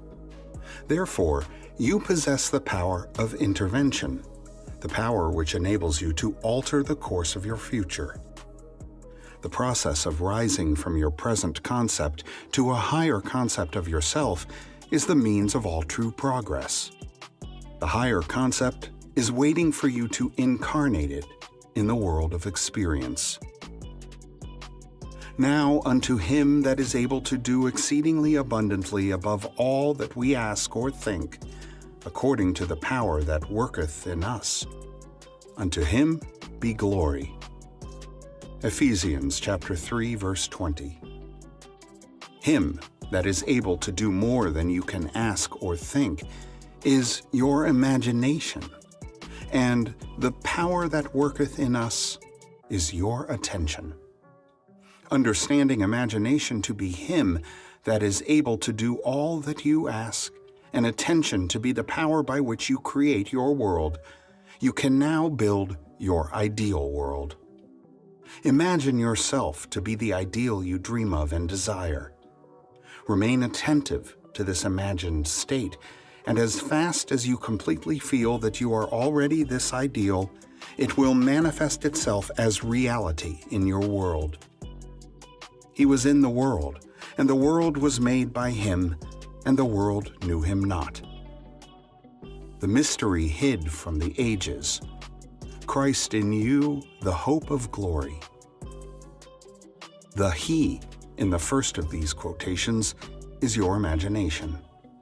As previously explained, there is only one substance. This substance is consciousness. It is circumstances and physical objects. Thus, imagination made your world. This supreme truth, with but few exceptions, man is not conscious of. The mystery, Christ in you, referred to in the second quotation, is your imagination by which your world is molded. The hope of glory is your awareness of the ability to rise perpetually to higher levels. Christ is not to be found in history, nor in external forms. You find Christ only when you become aware of the fact that your imagination is the only redemptive power. When this is discovered, the towers of dogma will have heard the trumpets of truth, and, like the walls of Jericho, crumble to dust. Chapter 12. Subjective control. Your imagination is able to do all that you ask in proportion to the degree of your attention. All progress, all fulfillment of desire depend upon the control and concentration of your attention. Attention may be either attracted from without or directed from within. Attention is attracted from without when you are consciously occupied with the external impressions of the immediate present. The very lines of this page are attracting your attention from without. Your attention is directed from within when you deliberately choose what you will be preoccupied with mentally. It is obvious that in the objective world, your attention is not only attracted by, but is constantly directed to external impressions. But your control in the subjective state is almost non-existent, for in this state, attention is usually the servant and not the master, the passenger and not the navigator of your world. There is an enormous difference between attention directed objectively and attention directed subjectively, and the capacity to change your future depends on the latter. When you are able to control the movements of your attention in the subjective world, you can modify or alter your life as you please. But this control cannot be achieved if you allow your attention to be attracted constantly from without. Each day, set yourself the task of deliberately withdrawing your attention from the objective world and of focusing it subjectively. In other words, concentrate on those thoughts or moods which you deliberately determine. Then those things that now restrict you will fade and drop away. The day you achieve control of the movements of your attention in the subjective world, you are master of your fate. You will no longer accept the dominance of outside conditions or circumstances. You will not accept life on the basis of the world without. Having achieved control of the movements of your attention and having discovered the mystery hid from the ages, that Christ in you is your imagination, you will assert the supremacy of imagination and put all things in subjection to it. Chapter 13. Acceptance. Man's perceptions are not bounded by organs of perception. He perceives more than sense, though ever so acute, can discover. However much you seem to be living in a material world, you are actually living in a world of imagination. The outer, physical events of life are the fruit of forgotten blossom times, results of previous and usually forgotten states of consciousness. They are the ends running true to ofttimes forgotten imaginative origins. Whenever you become completely absorbed in an emotional state, you are at that moment assuming the feeling of the state fulfilled. If persisted in, whatsoever you are intensely emotional about, you will experience in your world. These periods of absorption, of concentrated attention, are the beginnings of the things you harvest. It is in such moments that you are exercising your creative power, the only creative power there is. At the end of these periods or moments of absorption, you speed from these imaginative states where you have not been physically, to where you were physically an instant ago. In these periods, the imagined state is so real that when you return to the objective world and find that it is not the same as the imagined state, it is an actual shock. You have seen something in imagination with such vividness that you now wonder whether the evidence of your senses can now be believed, and, like Keats, you ask, was it a vision or a waking dream? Fled is that music. Do I wake or sleep? This shock reverses your time sense. By this is meant that instead of your experience resulting from your past, it now becomes the result of being in imagination where you have not yet been physically. In effect, this moves you across a bridge of incident to the physical realization of your imagined state. The man who at will can assume whatever state he pleases has found the keys to the kingdom of heaven. The keys are desire, imagination, and a steadily focused attention on the feeling of the wish fulfilled. To such a man, any undesirable objective fact is no longer a reality, and the ardent wish no longer a dream. Prove me now herewith, saith the Lord of hosts, if I will not open you the windows of heaven and pour you out a blessing, that there shall not be room enough to receive it. Malachi, chapter 3, verse 10. The windows of heaven may not be opened and the treasures seized by a strong will, but they open of themselves and present their treasures as a free gift, a gift that comes when absorption reaches such a degree that it results in a feeling of complete acceptance. The passage from your present state to the feeling of your wish fulfilled is not across a gap. There is continuity between the so-called real and unreal. To cross from one state to the other, you simply extend your feelers, trust your touch, and enter fully into the spirit of what you are doing. Not by might nor by power, but by my Spirit, saith the Lord of hosts. Assume the Spirit, the feeling of the wish fulfilled, and you will have opened the windows to receive the blessing. To assume a state is to get into the spirit of it. Your triumphs will be a surprise only to those who did not know your hidden passage from the state of longing to the assumption of the wish fulfilled. The Lord of hosts will not respond to your wish until you have assumed the feeling of already being what you want to be, for acceptance is the channel of His action. Acceptance is the Lord of hosts in action. Chapter 14. The Effortless Way. The principle of least action governs everything in physics, from the path of a planet to the path of a pulse of light. Least action is the minimum of energy multiplied by the minimum of time. Therefore, in moving from your present state to the state desired, you must use the minimum of energy and take the shortest possible time. Your journey from one state of consciousness to another is a psychological one. So, to make the journey, you must employ the psychological equivalent of least action, and the psychological equivalent is mere assumption. The day you fully realize the power of assumption, you discover that it works in complete conformity with this principle. It works by means of attention minus effort. Thus, with least action through an assumption, you hurry without haste and reach your goal without effort. Because creation is finished, what you desire already exists. It is excluded from view because you can see only the contents of your own consciousness. It is the function of an assumption to call back the excluded view and restore full vision. It is not the world, but your assumptions that change.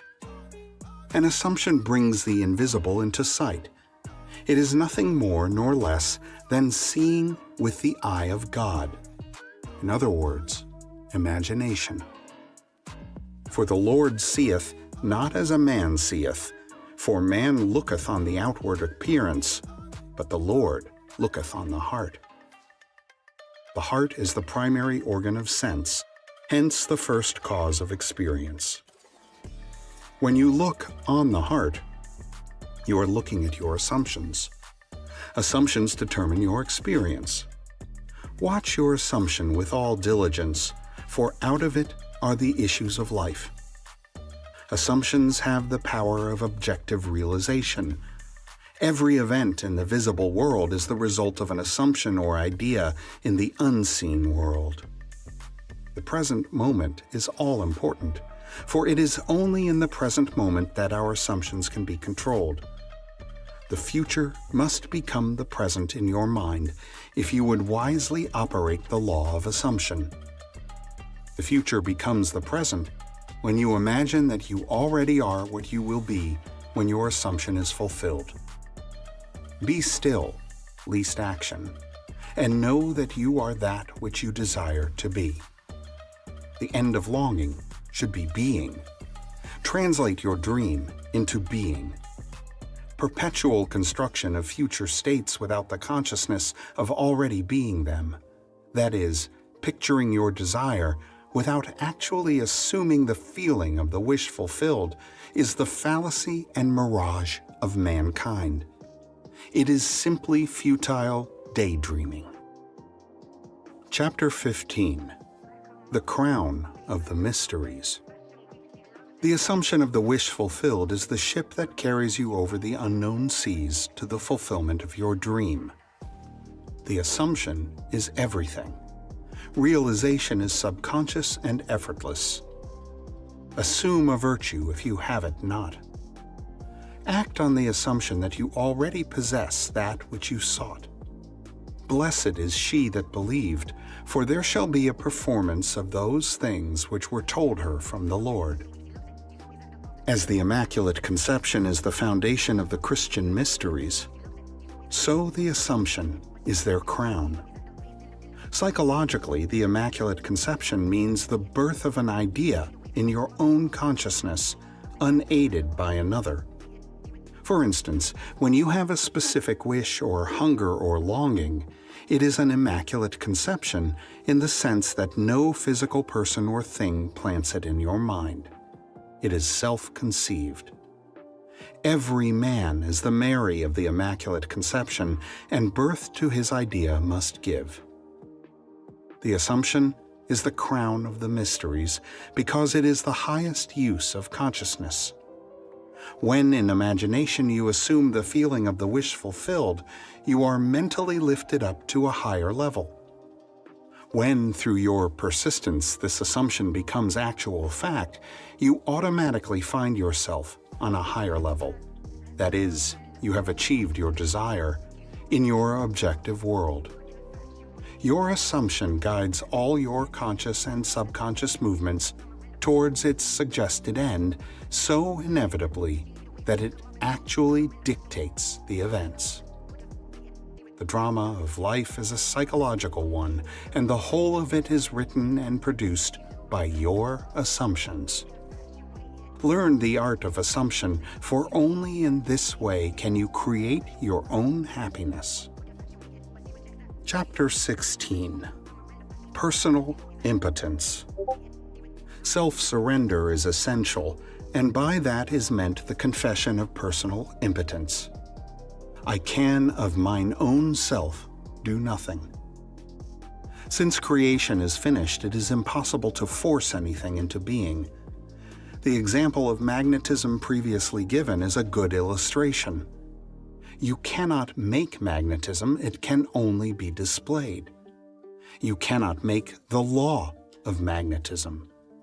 If you want to build a magnet, you can do so only by conforming to the law of magnetism. In other words, you surrender yourself or yield to the law. In like manner, when you use the faculty of assumption, you are conforming to a law just as real as the law governing magnetism. You can neither create nor change the law of assumption. It is in this respect that you are impotent. You can only yield or conform, and since all of your experiences are the result of your assumptions, consciously or unconsciously, the value of consciously using the power of assumption surely must be obvious.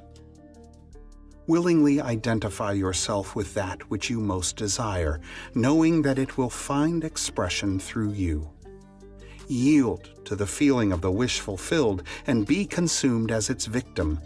Then rise as the prophet of the law of assumption. Chapter 17. All things are possible. It is of great significance that the truth of the principles outlined in this book have been proven time and again by the personal experiences of the author. Throughout the past 25 years, he has applied these principles and proved them successful in innumerable instances. He attributes to an unwavering assumption of his wish already being fulfilled every success that he has achieved. He was confident that by these fixed assumptions, his desires were predestined to be fulfilled. Time and again, he assumed the feeling of his wish fulfilled and continued in his assumption until that which he desired was completely realized. Live your life in a sublime spirit of confidence and determination. Disregard appearances, conditions, in fact, all evidence of your senses that deny the fulfillment of your desire. Rest in the assumption that you are already what you want to be, for in that determined assumption, you and your infinite being are merged in creative unity, and with your infinite being, God, all things are possible. God never fails. For who can stay his hand or say unto him, "What dost thou?" Through the mastery of your assumptions, you are in very truth enabled to master life. It is thus that the ladder of life is ascended, thus the ideal is realized. The clue to the real purpose of life is to surrender yourself to your ideal with such awareness of its reality that you begin to live the life of the ideal and no longer your own life as it was prior to this surrender. He calleth things that are not seen as though they were, and the unseen becomes seen. Each assumption has its corresponding world. If you are truly observant, you will notice the power of your assumptions to change circumstances which appear wholly immutable. You, by your conscious assumptions, determine the nature of the world in which you live. Ignore the present state and assume the wish fulfilled. Claim it. It will respond. The law of assumption is the means by which the fulfillment of your desires may be realized. Every moment of your life, consciously or unconsciously, you are assuming a feeling. You can no more avoid assuming a feeling than you can avoid eating and drinking. All you can do is control the nature of your assumptions. Thus, it is clearly seen that the control of your assumption is the key you now hold to an ever-expanding, happier, more noble life. Chapter 18. Be ye doers. Be ye doers of the word, and not hearers only, deceiving your own selves. For if any be a hearer of the word, and not a doer, he is like unto a man beholding his natural face in a glass, and goeth his way, and straightway forgetteth what manner of man he was. But whoso looketh into the perfect law of liberty, and continue therein, he being not a forgetful hearer, but a doer of the work, this man shall be blessed in his deed. James chapter 1, verses 22 through 25. The word in this quotation means idea, concept, or desire. You deceive yourself by hearing only when you expect your desire to be fulfilled through mere wishful thinking. Your desire is what you want to be, and looking at yourself in a glass is seeing yourself in imagination as that person. Forgetting what manner of man you are is failing to persist in your assumption. The perfect law of liberty is the law which makes possible liberation from limitation. That is the law of assumption. To continue in the perfect law of liberty is to persist in the assumption that your desire is already fulfilled. You are not a forgetful hearer when you keep the feeling of your wish fulfilled constantly alive in your consciousness. This makes you a doer of the work, and you are blessed in your deed by the inevitable realization of your desire. You must be doers of the law of assumption, for without application, the most profound understanding will not produce any desired result. Frequent reiteration and repetition of important basic truths runs through these pages. Where the law of assumption is concerned, the law that sets man free, this is a good thing. It should be made clear again and again, even at the risk of repetition. The real truth seeker will welcome this aid in concentrating his attention upon the law which sets him free. The parable of the master's condemnation of the servant who neglected to use the talent given him is clear and unmistakable.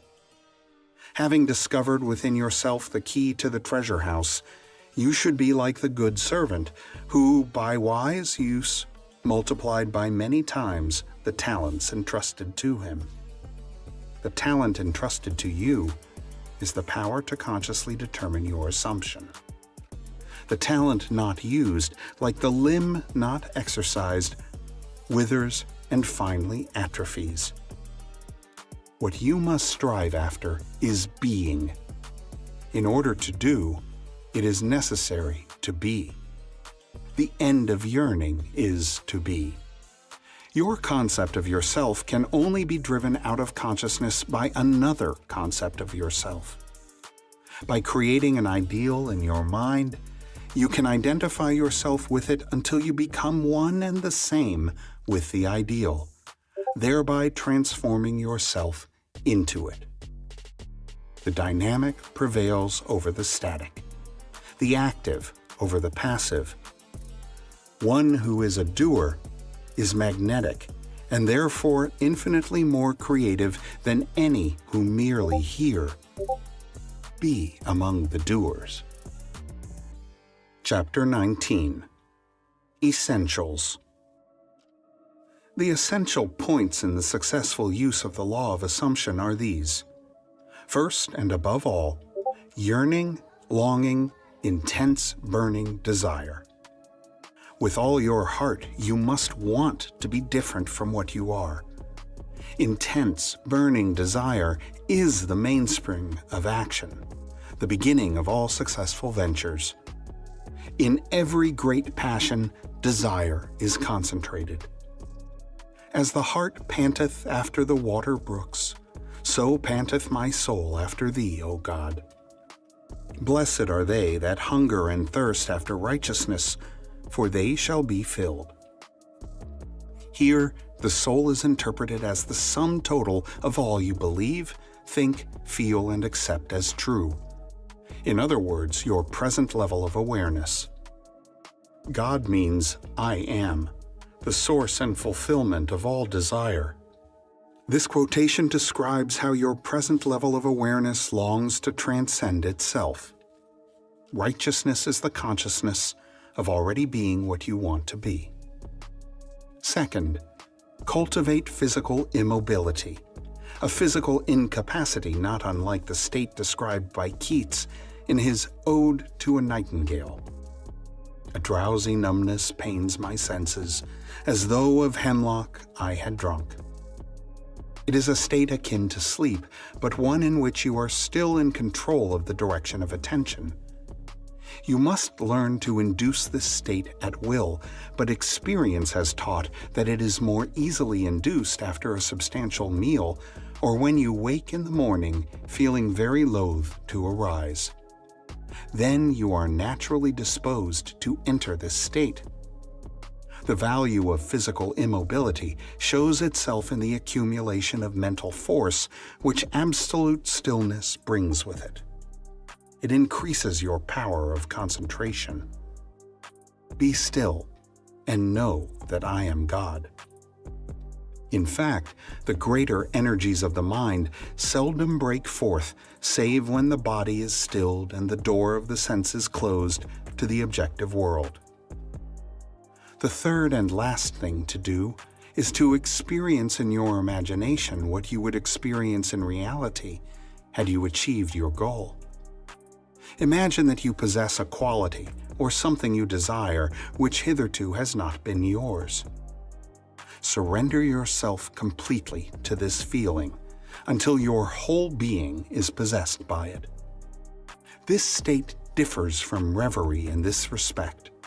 It is the result of a controlled imagination and a steadied, concentrated attention, whereas reverie is the result of an uncontrolled imagination, usually just a daydream.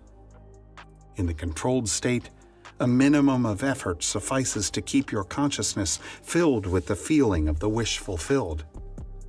The physical and mental immobility of this state is a powerful aid to voluntary attention and a major factor of minimum effort. The application of these 3 points: 1. Desire. 2. Physical immobility. 3. The assumption of the wish already fulfilled, is the way to at-one-ment or union with your objective. One of the most prevalent misunderstandings is that this law works only for those having a devout or a religious objective. This is a fallacy. It works just as impersonally as the law of electricity works. It can be used for greedy, selfish purposes as well as noble ones. But it should always be borne in mind that ignoble thoughts and actions inevitably result in unhappy consequences. Chapter 20. Righteousness. In the preceding chapter, righteousness was defined as the consciousness of already being what you want to be. This is the true psychological meaning, and obviously does not refer to adherence to moral codes, civil law, or religious precepts. You cannot attach too much importance to being righteous. In fact, the entire Bible is permeated with admonition and exhortations on this subject. Break off thy sins by righteousness. Daniel chapter 4, verse 27. My righteousness I hold fast, and will not let it go. My heart shall not reproach me so long as I live. Job chapter 27, verse 6. My righteousness shall answer for me in time to come. Genesis chapter 30, verse 33. Very often, the words sin and righteousness are used in the same quotation. This is a logical contrast of opposites and becomes enormously significant in the light of the psychological meaning of righteousness and the psychological meaning of sin. Sin means to miss the mark, not to attain your desire, not to be the person you want to be, is sinning. Righteousness is the consciousness of already being what you want to be. It is a changeless, educative law that effects must follow causes. Only by righteousness can you be saved from sinning. There is a widespread misunderstanding as to what it means to be saved from sin.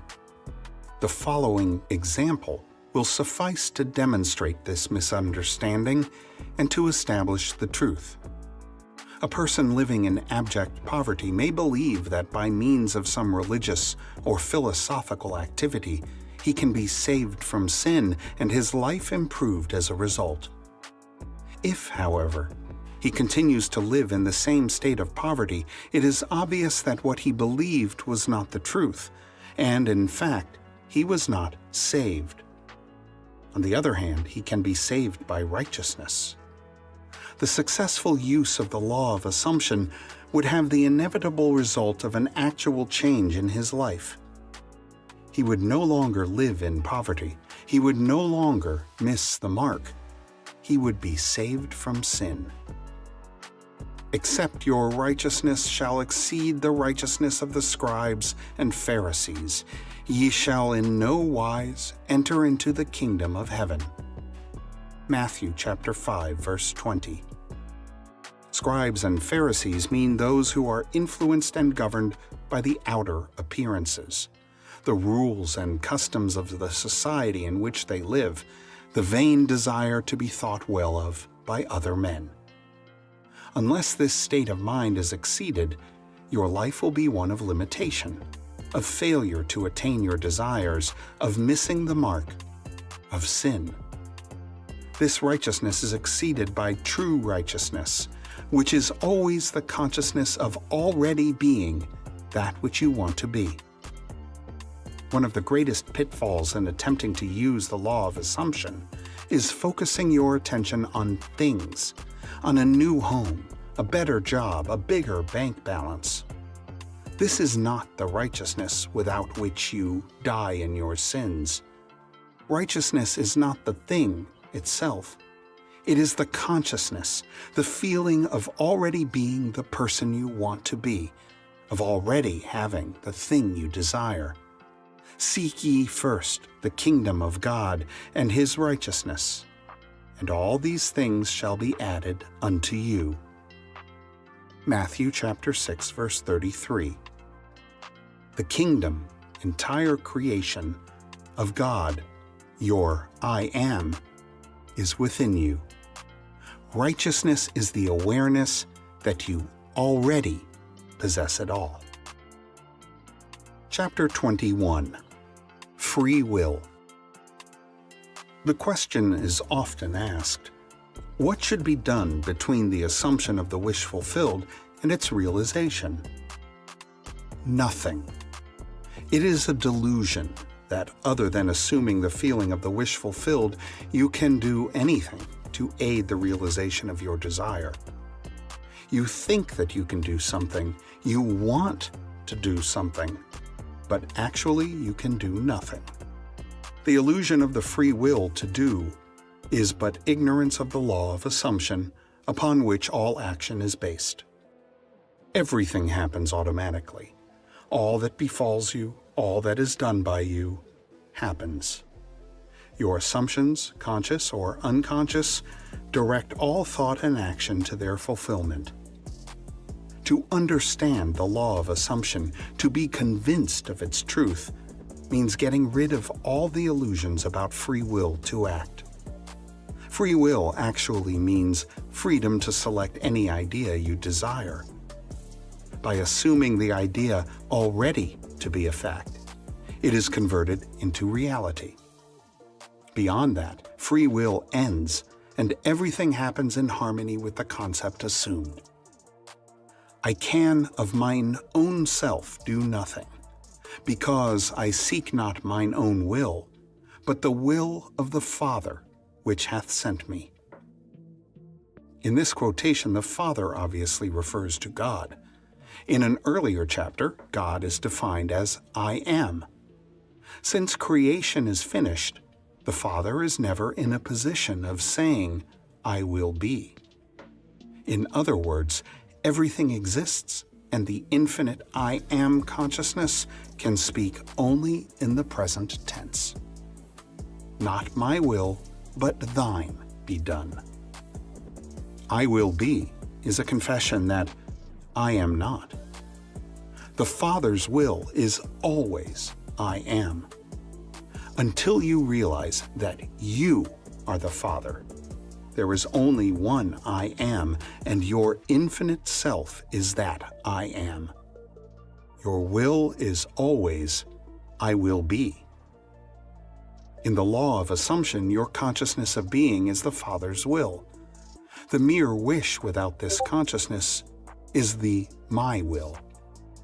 This great quotation, so little understood, is a perfect statement of the law of assumption. It is impossible to do anything. You must be in order to do. If you had a different concept of yourself, everything would be different. You are what you are, so everything is as it is.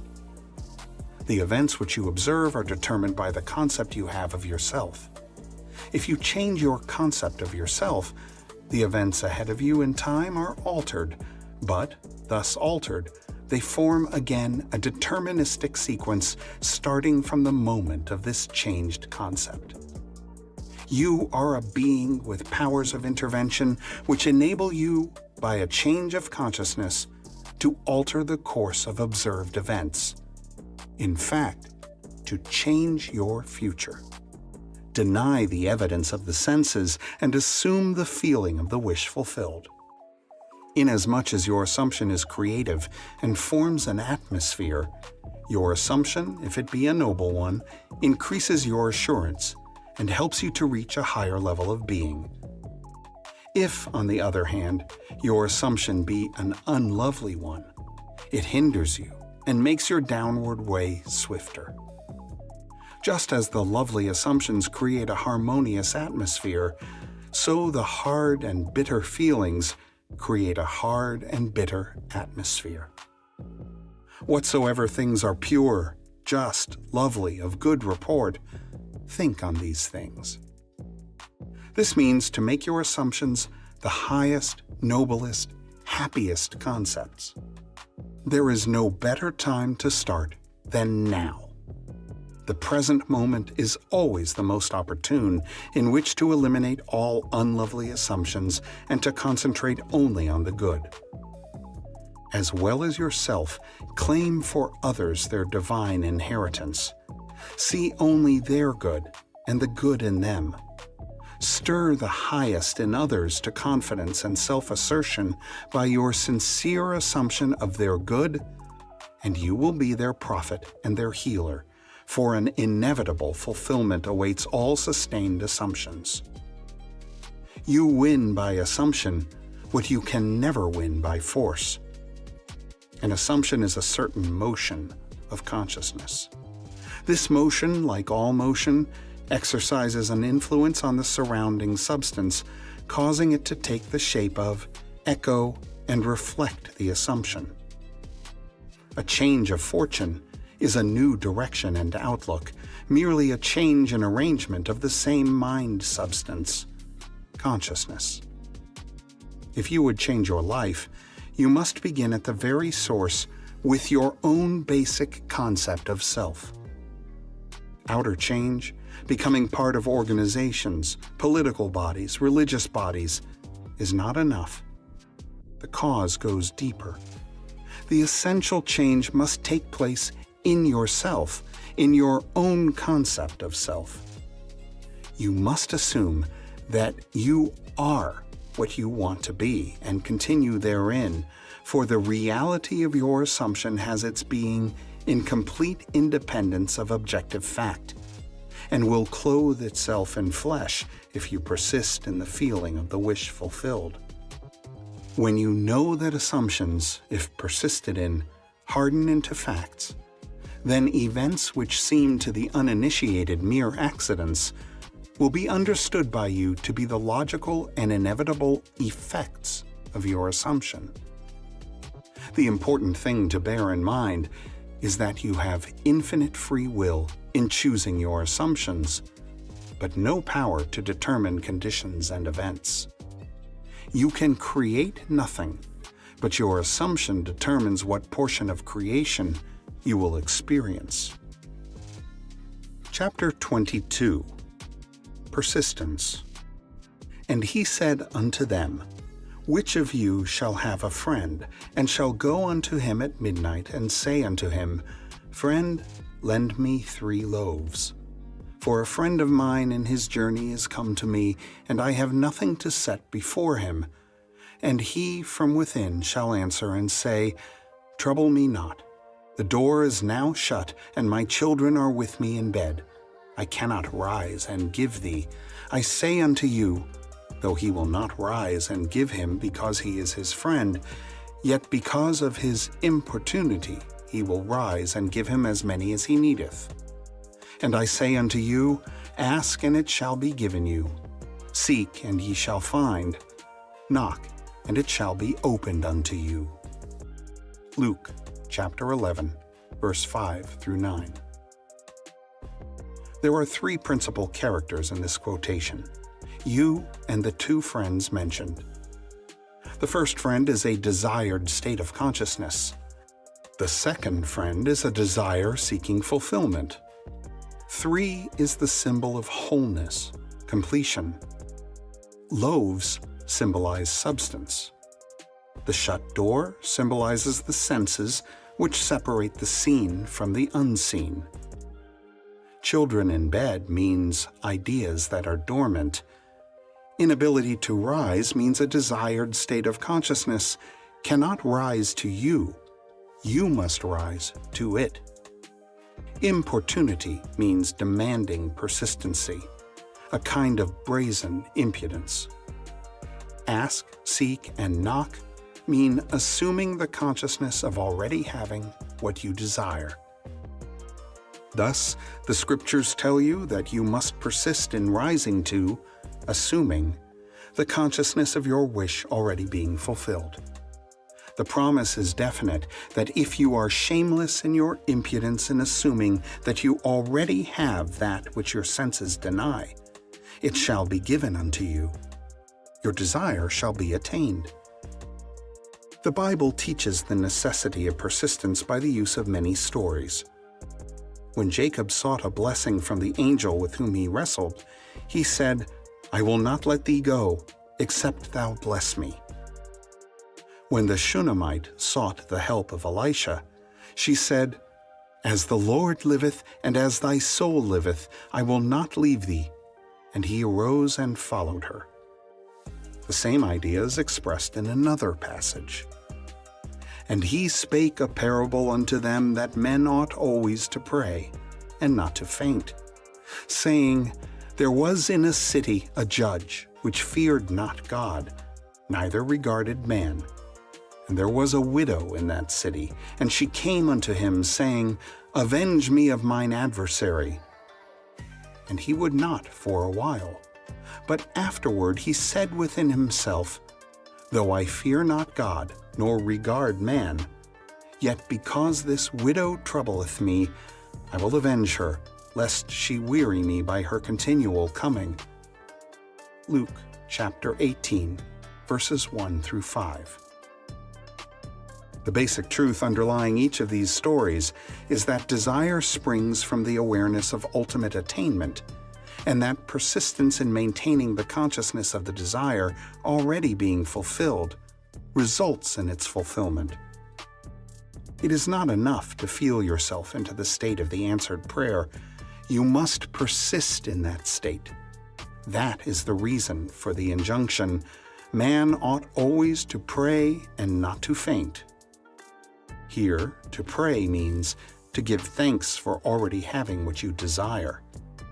Only persistency in the assumption of the wish fulfilled can cause those subtle changes in your mind which result in the desired change in your life.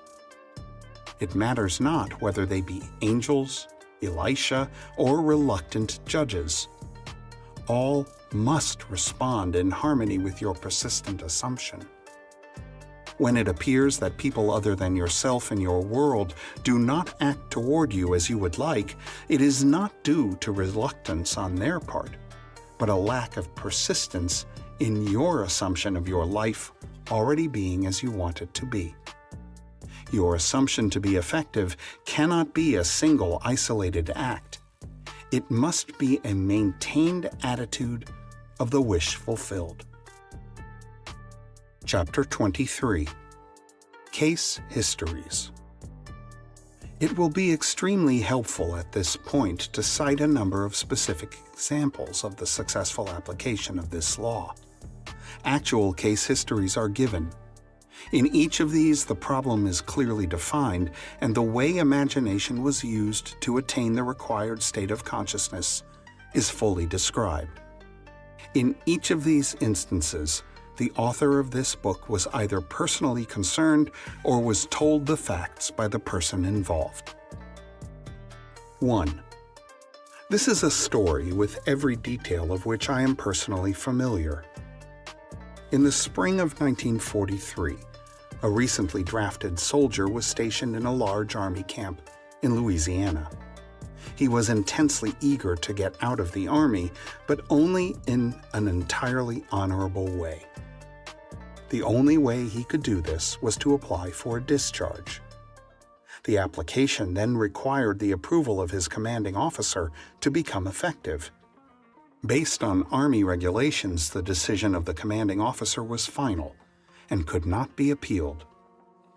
The soldier, following all the necessary procedure, applied for a discharge.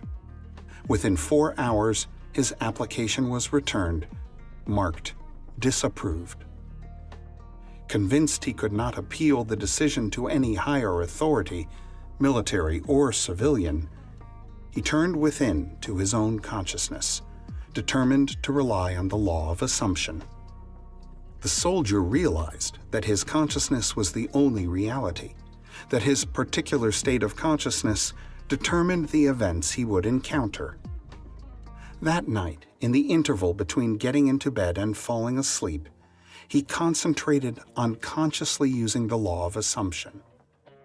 In imagination, he felt himself to be in his own apartment in New York City.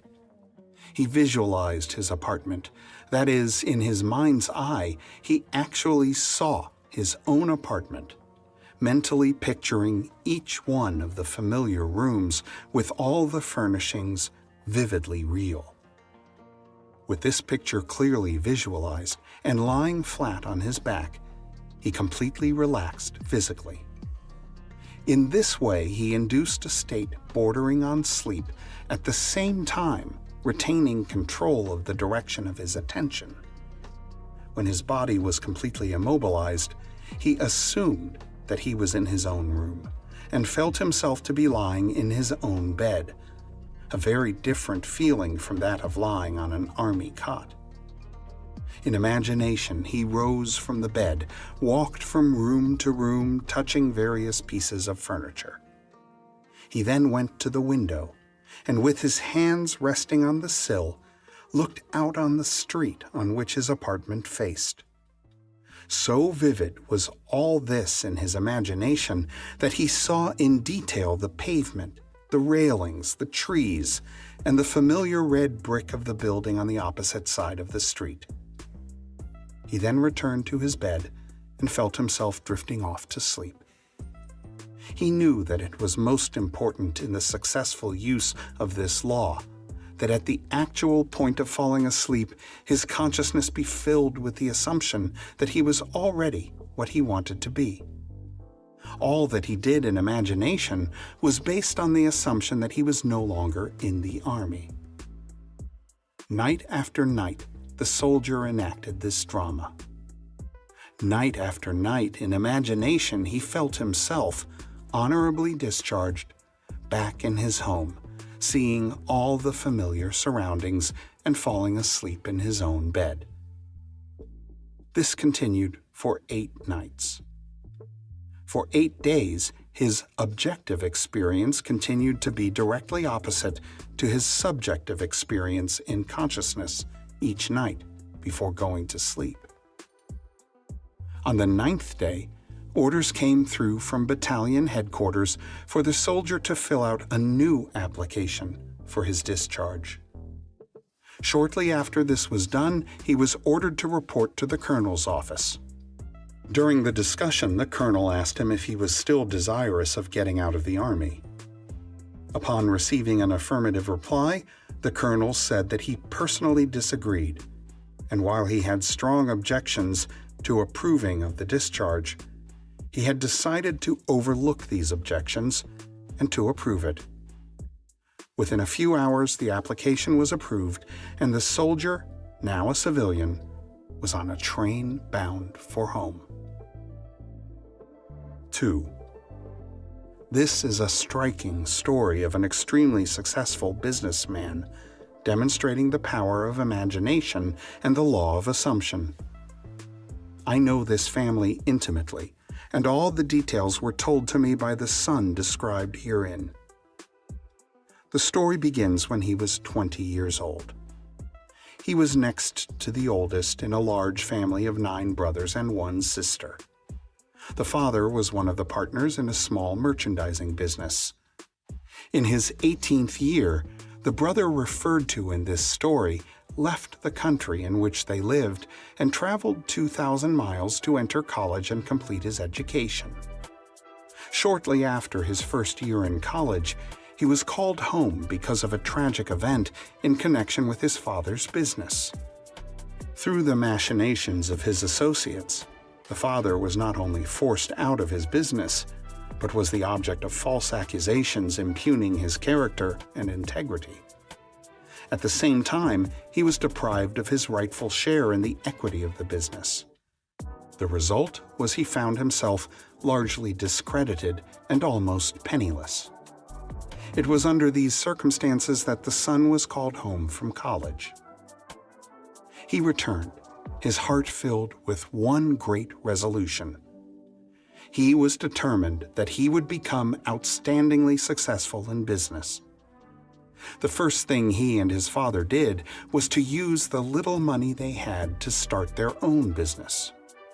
They rented a small store on a side street not far from the large business of which the father had been one of the principal owners. There they started a business bent upon real service to the community. It was shortly after that the son, with instinctive awareness that it was bound to work, deliberately used imagination to attain an almost fantastic objective. Every day, on the way to and from work, he passed the building of his father's former business, the biggest business of its kind in the country. It was one of the largest buildings, with the most prominent location in the heart of the city. On the outside of the building was a huge sign on which the name of the firm was painted in large, bold letters. Day after day, as he passed by, a great dream took shape in the son's mind. He thought of how wonderful it would be if it was his family that had this great building, his family that owned and operated this great business. One day, as he stood gazing at the building, in his imagination he saw a completely different name on the huge sign across the entrance. Now the large letters spelled out his family name.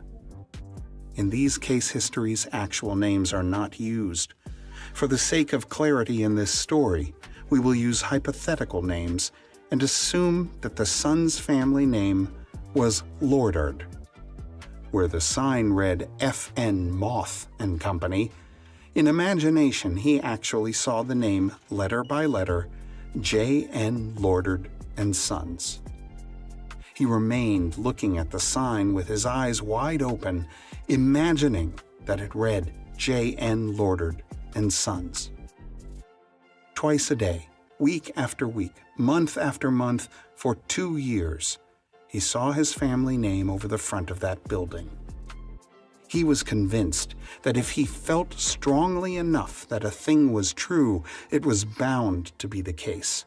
And by seeing in imagination his family name on the sign, which implied that they owned the business, he became convinced that one day they would own it. During this period, he told only one person what he was doing. He confided in his mother, who with loving concern tried to discourage him in order to protect him from what might be a great disappointment. Despite this, he persisted day after day. 2 years later, the large company failed, and the coveted building was up for sale. On the day of the sale, he seemed no nearer ownership than he had been 2 years before when he began to apply the law of assumption. During this period, they had worked hard, and their customers had implicit confidence in them. However, they had not earned anything like the amount of money required for the purchase of the property. Nor did they have any source from which they could borrow the necessary capital. Making even more remote their chance of getting it was the fact that this was regarded as the most desirable property in the city, and a number of wealthy business people were prepared to buy it. On the actual day of the sale, to their complete surprise, a man, almost a total stranger, came into their shop and offered to buy the property for them. Due to some unusual conditions involved in this transaction, the Sons family could not even make a bid for the property. They thought the man was joking.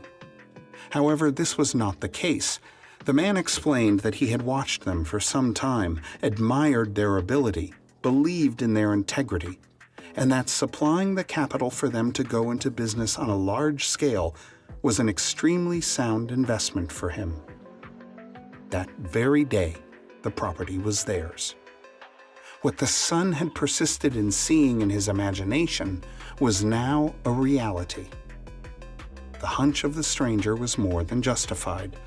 Today, this family owns not only the particular business referred to, but owns many of the largest industries in the country in which they live.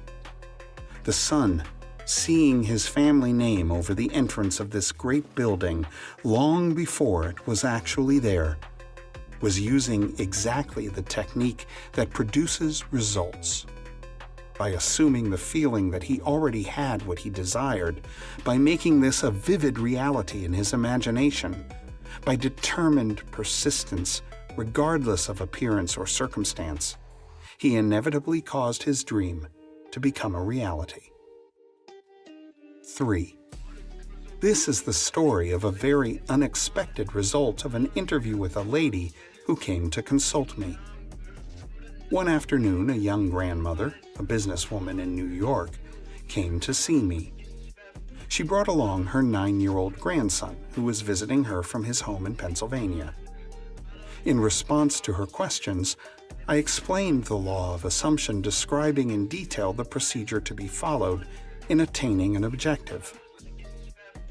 The boy sat quietly, apparently absorbed in a small toy truck, while I explained to the grandmother the method of assuming the state of consciousness that would be hers were her desire already fulfilled. I told her the story of the soldier in camp who each night fell asleep imagining himself to be in his own bed in his own home.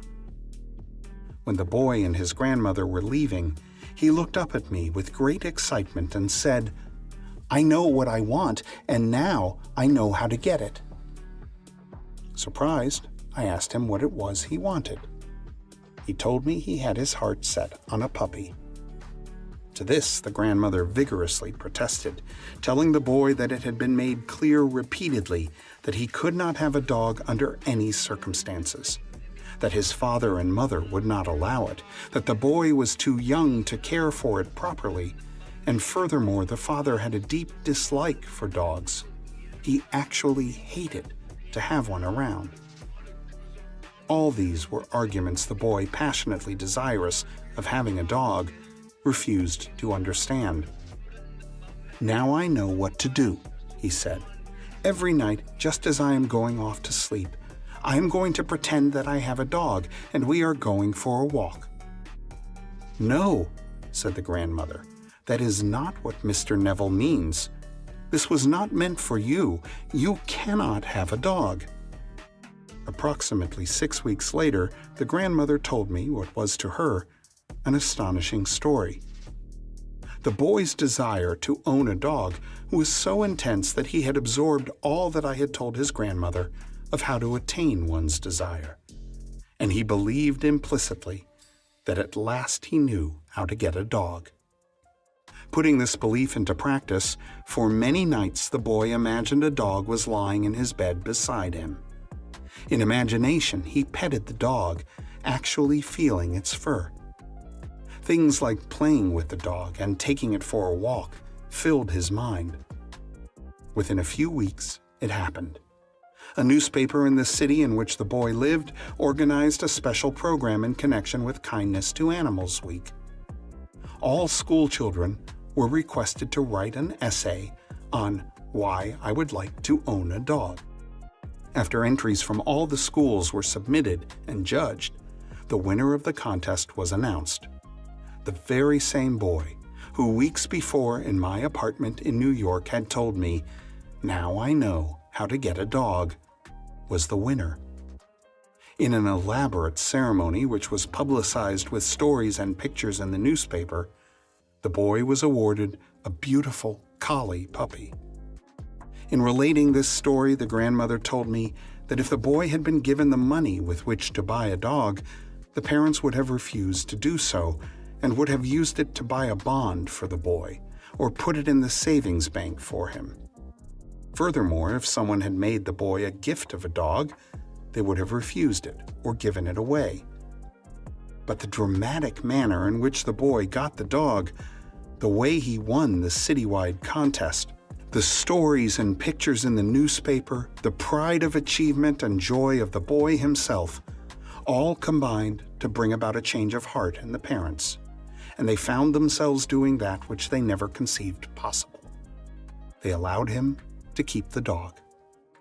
All this the grandmother explained to me, and she concluded by saying that there was one particular kind of dog on which the boy had set his heart. It was a collie. 4. This was told by the aunt in the story to the entire audience at the conclusion of one of my lectures. During the question period following my lecture on the law of assumption, a lady who had attended many lectures and had had personal consultation with me on a number of occasions rose and asked permission to tell a story illustrating how she had successfully used the law. She said that upon returning home from the lecture the week before, she had found her niece distressed and terribly upset.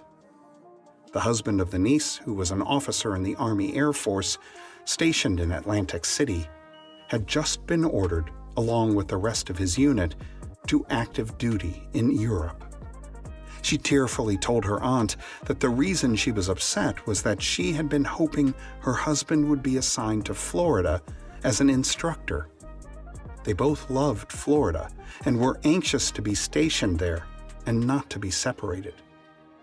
Upon hearing this story, the aunt stated that there was only one thing to do, and that was to apply immediately the law of assumption. "Let's actualize it," she said. "If you were actually in Florida, what would you do? You would feel the warm breeze. You would smell the salt air. You would feel your toes sinking down into the sand.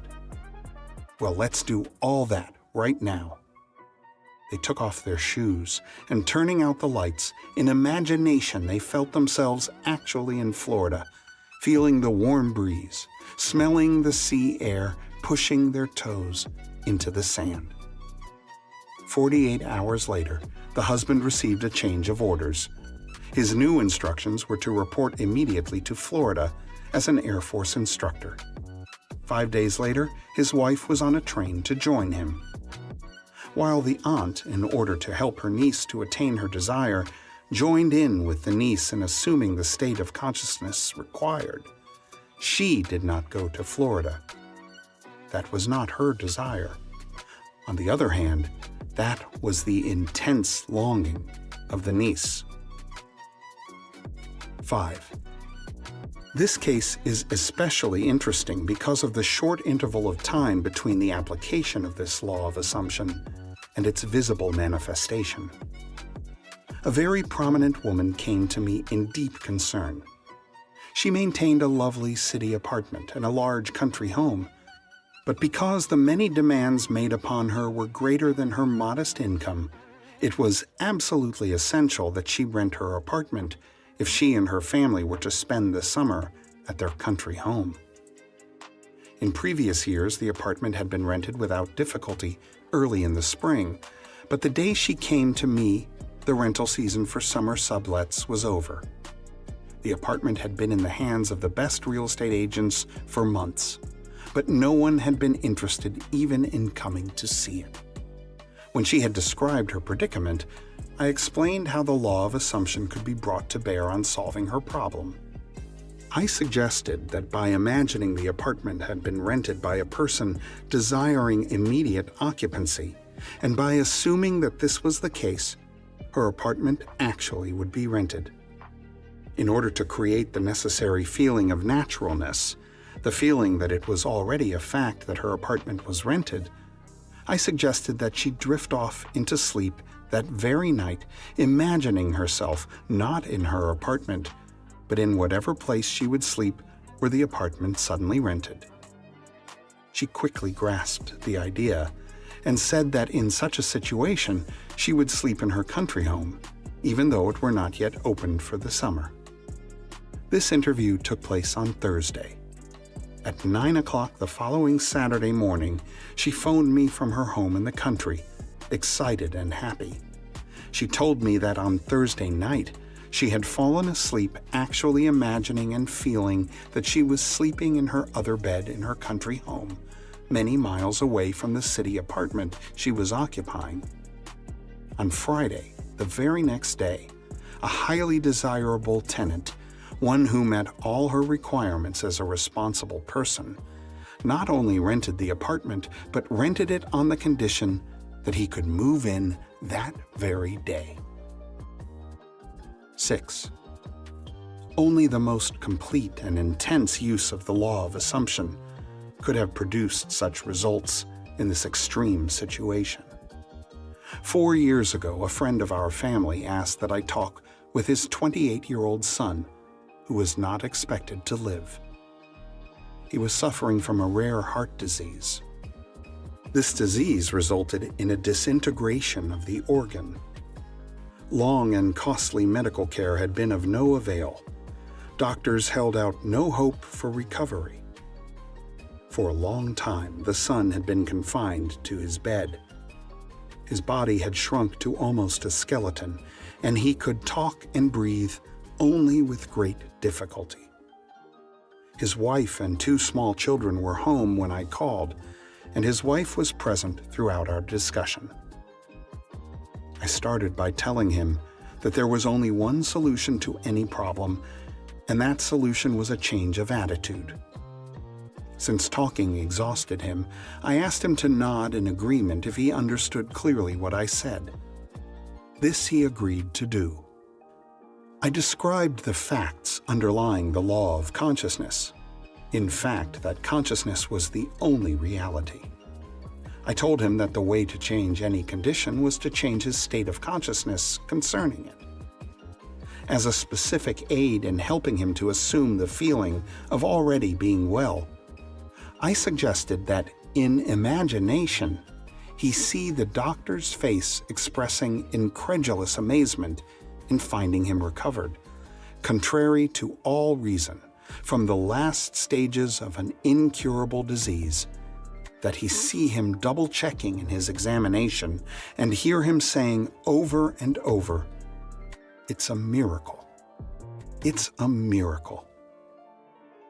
He not only understood all this clearly, but he believed it implicitly. He promised that he would faithfully follow this procedure. His wife, who had been listening intently, assured me that she too would diligently use the law of assumption and her imagination in the same way as her husband. The following day I sailed for New York, all this taking place during a winter vacation in the tropics. Several months later, I received a letter saying the son had made a miraculous recovery. On my next visit, I met him in person. He was in perfect health, actively engaged in business, and thoroughly enjoying the many social activities of his friends and family. He told me that from the day I left, he never had any doubt that it would work. He described how he had faithfully followed the suggestion I had made to him, and day after day had lived completely in the assumption of already being well and strong. Now, 4 years after his recovery, he is convinced that the only reason he is here today is due to his successful use of the law of assumption. 7. This story illustrates the successful use of the law by a New York business executive. In the fall of 1950, an executive of one of New York's prominent banks discussed with me a serious problem with which he was confronted. He told me that the outlook for his personal progress and advancement was very dim. Having reached middle age and feeling that a marked improvement in position and income was justified, he had talked it out with his superiors. They frankly told him that any major improvement was impossible and intimated that if he was dissatisfied, he could seek another job. This, of course, only increased his uneasiness. In our talk, he explained that he had no great desire for really big money, but that he had to have a substantial income in order to maintain his home comfortably and to provide for the education of his children in good preparatory schools and colleges. This he found impossible on his present income. The refusal of the bank to assure him of any advancement in the near future resulted in a feeling of discontent and an intense desire to secure a better position with considerably more money. He confided in me that the kind of job he would like better than anything in the world was one in which he managed the investment funds of a large institution, such as a foundation or great university. In explaining the law of assumption, I stated that his present situation was only a manifestation of his concept of himself, and declared that if he wanted to change the circumstances in which he found himself, he could do so by changing his concept of himself. In order to bring about this change of consciousness, and thereby a change in his situation, I asked him to follow this procedure every night just before he fell asleep. In imagination, he was to feel that he was retiring at the end of one of the most important and successful days of his life. He was to imagine that he had actually closed a deal that very day to join the kind of organization he yearned to be with, and in exactly the capacity he wanted. I suggested to him that if he succeeded in completely filling his mind with this feeling, he would experience a definite sense of relief. In this mood, his uneasiness and discontent would be a thing of the past. He would feel the contentment that comes with the fulfillment of desire. I wound up by assuring him that if he did this faithfully, he would inevitably get the kind of position he wanted. This was the first week of December. Night after night, without exception, he followed this procedure. Early in February, a director of one of the wealthiest foundations in the world asked this executive if he would be interested in joining the foundation in an executive capacity handling investments. After some brief discussion, he accepted. Today, at a substantially higher income, and with the assurance of steady progress, this man is in a position far exceeding all that he had hoped for. 8. The man and wife in this story have attended my lectures for a number of years. It is an interesting illustration of the conscious use of this law by two people concentrating on the same objective at one time. This man and wife were an exceptionally devoted couple. Their life was completely happy and entirely free from any problems or frustrations. For some time, they had planned to move into a larger apartment. The more they thought about it, the more they realized that what they had their hearts set on was a beautiful penthouse. In discussing it together, the husband explained that he wanted one with a huge window looking out on a magnificent view. The wife said she would like to have one side of the walls mirrored from top to bottom. They both wanted to have a wood-burning fireplace. It was a must that the apartment be in New York City. For months, they had searched for just such an apartment in vain. In fact, the situation in the city was such that the securing of any kind of apartment was almost an impossibility. They were so scarce that not only were there waiting lists for them, but all sorts of special deals, including premiums, the buying of furniture, etc., were involved. New apartments were being leased long before they were completed, many being rented from the blueprints of the building. Early in the spring, after months of fruitless seeking, they finally located one which they seriously considered. It was a penthouse apartment in a building just being completed on Upper Fifth Avenue, facing Central Park. It had one serious drawback. Being a new building, it was not subject to rent control, and the couple felt the yearly rental was exorbitant. In fact, it was several $1,000s a year more than they had considered paying. During the spring months of March and April, they continued looking at various penthouses throughout the city, but they always came back to this one. Finally, they decided to increase the amount they would pay substantially and made a proposition which the agent for the building agreed to forward to the owners for consideration. It was at this point, without discussing it with each other, each determined to apply the law of assumption. It was not until later that each learned what the other had done. Night after night, they both fell asleep in imagination in the apartment they were considering. The husband, lying with his eyes closed, would imagine that his bedroom windows were overlooking the park. He would imagine going to the window the first thing in the morning and enjoying the view. He felt himself sitting on the terrace overlooking the park, having cocktails with his wife and friends, all thoroughly enjoying it.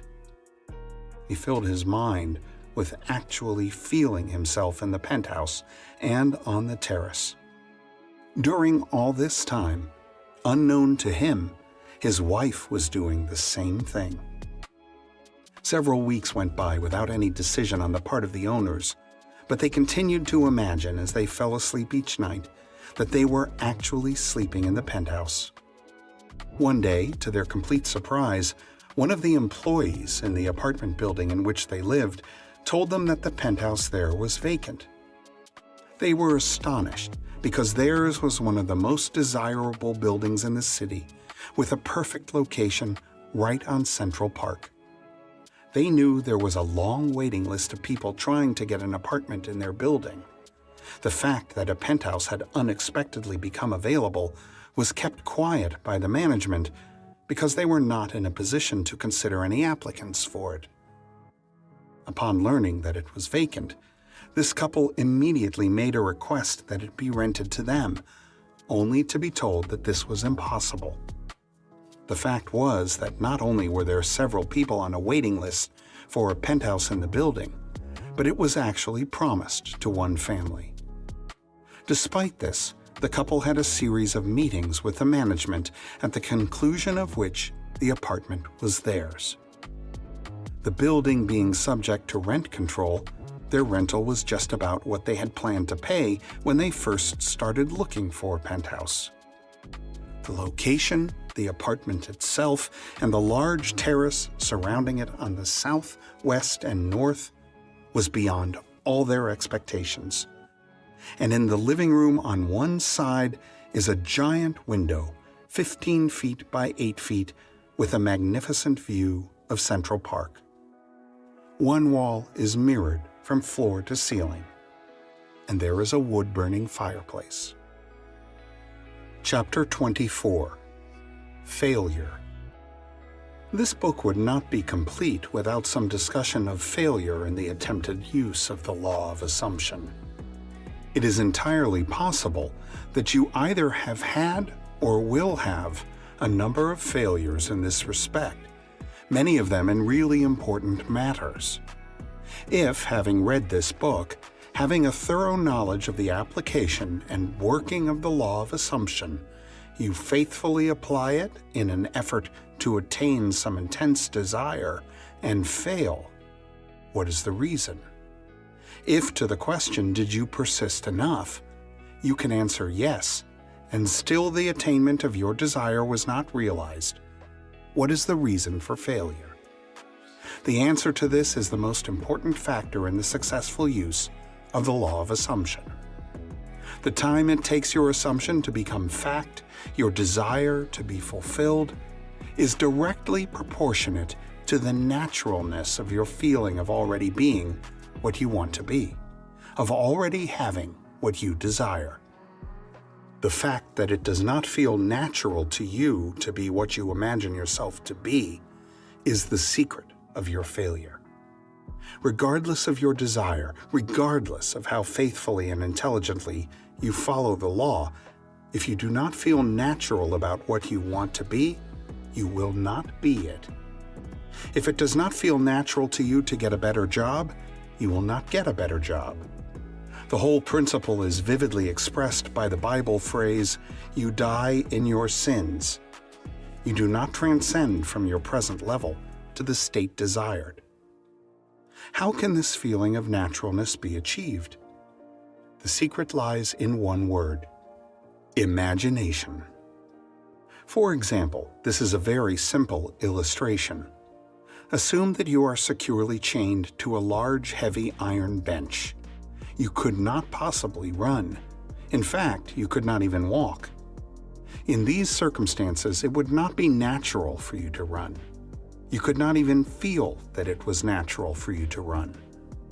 But you could easily imagine yourself running. In that instant, while your consciousness is filled with your imagined running, you have forgotten that you are bound. In imagination, your running was completely natural. The essential feeling of naturalness can be achieved by persistently filling your consciousness with imagination, imagining yourself being what you want to be or having what you desire. Progress can spring only from your imagination, from your desire to transcend your present level. What you truly and literally must feel is that with your imagination, all things are possible. You must realize that changes are not caused by caprice, but by a change of consciousness. You may fail to achieve or sustain the particular state of consciousness necessary to produce the effect you desire. But once you know that consciousness is the only reality and is the sole creator of your particular world, and have burnt this truth into your whole being, then you know that success or failure is entirely in your own hands. Whether or not you are disciplined enough to sustain the required state of consciousness in specific instances has no bearing on the truth of the law itself. That an assumption, if persisted in, will harden into fact. The certainty of the truth of this law must remain despite great disappointment and tragedy, even when you see the light of life go out and all the world go on as though it were still day. You must not believe that because your assumption failed to materialize, the truth that assumptions do materialize is a lie. If your assumptions are not fulfilled, it is because of some error or weakness in your consciousness. However, these errors and weaknesses can be overcome. Therefore, press on to the attainment of ever higher levels by feeling that you already are the person you want to be. And remember that the time it takes your assumption to become reality is proportionate to the naturalness of being it. Man surrounds himself with the true image of himself. Every spirit builds itself a house, and beyond its house a world, and beyond its world a heaven. Know then that the world exists for you. For you the phenomenon is perfect. What we are, that only can we see. All that Adam had, all that Caesar could, you have and can do. Adam called his house heaven and earth. Caesar called his house Rome. You perhaps call yours a cobbler's trade, 100 acres of land, or a scholar's garret. Yet line for line and point for point, your dominion is as great as theirs, though without fine name. Build therefore your own world, as fast as you conform your life to the pure idea in your mind, that will unfold its great proportion. Emerson. Chapter 25. Faith. A miracle is the name given by those who have no faith to the works of faith. Faith is the substance of things hoped for, the evidence of things not seen. Hebrews chapter 11, verse 1. The very reason for the law of assumption is contained in this quotation. If there were not a deep-seated awareness that that which you hope for had substance and was possible of attainment, it would be impossible to assume the consciousness of being or having it. It is the fact that creation is finished and everything exists that stirs you to hope. And hope, in turn, implies expectation. And without expectation of success, it would be impossible to use consciously the law of assumption. Evidence is a sign of actuality. Thus, this quotation means that faith is the awareness of the reality of that which you assume. Consequently, it is obvious that a lack of faith means disbelief in the existence of that which you desire. Inasmuch as that which you experience is the faithful reproduction of your state of consciousness, lack of faith will mean perpetual failure in any conscious use of the law of assumption. In all the ages of history, faith has played a major role. It permeates all the great religions of the world, it is woven all through mythology, and yet today it is almost universally misunderstood. Contrary to popular opinion, the efficacy of faith is not due to the work of any outside agency. It is from first to last an activity of your own consciousness. The Bible is full of many statements about faith, the true meaning of which few are aware. Here are some typical examples. Unto us was the gospel preached, as well as unto them.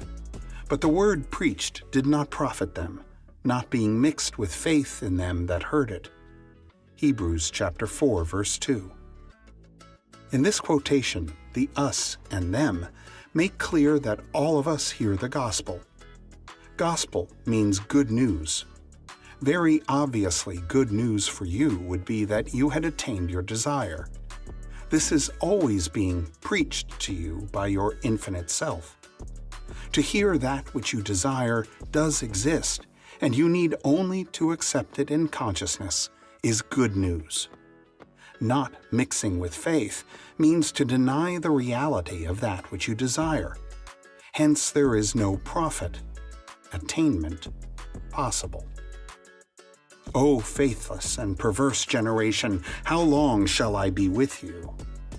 Matthew chapter 17, verse 17. The meaning of faithless has been made clear. Perverse means turned the wrong way.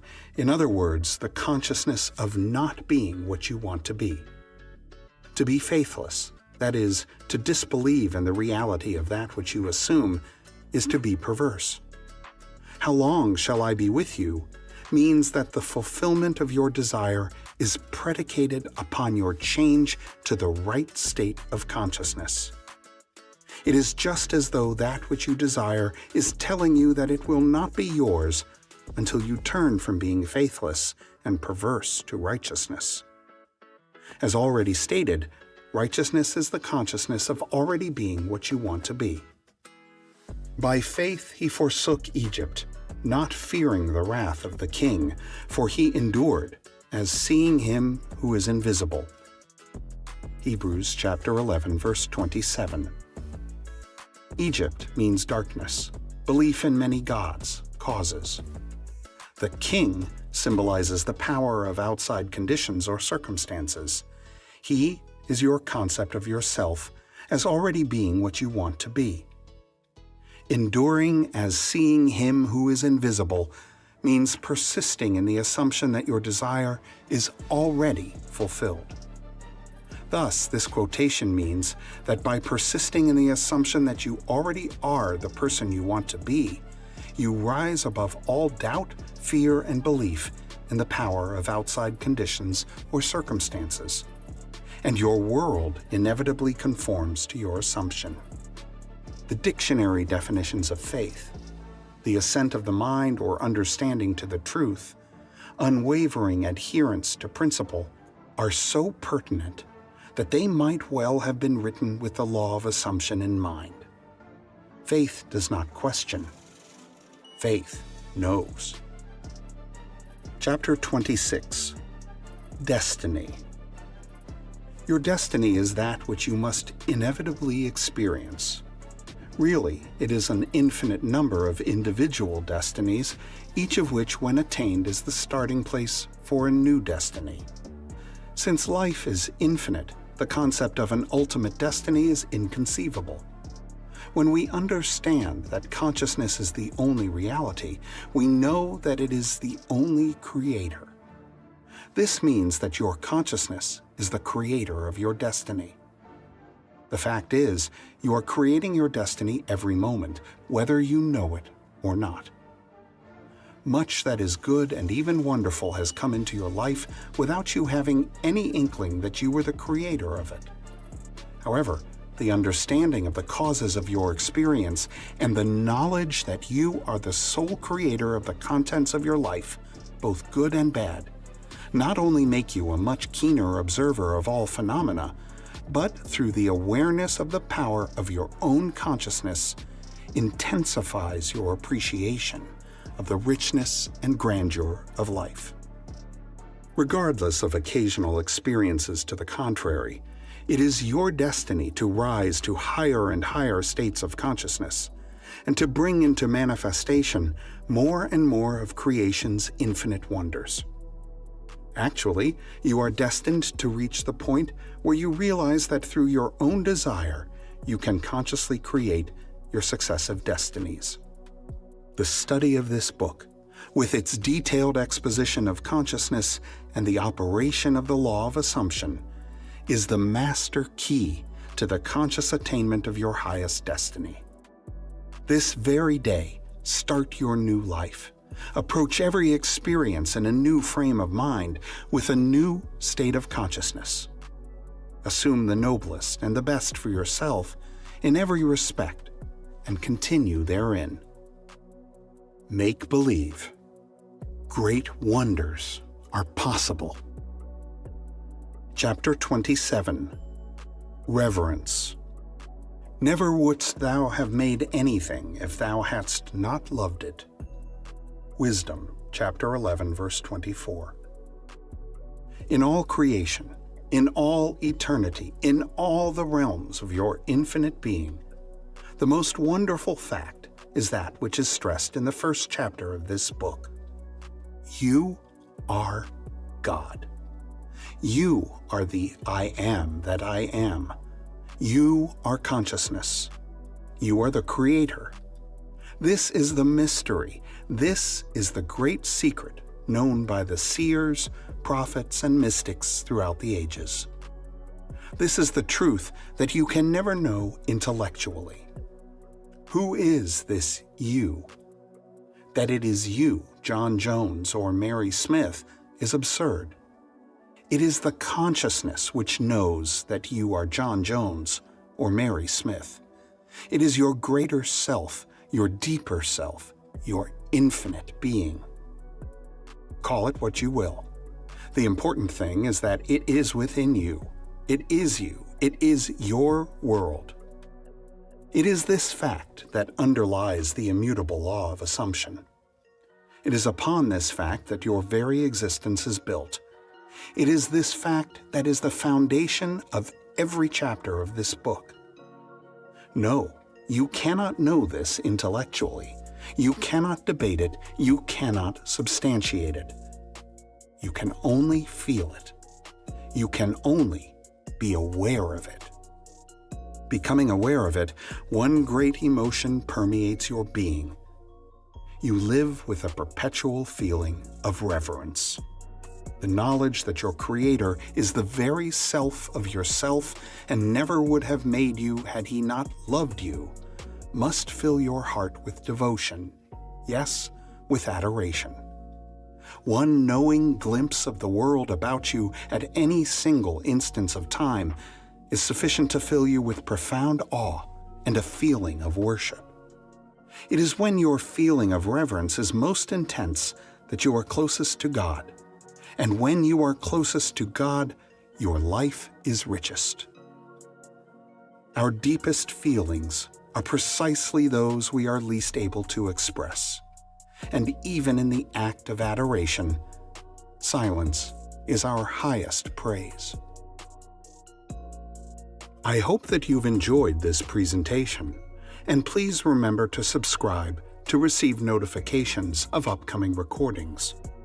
This recording is a production of Master Key Society for the purpose of research, study, and discussion. The views and opinions expressed in this book belong to the author and may not always reflect those of Master Key Society or its affiliates. The video and audio is copyright 2024, Master Key Society.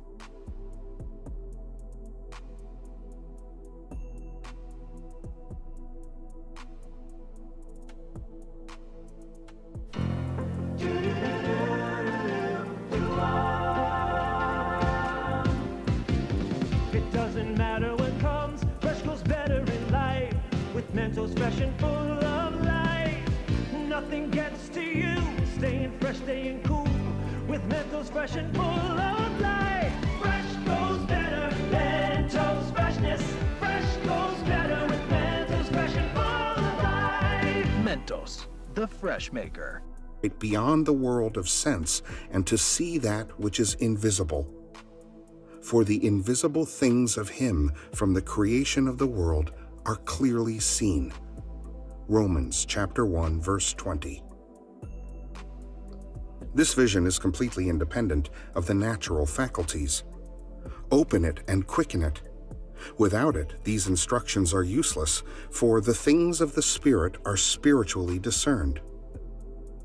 A little practice will convince us that we can, by controlling our imagination, reshape our future in harmony with our desire. Desire is the mainspring of action. We could not move a single finger unless we had a desire to move it.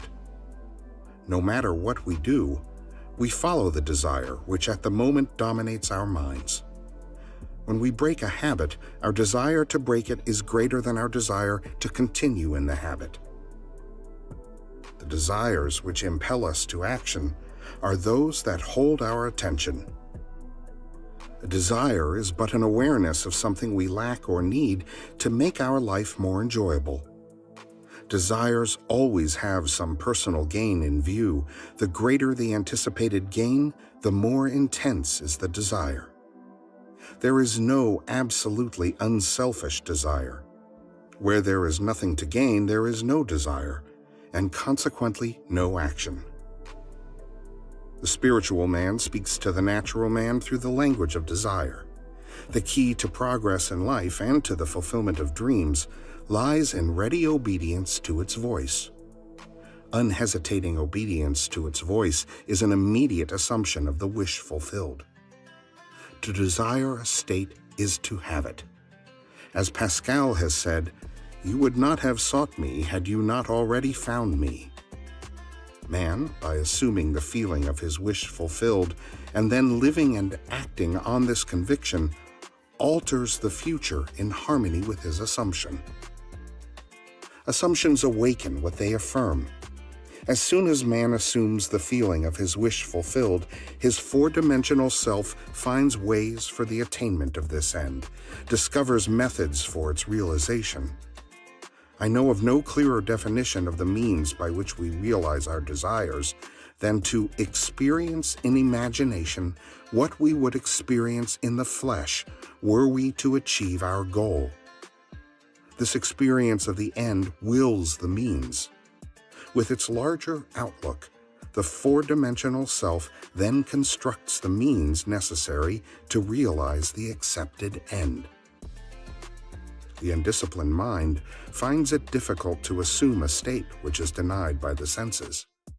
Here is a technique that makes it easy to encounter events before they occur, to call things which are not seen as though they were.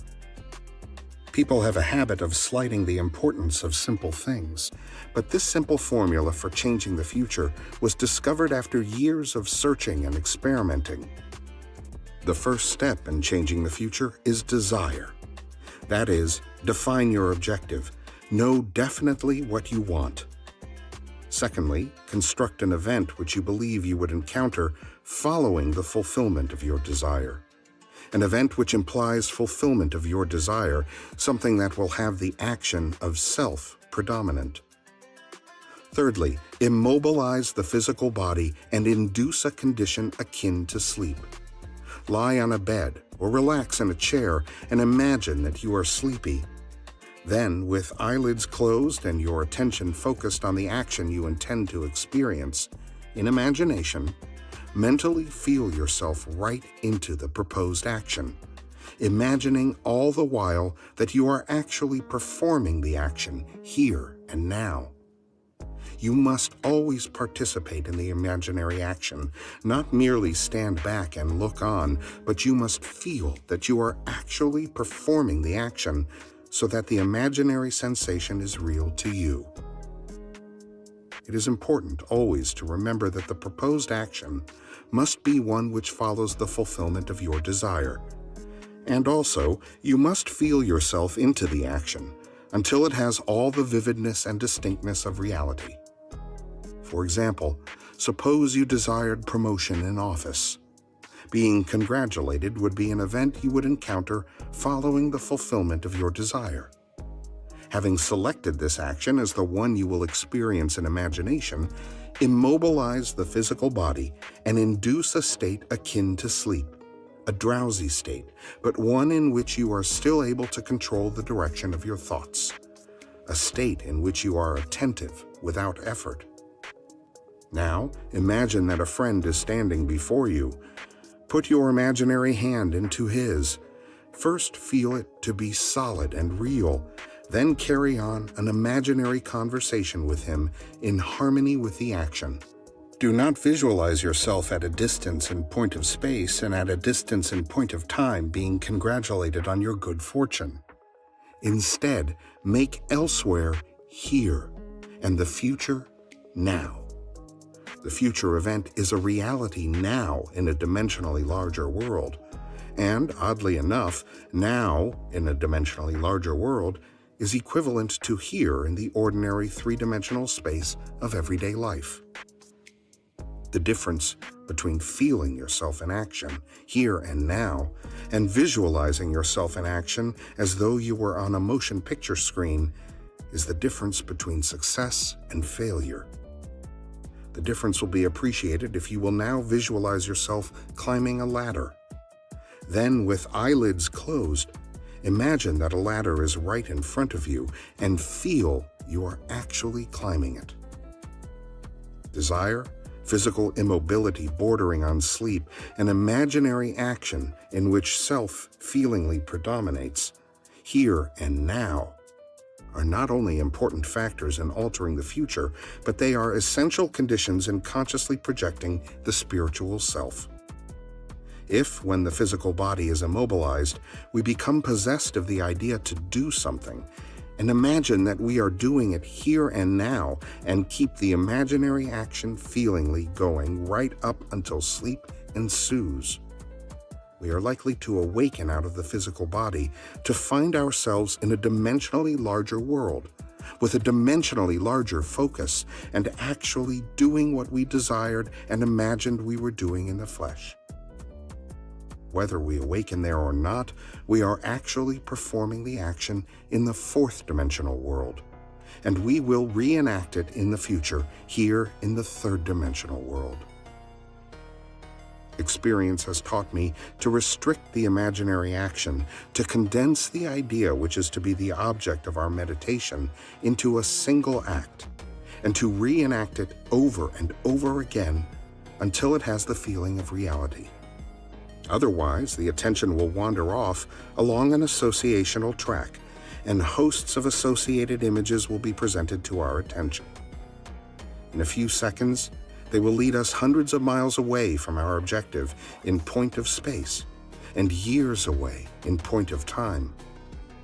If we decide to climb a particular flight of stairs because that is the likely event to follow the realization of our desire, then we must restrict the action to climbing that particular flight of stairs. Should our attention wander off, we must bring it back to its task of climbing that flight of stairs, and keep on doing so until the imaginary action has all the solidity and distinctness of reality. The idea must be maintained in the field of presentation without any sensible effort on our part. We must, with a minimum of effort, permeate the mind with the feeling of the wish fulfilled. Drowsiness facilitates change because it favors attention without effort, but it must not be pushed to the stage of sleep, in which we shall no longer be able to control the movements of our attention, but rather a moderate degree of drowsiness, in which we are still able to direct our thoughts. The most effective way to embody a desire is to assume the feeling of the wish fulfilled, and then, in a relaxed and sleepy state, repeat over and over again, like a lullaby, any short phrase which implies fulfillment of our desire, such as, "Thank you," as though we addressed a higher power for having done it for us. If, however, we seek a conscious projection into a dimensionally larger world, then we must keep the action going right up until sleep ensues. Experience in imagination, with all the distinctness of reality, what would be experienced in the flesh were you to achieve your goal. And you shall, in time, meet it in the flesh as you met it in your imagination. Feed the mind with premises, that is, assertions presumed to be true, because assumptions, though unreal to the senses, if persisted in until they have the feeling of reality, will harden into facts. To an assumption, all means which promote its realization are good. It influences the behavior of all by inspiring in all the movements, the actions, and the words which tend towards its fulfillment.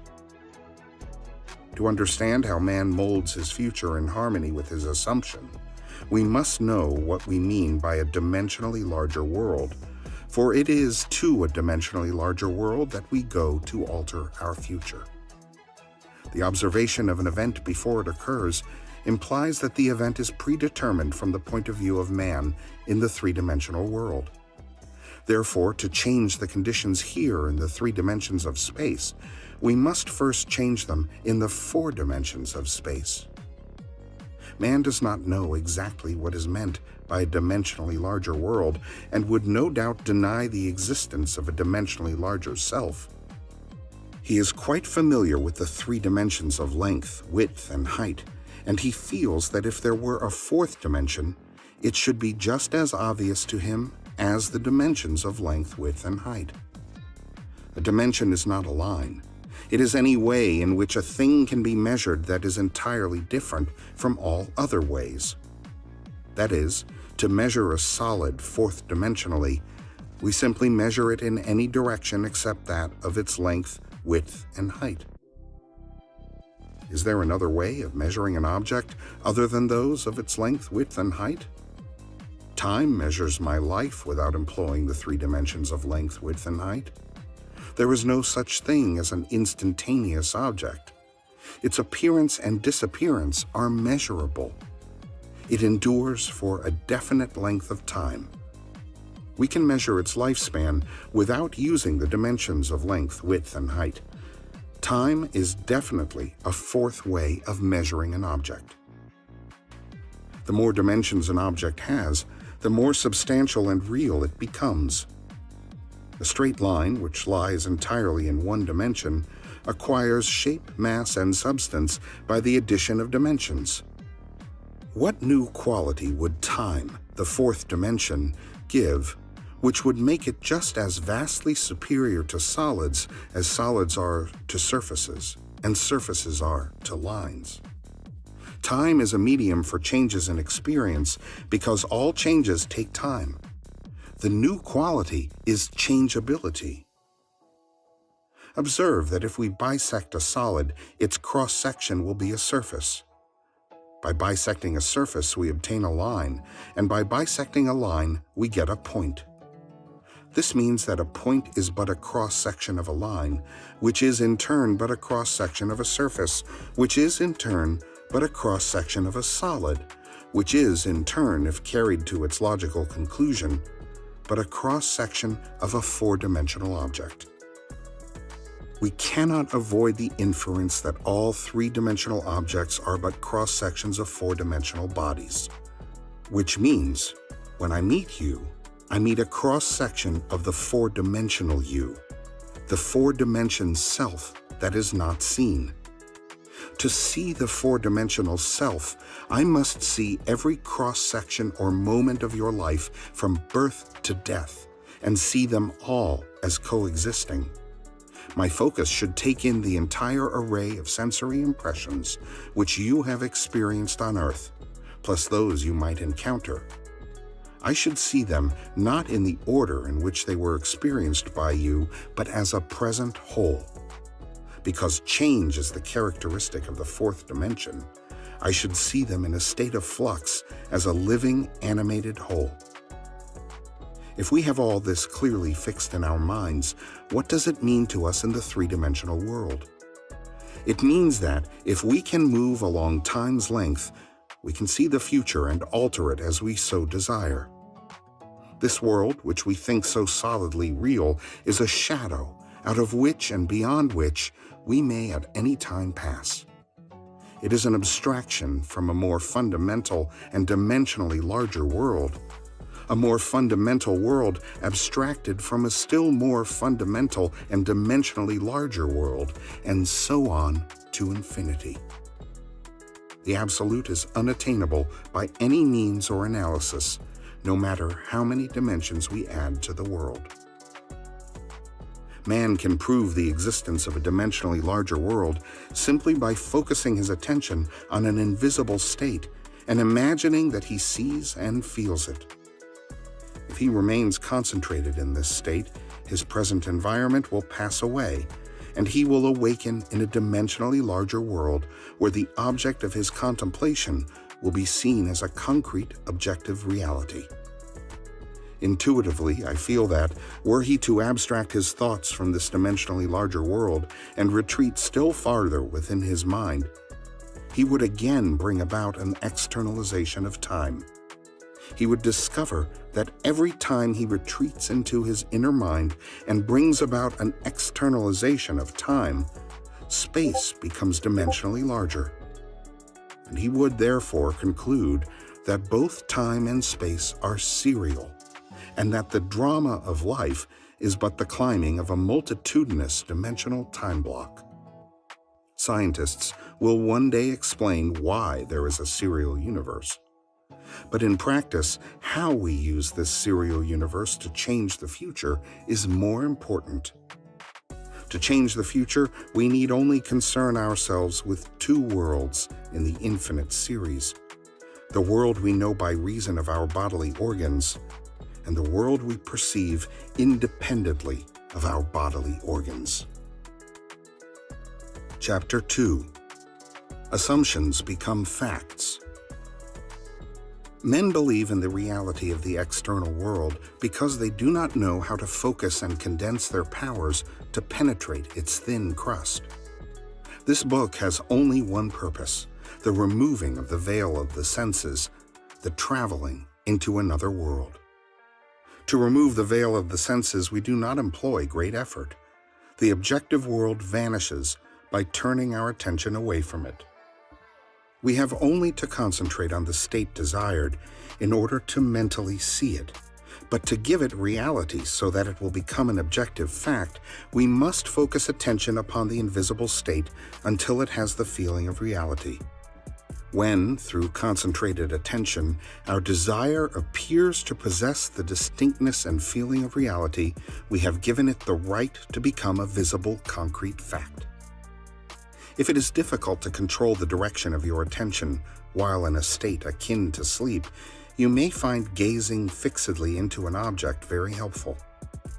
Do not look at its surface, but into and beyond any plain object, such as a wall, a carpet, or any other object which possesses depth.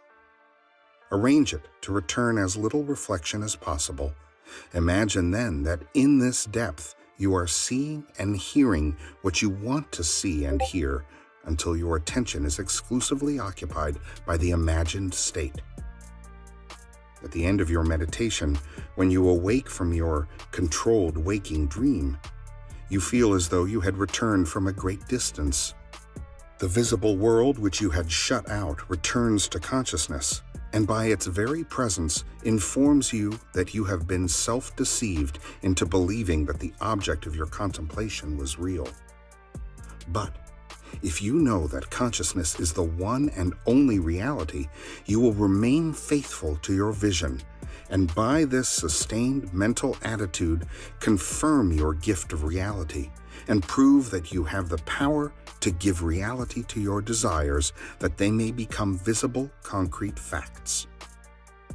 Define your ideal and concentrate your attention upon the idea of identifying yourself with your ideal. Assume the feeling of being it, the feeling that would be yours were you already the embodiment of your ideal. Then live and act upon this conviction. This assumption, though denied by the senses, if persisted in, will become fact. You will know when you have succeeded in fixing the desired state in consciousness by simply looking mentally at the people you know. In dialogues with yourself, you are less inhibited and more sincere than in actual conversations with others. Therefore, the opportunity for self-analysis arises when you are surprised by your mental conversations with others. If you see them as you formerly saw them, you have not changed your concept of self. For all changes of concepts of self result in a changed relationship to your world. In your meditation, allow others to see you as they would see you were this new concept of self a concrete fact. You always seem to others an embodiment of the ideal you inspire. Therefore, in meditation, when you contemplate others, you must be seen by them mentally as you would be seen by them physically, were your concept of self an objective fact. That is, in meditation you imagine that they see you expressing that which you desire to be. If you assume that you are what you want to be, your desire is fulfilled, and in fulfillment all longing is neutralized. You cannot continue desiring what you have already realized. Your desire is not something you labor to fulfill, it is recognizing something you already possess. It is assuming the feeling of being that which you desire to be. Believing and being are one. The conceiver and his conception are one. Therefore, that which you conceive yourself to be can never be so far off as even to be near, for nearness implies separation. If thou canst believe, all things are possible to him that believeth. Being is the substance of things hoped for, the evidence of things not yet seen. If you assume that you are what you want to be, then you will see others as they are related to your assumption. If, however, it is the good of others that you desire, then, in meditation, you must represent them to yourself as already being that which you desire them to be. It is through desire that you rise above your present sphere, and the road from longing to fulfillment is shortened as you experience in imagination what you would experience in the flesh, were you already the embodiment of the ideal you desire to be. I have stated that man has at every moment of time the choice before him which of several futures he will encounter. But the question arises, how is this possible when the experiences of man, awake in the three-dimensional world, are predetermined, as his observation of an event before it occurs implies? This ability to change the future will be seen if we liken the experiences of life on Earth to this printed page. Man experiences events on Earth singly and successively in the same way that you are now experiencing the words of this page. Imagine that every word on this page represents a single sensory impression. To get the context, to understand my meaning, you focus your vision on the first word in the upper left-hand corner, and then move your focus across the page from left to right, letting it fall on the words singly and successively. By the time your eyes reach the last word on this page, you have extracted my meaning. Suppose, however, on looking at the page with all the printed words thereon equally present, you decided to rearrange them. You could, by rearranging them, tell an entirely different story. In fact, you could tell many different stories. A dream is nothing more than uncontrolled four-dimensional thinking, or the rearrangement of both past and future sensory impressions. Man seldom dreams of events in the order in which he experiences them when awake.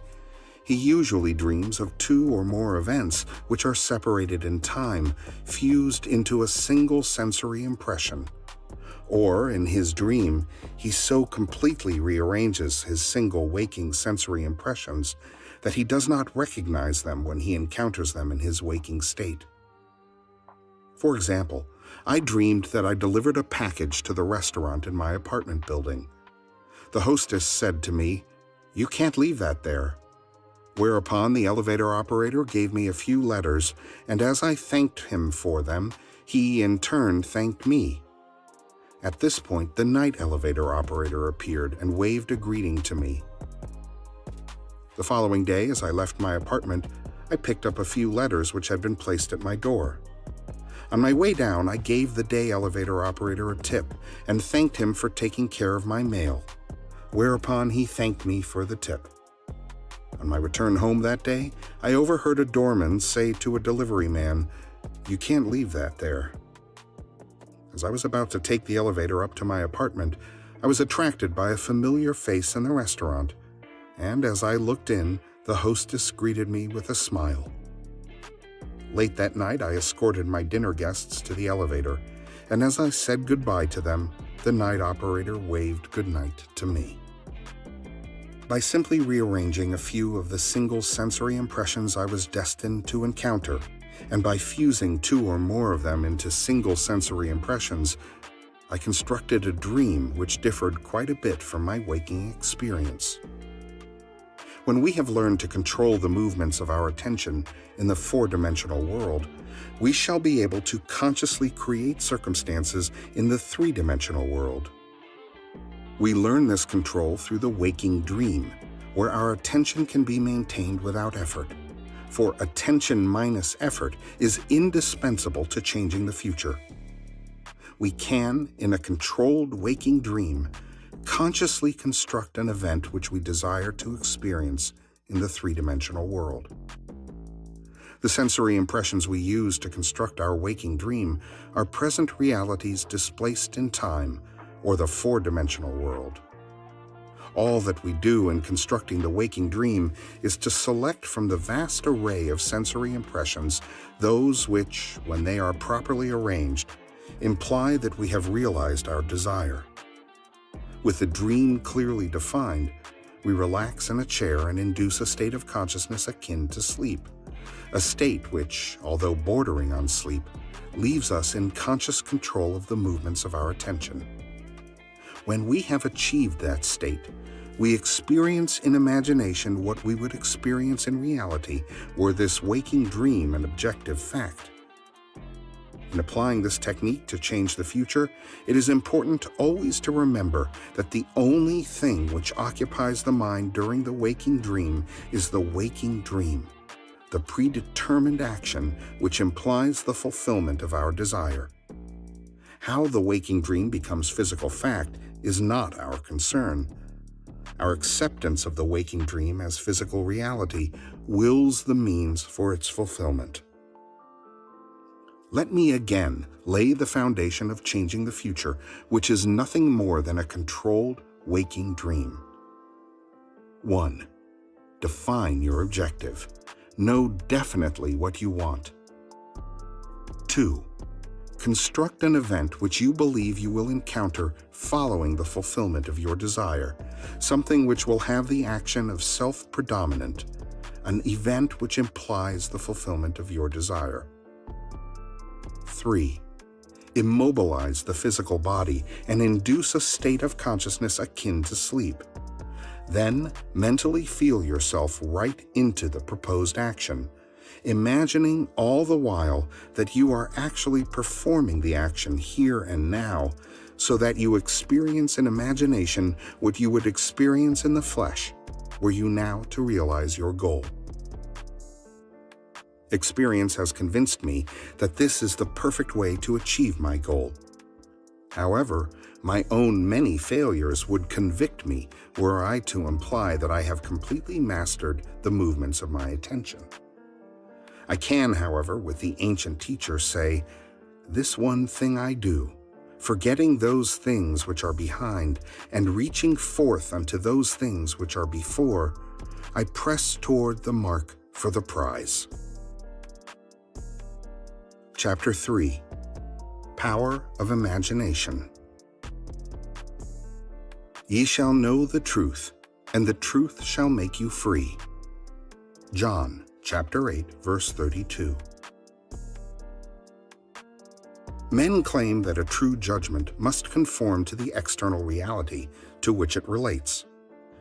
This means that if I, while imprisoned, suggest to myself that I am free, and succeed in believing that I am free, it is true that I believe in my freedom, but it does not follow that I am free, for I may be the victim of illusion. But because of my own experiences, I have come to believe in so many strange things that I see little reason to doubt the truth of things that are beyond my experience. The ancient teachers warned us not to judge from appearances because, said they, the truth need not conform to the external reality to which it relates.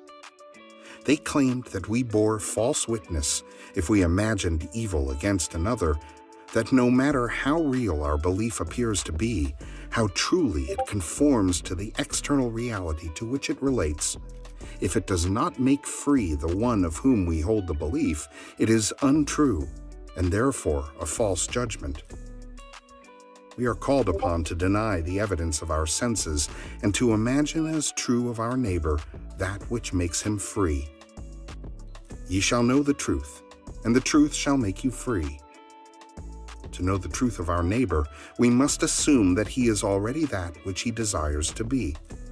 Any concept we hold of another that is short of his fulfilled desire will not make him free, and therefore cannot be the truth. Instead of learning my craft in schools where attending courses and seminars is considered a substitute for self-acquired knowledge, my schooling was devoted almost exclusively to the power of imagination. I sat for hours imagining myself to be other than that which my reason and my senses dictated, until the imagined states were vivid as reality. So vivid that passer-by became but a part of my imagination and acted as I would have them.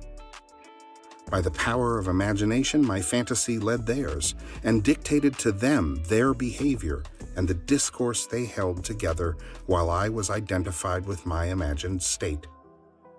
Man's imagination is the man himself, and the world as imagination sees it is the real world. But it is our duty to imagine all that is lovely and of good report.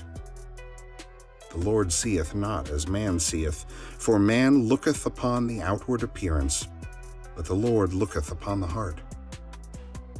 As a man thinketh in his heart, so is he.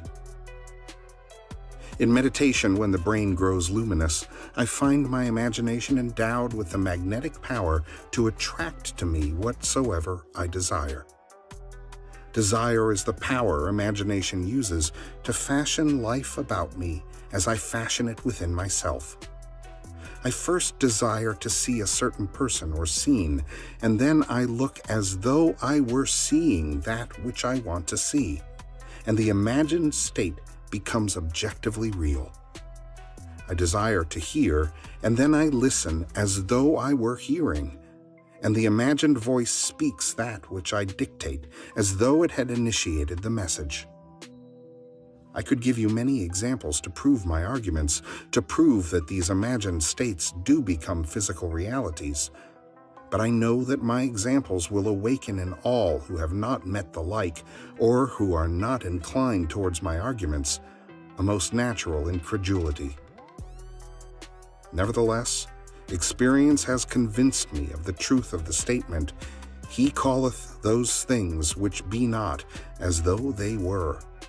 Romans chapter 4, verse 17. For I have, in intense meditation, called things that were not seen as though they were, and the unseen not only became seen, but eventually became physical realities. By this method, first desiring and then imagining that we are experiencing that which we desire to experience, we can mold the future in harmony with our desire. But let us follow the advice of the prophet and think only the lovely and the good. For the imagination waits on us as indifferently and as swiftly when our nature is evil as when it is good. From us spring forth good and evil. I have set before thee this day life and good, and death and evil. Deuteronomy chapter 30, verse 15. Desire and imagination are the enchanter's wand of fable, and they draw to themselves their own affinities. They break forth best when the mind is in a state akin to sleep. I have written with some care and detail the method I use to enter the dimensionally larger world, but I shall give one more formula for opening the door of the larger world. In a dream, in a vision of the night, when deep sleep falleth upon men, in slumberings upon the bed, then he openeth the ears of men and sealeth their instruction. Job chapter 33, verses 15 and 16. In dream, we are usually the servant of our vision rather than its master, but the internal fantasy of dream can be turned into an external reality. In dream, as in meditation, we slip from this world into a dimensionally larger world, and I know that the forms in dream are not flat two-dimensional images which modern psychologists believe them to be. They are substantial realities of the dimensionally larger world, and I can lay hold of them.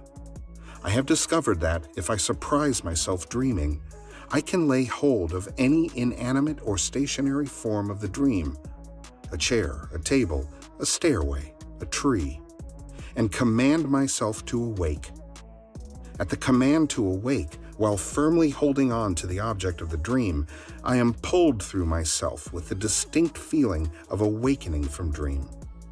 I awaken in another sphere, holding the object of my dream, to find that I am no longer the servant of my vision, but its master, for I am fully conscious and in control of the movements of my attention. It is in this fully conscious state when we are in control of the direction of thought, that we call things that are not seen as though they were. In this state, we call things by wishing and assuming the feeling of our wish fulfilled. Unlike the world of 3 dimensions, where there is an interval between our assumption and its fulfillment, in the dimensionally larger world, there is an immediate realization of our assumption. The external reality instantly mirrors our assumption. Here, there is no need to wait 4 months till harvest. We look again as though we saw, and lo and behold, the fields are already white to harvest. In this dimensionally larger world, ye shall not need to fight. Set yourselves, stand ye still, and see the salvation of the Lord with you. 2 Chronicles chapter 20, verse 17. And because that greater world is slowly passing through our 3-dimensional world, we can, by the power of imagination, mold our world in harmony with our desire. Look as though you saw. Listen as though you heard. Stretch forth your imaginary hand as though you touched, and your assumptions will harden into facts. To those who believe that a true judgment must conform to the external reality to which it relates, this will be foolishness and a stumbling block. But I preach and practice the fixing in consciousness of that which man desires to realize. Experience convinces me that fixed attitudes of mind, which do not conform to the external reality to which they relate and are therefore called imaginary, things which are not, will nevertheless bring to naught things that are. I do not wish to write a book of wonders, but rather to turn man's mind back to the one and only reality that the ancient teachers worshipped as God. All that was said of God was in reality said of man's consciousness. So we may say that, according as it is written, "He that glorieth, let him glory in his own consciousness." No man needs help to direct him in the application of this law of consciousness. I am is the self-definition of the Absolute, the root out of which everything grows. I am the vine. What is your answer to the eternal question, who am I? Your answer determines the part you play in the world's drama. Your answer, that is, your concept of self, need not conform to the external reality to which it relates. This great truth is revealed in the statement, "Let the weak say, I am strong." Joel chapter 3, verse 10. Look back over the good resolutions with which many past New Years are encumbered. They lived a little while and then they died. Why? Because they were severed from their root. Assume that you are that which you want to be. Experience in imagination what you would experience in the flesh, were you already that which you want to be. Remain faithful to your assumption so that you define yourself as that which you have assumed. Things have no life if they are severed from their roots, and our consciousness, our I amness, is the root of all that springs in our world. If ye believe not that I am he, ye shall die in your sins. John chapter 8, verse 24. That is, if I do not believe that I am already that which I desire to be, then I remain as I am, and die in my present concept of self. There is no power outside of the consciousness of man to resurrect and make alive that which man desires to experience. That man who is accustomed to call up at will whatever image he pleases will be, by virtue of the power of his imagination, master of his fate. I am the resurrection and the life. He that believeth in me, though he were dead, yet shall he live. John chapter 11, verse 25. Ye shall know the truth, and the truth shall make you free. Chapter 4. No one to change but self. And for their sakes I sanctify myself, that they also might be sanctified through the truth. John chapter 17, verse 19. The ideal we serve and strive to attain could never be evolved from us were it not potentially involved in our nature. It is now my purpose to retell and to emphasize an experience of mine printed by me 2 years ago. I believe these quotations from The Search will help us to understand the operation of the law of consciousness and show us that we have no one to change but self. Once in an idle interval at sea, I meditated on the perfect state and wondered what I would be were I of too pure eyes to behold iniquity, if to me all things were pure and were I without condemnation.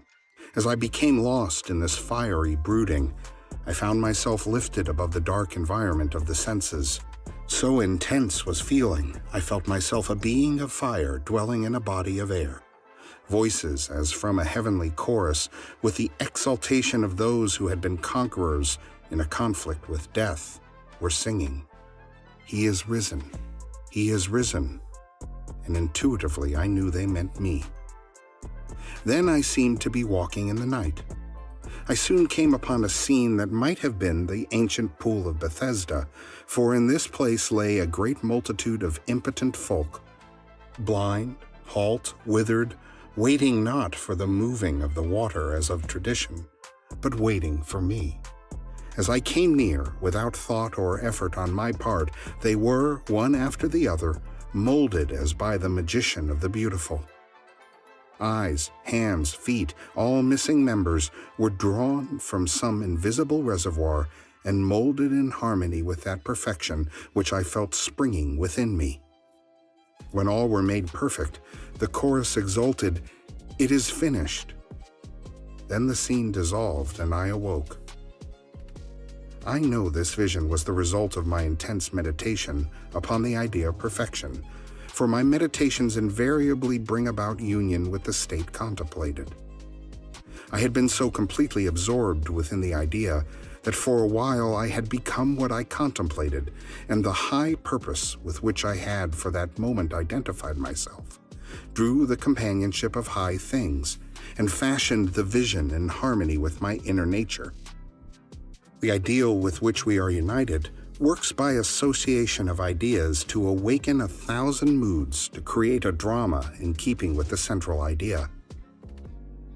My mystical experiences have convinced me that there is no way to bring about the outer perfection we seek, other than by the transformation of ourselves.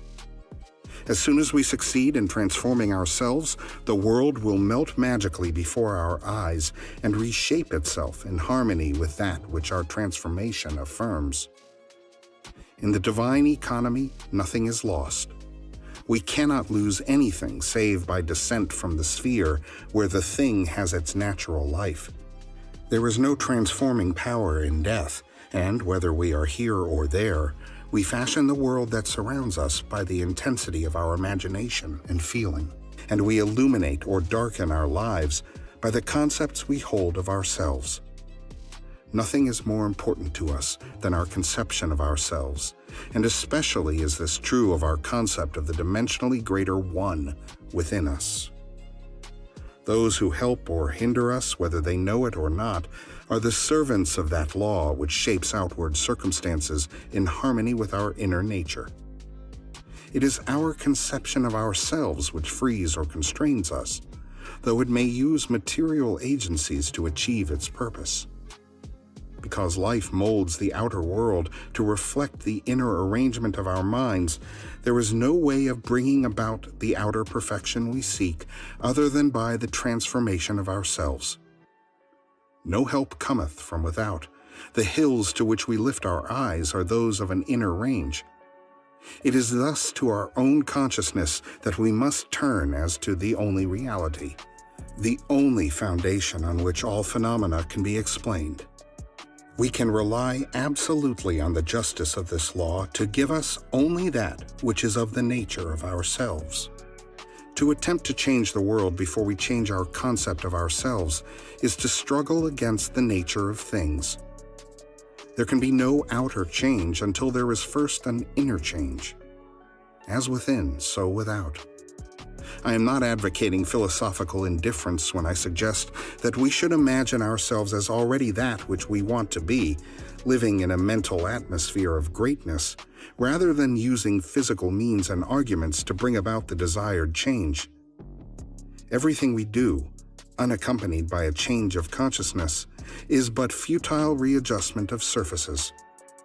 However we toil or struggle, we can receive no more than our assumptions affirm. To protest against anything which happens to us is to protest against the law of our being and our rulership over our own destiny. The circumstances of my life are too closely related to my conception of myself not to have been formed by my own spirit from some dimensionally larger storehouse of my being.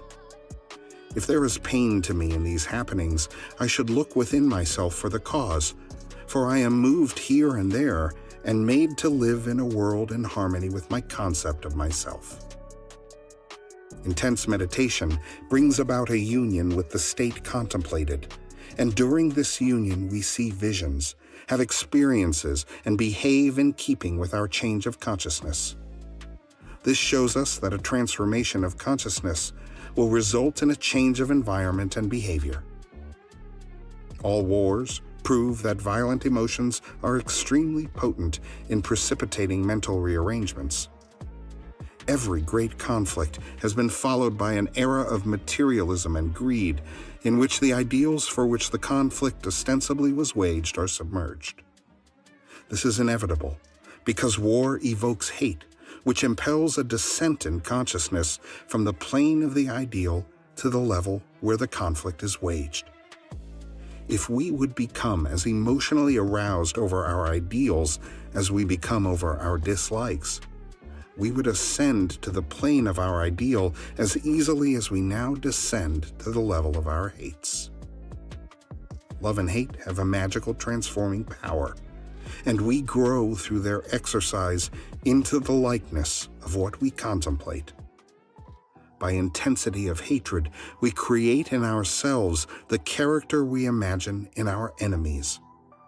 Qualities die for want of attention, so the unlovely states might best be rubbed out by imagining beauty for ashes and joy for mourning, rather than by direct attacks on the state from which we would be free. Whatsoever things are lovely and of good report, think on these things, for we become that with which we are en rapport. There is nothing to change but our concept of self. As soon as we succeed in transforming self, our world will dissolve and reshape itself in harmony with that which our change affirms.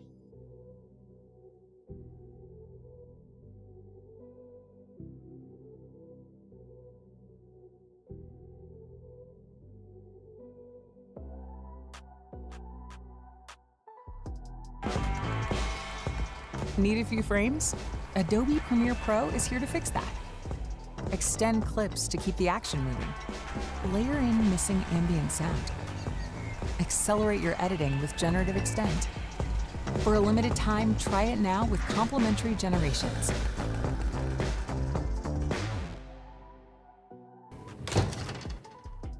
Self-Reliance by Ralph Waldo Emerson.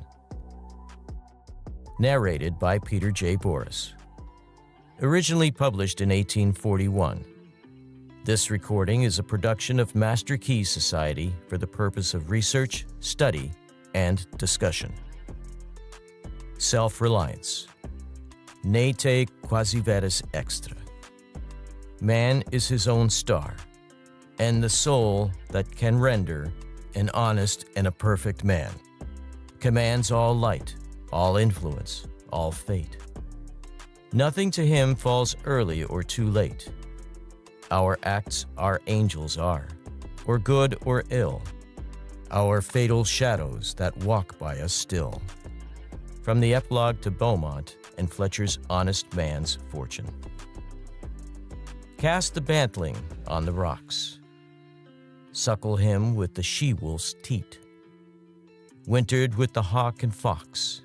Power and speed be hands and feet. I read the other day some verses written by an eminent painter, which were original and not conventional. The soul always hears an admonition in such lines. Let the subject be what it may. The sentiment they instill is of more value than any thought they may contain. To believe your own thought, to believe that what is true for you in your private heart is true for all men, that is genius. Speak your latent conviction, and it shall be the universal sense, for the inmost in due time becomes the outmost. And our first thought is rendered back to us by the trumpets of the Last Judgment. Familiar as the voice of the mind is to each, the highest merit we ascribe to Moses, Plato, and Milton is that they set at naught books and traditions, and spoke not what men, but what they thought. A man should learn to detect and watch that gleam of light which flashes across his mind from within, more than the luster of the firmament of bards and sages. Yet he dismisses without notice his thought, because it is his. In every work of genius, we recognize our own rejected thoughts. They come back to us with a certain alienated majesty. Great works of art have no more affecting lesson for us than this. They teach us to abide by our spontaneous impression with good-humored inflexibility than most when the whole cry of voices is on the other side. Else, tomorrow a stranger will say with masterly good sense precisely what we have thought and felt all the time, and we shall be forced to take with shame our own opinion from another. There is a time in every man's education when he arrives at the conviction that envy is ignorance, that imitation is suicide, that he must take himself for better, for worse, as his portion, that though the wide universe is full of good, no kernel of nourishing corn can come to him but through his toil bestowed on the plot of ground which is given to him to till. The power which resides in him is new in nature, and none but he knows what that is which he can do, nor does he know until he has tried. Not for nothing one face, one character, one fact makes much impression on him, and another none. This sculpture in the memory is not without pre-established harmony. The eye was placed where one ray should fall, that it might testify of that particular ray. We but half express ourselves, and are ashamed of that divine idea which each of us represents. It may be safely trusted as proportionate and of good issues, so it be faithfully imparted. But God will not have his work made manifest by cowards. A man is relieved and gay when he has put his heart into his work and done his best. But what he has said or done otherwise shall give him no peace. It is a deliverance which does not deliver. In the attempt, his genius deserts him. No muse befriends, no invention, no hope. Trust thyself. Every heart vibrates to that iron string. Accept the place the divine providence has found for you, the society of your contemporaries, the connection of events.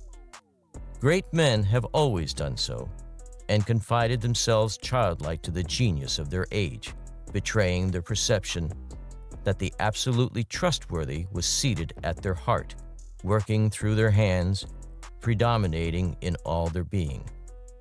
And we are now men, and must accept in the highest mind the same transcendent destiny, and not minors and invalids in a protected corner, not cowards fleeing before a revolution, but guides, redeemers, and benefactors, obeying the almighty effort and advancing on chaos and the dark. What pretty oracles nature yields us on this text, in the face and behavior of children, babes, and even brutes. That divided and rebel mind, that distrust of a sentiment because our arithmetic has computed the strength and means opposed to our purpose, these have not. Their mind being whole, their eye is as yet unconquered.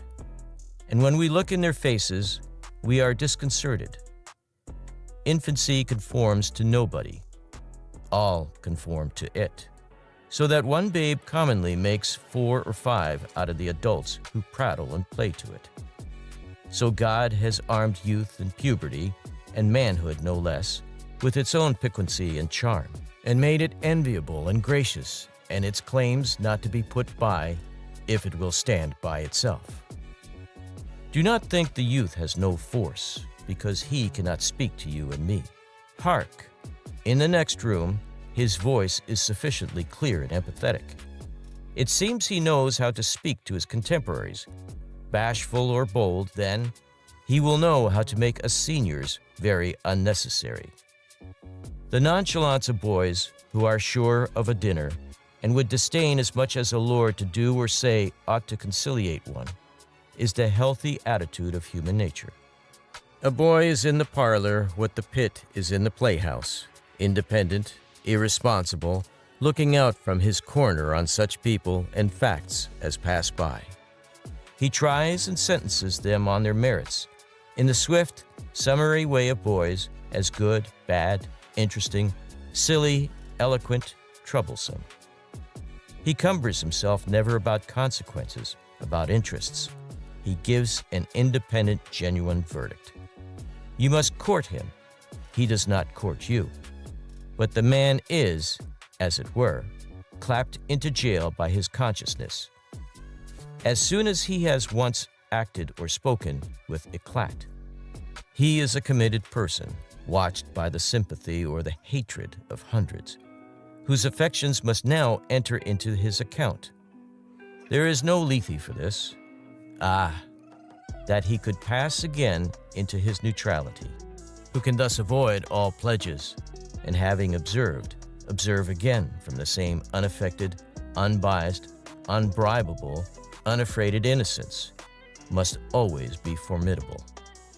He would utter opinions on all passing affairs, which being seen to be not private, but necessary, would sink like darts into the ear of men, and put them in fear. These are the voices which we hear in solitude, but they grow faint and inaudible as we enter into the world. Society everywhere is in conspiracy against the manhood of every one of its members. Society is a joint stock company, in which the members agree, for the better securing of his bread to each shareholder, to surrender the liberty and culture of the eater. The virtue in most request is conformity. Self-reliance is its aversion. It loves not realities and creators, but names and customs. Whoso would be a man must be a nonconformist. He who would gather immortal palms must not be hindered by the name of goodness, but must explore if it be goodness. Nothing is at last sacred but the integrity of your own mind.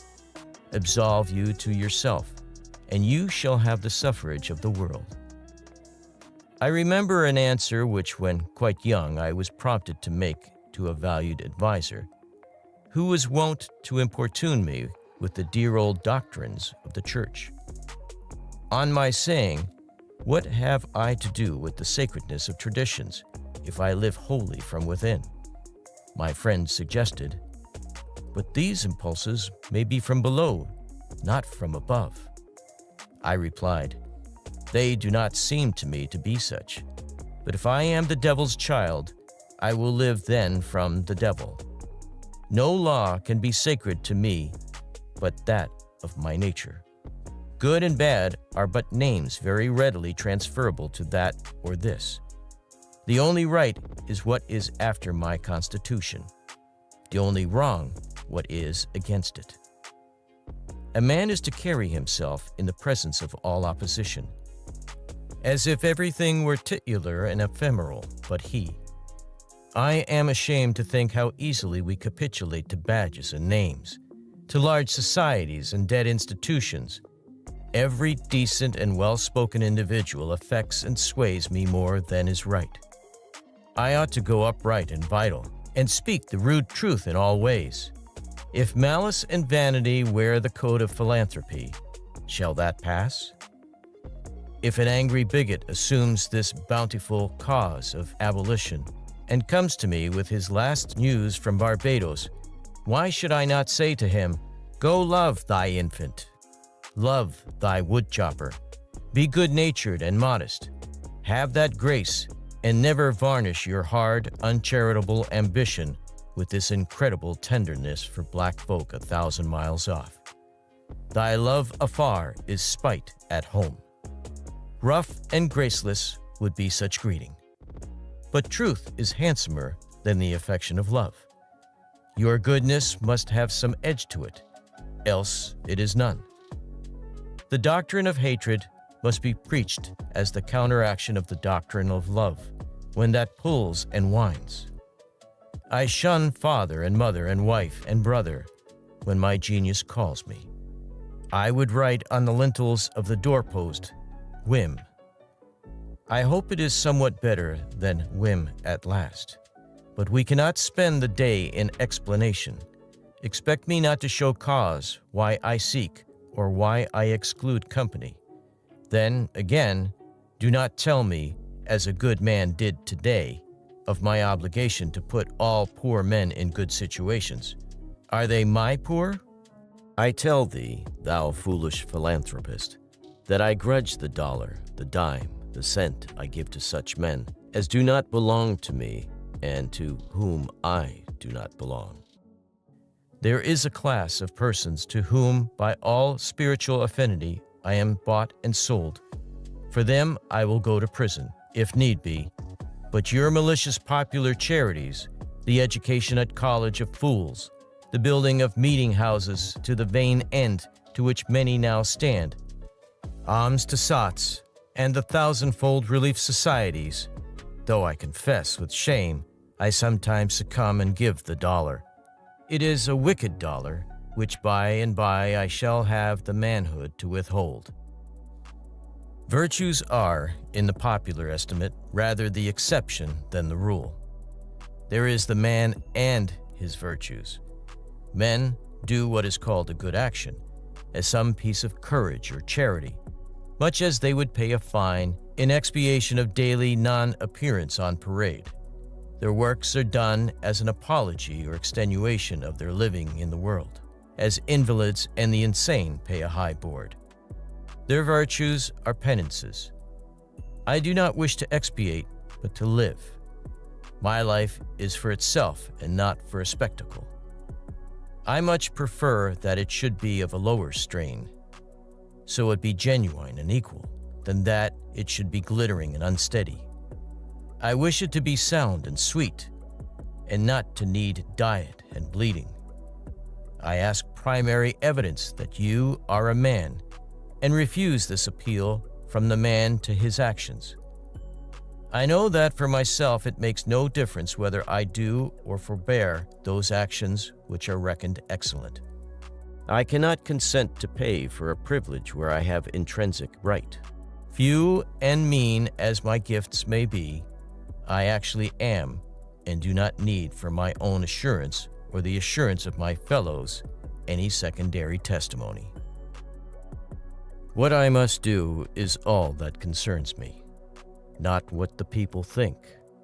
This rule, equally arduous in actual and in intellectual life, may serve for the whole distinction between greatness and meanness.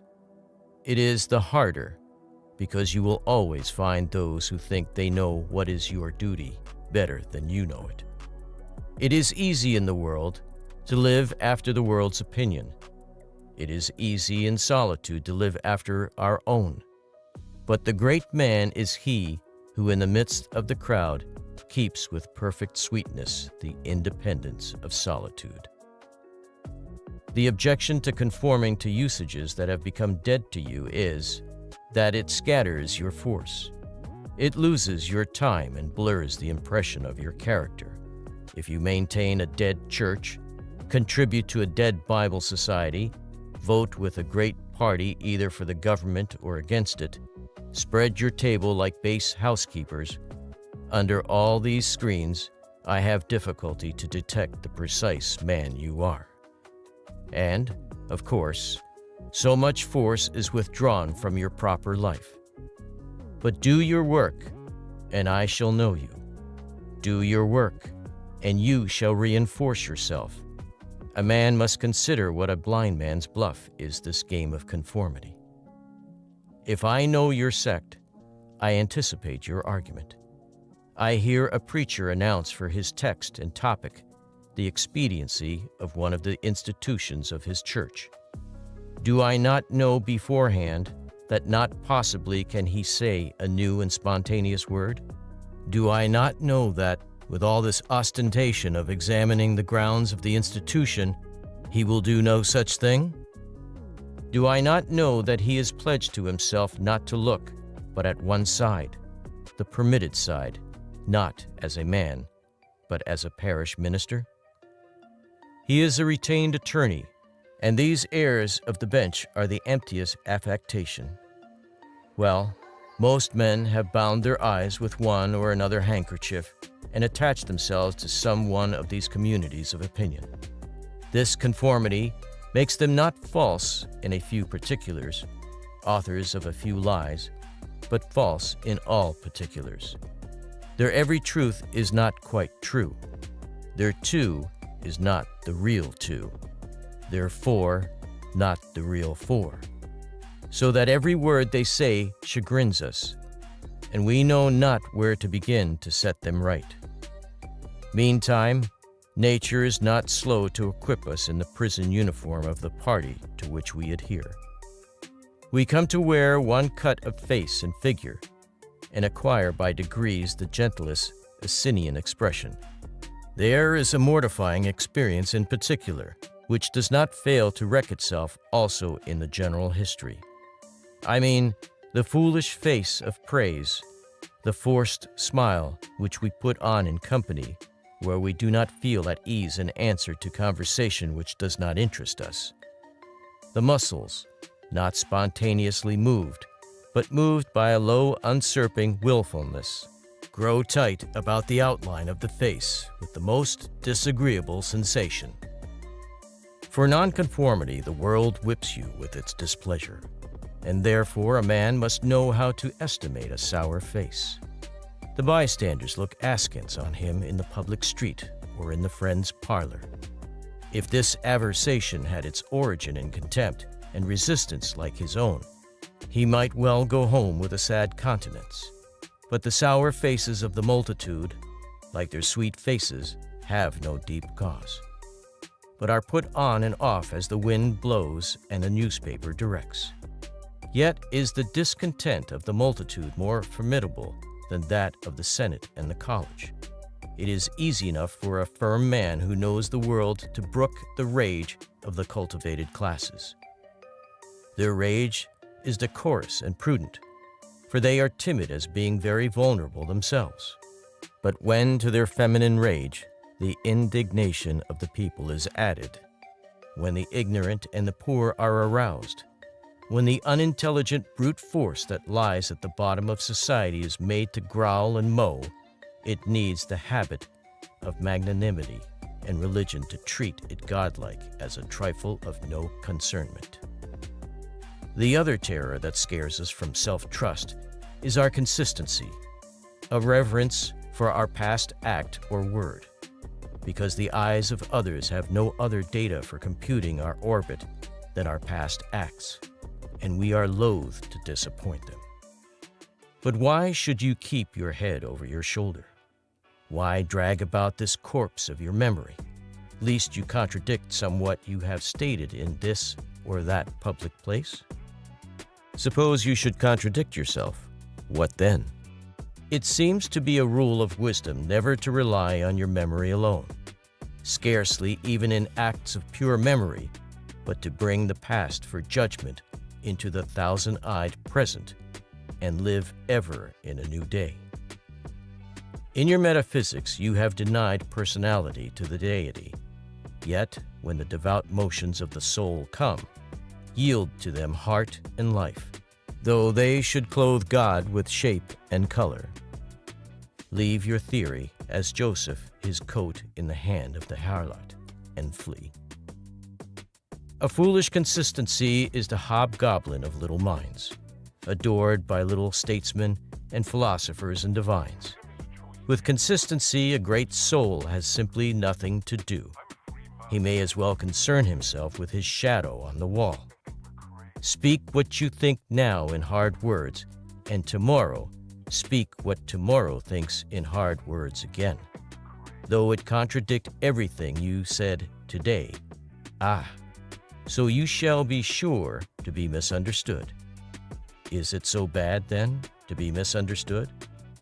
Pythagoras was misunderstood, and Socrates and Jesus and Luther and Copernicus and Galileo and Newton and every pure and wise spirit that ever took flesh. To be great is to be misunderstood. I suppose no man can violate his nature. All the sallies of his will are rounded in by the law of his being, as the inequalities of Andes and Himalaya are insignificant in the curve of the sphere. Nor does it matter how you gauge and try him. A character is like an acrostic or Alexandrian stanza. Read it forward, backward, or across, it still spells the same thing. In this pleasing, contrite wood life which God allows me, let me record day by day my honest thought without prospect or retrospect, and, I cannot doubt, it will be found symmetrical, though I mean it not and see it not. My book shall smell of pines and resound with the hum of insects. The swallow over my window should interweave that thread or straw he carries in his bill into my web also. We pass for what we are. Character teaches above our wills. Men imagine that they communicate their virtue or vice only by overt actions, and do not see that virtue or vice emit a breath every moment. There will be an agreement in whatever variety of actions, so they be each honest and natural in their hour. For of one will, the actions will be harmonious, however unlike they seem. These varieties are lost sight of at a little distance, at a little height of thought. One tendency unites them all. The voyage of the best ship is a zigzag line of 100 tacks. See the line from a sufficient distance, and it straightens itself to the average tendency. Your genuine action will explain itself, and will explain your other genuine actions. Your conformity explains nothing. Act singly, and what you have already done singly will justify you now. Greatness appeals to the future. If I can be firm enough today to do right and scorn eyes, I must have done so much right before as to defend me now. Be it how it will, do right now. Always scorn appearances, and you always may. The force of character is cumulative. All the foregone days of virtue worked their health into this. What makes the majesty of the heroes of the Senate and the field, which so fills the imagination? The consciousness of a train of great days and victories behind. They shed a united light on the advancing actor. He is attended as by a visible escort of angels.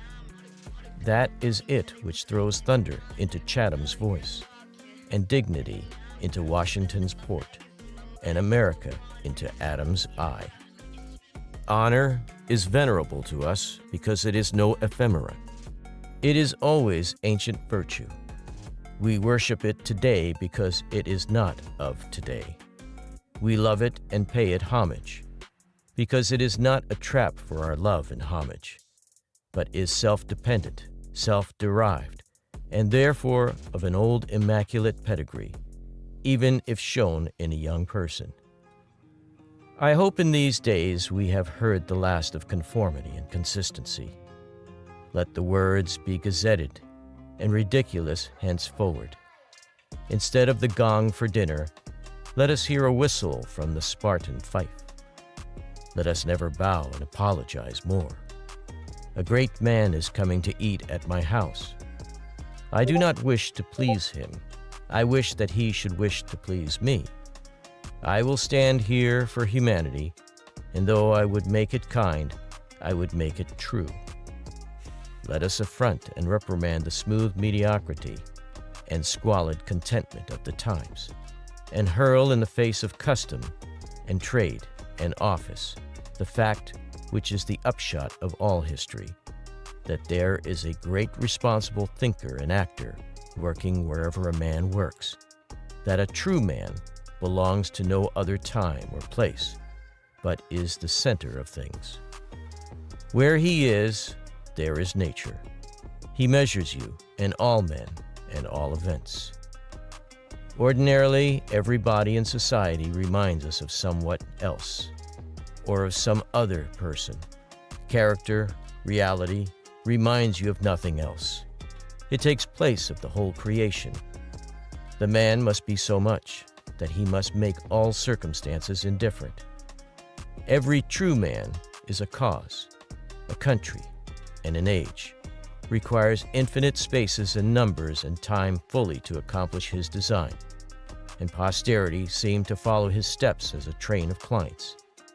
A man, Caesar, is born, and for ages after, we have a Roman Empire. Christ is born, and millions of minds so grow and cleave to his genius that he is confounded with virtue and the possible of man.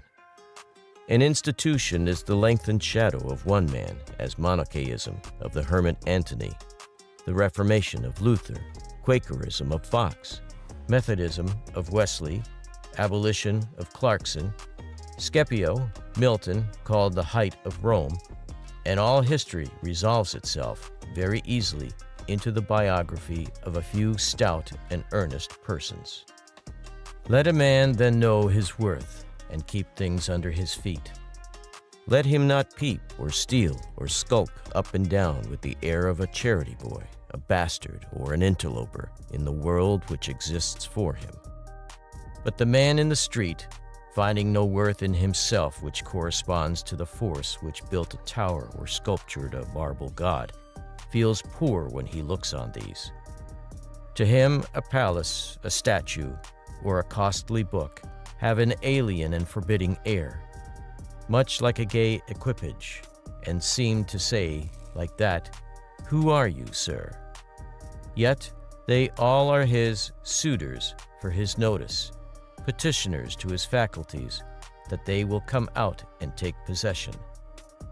The picture waits for my verdict. It is not to command me, but I am to settle its claims to praise. That popular fable of the sot who was picked up dead drunk in the street, carried to the Duke's house, washed and dressed and laid in the Duke's bed, and, on his waking, treated with all obsequious ceremony like the Duke, and assured that he had been insane, owes its popularity to the fact that it symbolizes so well the state of man, who is in the world a sort of sot, but now and then wakes up, exercises his reason, and finds himself a true prince. Our reading is mendicant and sycophantic. In history, our imagination plays us false. Kingdom and lordship, power and estate, are a gaudier vocabulary than Private John and Edward in a small house and common day's work. But the things of life are the same to both. The sum total of both is the same. Why all this deference to Alfred and Skanderbeg and Gustavus? Suppose they were virtuous. Did they wear out virtue? As great a stake depends on your private act today as followed their public and renowned steps. When private men shall act with original views, the luster will be transferred from the actions of kings to those of gentlemen. The world has been instructed by its kings, who have so magnetized the eyes of nations. It has been taught by this colossal symbol the mutual reverence that is due from man to man, the joyful loyalty with which men have everywhere suffered the king, the noble, or the great proprietor to walk among them by a law of his own, make his own scale of men and things, and reverse theirs, pay for benefits not with money, but with honor, and represent the law in his person, was the hieroglyphic by which they obscurely signified their consciousness of their own right and comeliness, the right of every man. The magnetism which all original action exerts is explained when we inquire the reason of self-trust. Who is the trustee? What is the aboriginal self on which a universal reliance may be grounded? What is the nature and power of that science-baffling star, without parallax, without calculable elements, which shoots a ray of beauty even into trivial and impure actions, if the least mark of independence appear? The inquiry leads us to that source, at once the essence of genius, of virtue, and of life, which we call spontaneity or instinct. We denote this primary wisdom as intuition, whilst all later teachings are tuitions. In that deep force, the last fact behind which analysis cannot go, all things find their common origin. For the sense of being which in calm hours rises, we know not how in the soul, is not diverse from things, from space, from light, from time, from man, but one with them, and proceeds obviously from the same source, whence their life and being also proceed. We first share the life by which things exist, and afterwards see them as appearances in nature, and forget that we have shared their cause. Here is the fountain of action and of thought. Here are the lungs of that inspiration which giveth man wisdom, and which cannot be denied without impiety and atheism. We lie in the lap of immense intelligence, which makes us receivers of its truth and organs of its activity. When we discern justice, when we discern truth, we do nothing of ourselves, but allow a passage to its beams. If we ask whence it comes, if we seek to pry into the soul that causes, all philosophy is at fault. Its presence or its absence is all we can affirm. Every man discriminates between the voluntary acts of his mind and his involuntary perceptions, and knows that to his involuntary perceptions a perfect faith is due. He may err in the expression of them, but he knows that these things are so, like day and night, not to be disputed. My willful actions and acquisitions are but roving, the idlest reverie, the faintest native emotion, command my curiosity and respect. Thoughtless people contradict as readily the statement of perceptions as of opinions, or rather, much more readily, for they do not distinguish between perception and notion. They fancy that I choose to see this or that thing, but perception is not whimsical, but fatal. If I see a trait, my children will see it after me, and in course of time, all mankind, although it may chance that no one has seen it before me, for my perception of it is as much a fact as the sun. The relations of the soul to the divine spirit are so pure that it is profane to seek to interpose helps. It must be that when God speaketh, he should communicate not one thing, but all things, should fill the world with his voice, should scatter forth light, nature, time, souls, from the center of the present thought, and new date and new create the whole. Whenever a mind is simple and receives a divine wisdom, old things pass away. Means, teachers, texts, temples fall. It lives now and absorbs past and future into the present hour. All things are made sacred by relation to it, one as much as another. All things are dissolved to their center by their cause, and, in the universal miracle, petty and particular miracles disappear. If, therefore, a man claims to know and speak of God, and carries you backward to the phraseology of some old moldered nation in another country, in another world, believe him not. Is the acorn better than the oak, which is its fullness and completion? Is the parent better than the child into whom he has cast his ripened being? Whence, then, this worship of the past? The centuries are conspirators against the sanity and authority of the soul. Time and space are by physiological colors which the eye makes, but the soul is light. Where it is day. Where it was is night. And history is an impertinence and an injury, if it be anything more than a cheerful apologue or parable of my being and becoming. Man is timid and apologetic. He is no longer upright. He dares not say, "I think I am," but quotes some saint or sage. He is ashamed before the blade of grass or the blowing rose. These roses under my window make no reference to former roses or to better ones. They are for what they are. They exist with God today. There is no time to them. There is simply the rose. It is perfect in every moment of its existence. Before a leaf bud has burst, its whole life acts. In the full-blown flower, there is no more. In the leafless root, there is no less. Its nature is satisfied, and it satisfies nature in all moments alike. But man postpones or remembers. He does not live in the present, but with reverted eye laments the past, or, heedless of the riches that surround him, stand on tiptoe to foresee the future. He cannot be happy and strong until he too lives with nature in the present above time. This should be plain enough. Yet see what strong intellects dare not yet hear God himself, unless he speak the phraseology of I know not what David or Jeremiah or Paul. We shall not always set so great a price on a few texts, on a few lives. We are like children who repeat by rote the sentences of granddames and tutors, and, as they grow older, of the men of talents and character they chance to see, painfully recollecting the exact words they spoke. Afterwards, when they come into the point of view which those who had uttered these sayings, they understand them, and are willing to let the words go, for at any time they can use words as good when occasion comes. If we live truly, we shall see truly. It is as easy for the strong man to be strong as it is for the weak to be weak.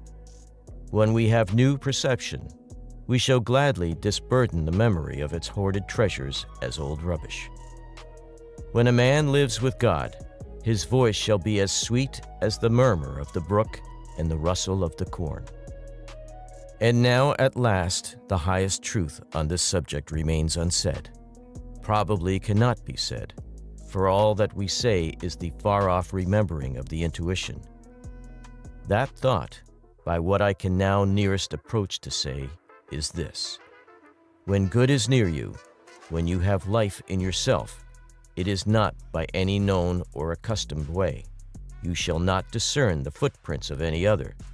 You shall not see the face of man. You shall not hear any name. The way, the thought, the good, shall be wholly strange and new. It shall exclude example and experience. You take the way from man, not to man. All persons that ever existed are its forgotten ministers. Fear and hope are like beneath it. There is somewhat low even in hope. In the hour of vision, there is nothing that can be called gratitude, nor properly joy. The soul raised over passion beholds identity and eternal causation, perceives the self-existence of truth and right, and calms itself with knowing that all things go well. Vast spaces of nature, the Atlantic Ocean, the South Sea, long intervals of time, years, centuries, are of no account. This which I think and feel underlay every former state of life and circumstances, as it does underlie my present, and what is called life, and what is called death. Life only avails, not the having lived. Power ceases in the instant of repose. It resides in the moment of transition from a past to a new state, in the shooting of the gulf, in the darting to an aim. This one fact the world hates. that the soul becomes, for that forever degrades the past, turns all riches to poverty, all reputation to a shame, confounds the saint with the rogue, shoves Jesus and Judas equally aside. Why then do we prate of self-reliance? Inasmuch as the soul is present, there will be power, not confident but aged. To talk of reliance is a poor external way of speaking. Speak rather of that which relies, because it works and is. Who has more obedience than I masters me, though he should not raise his finger. Round him I must revolve by the gravitation of spirits. We fancy it rhetoric when we speak of eminent virtue.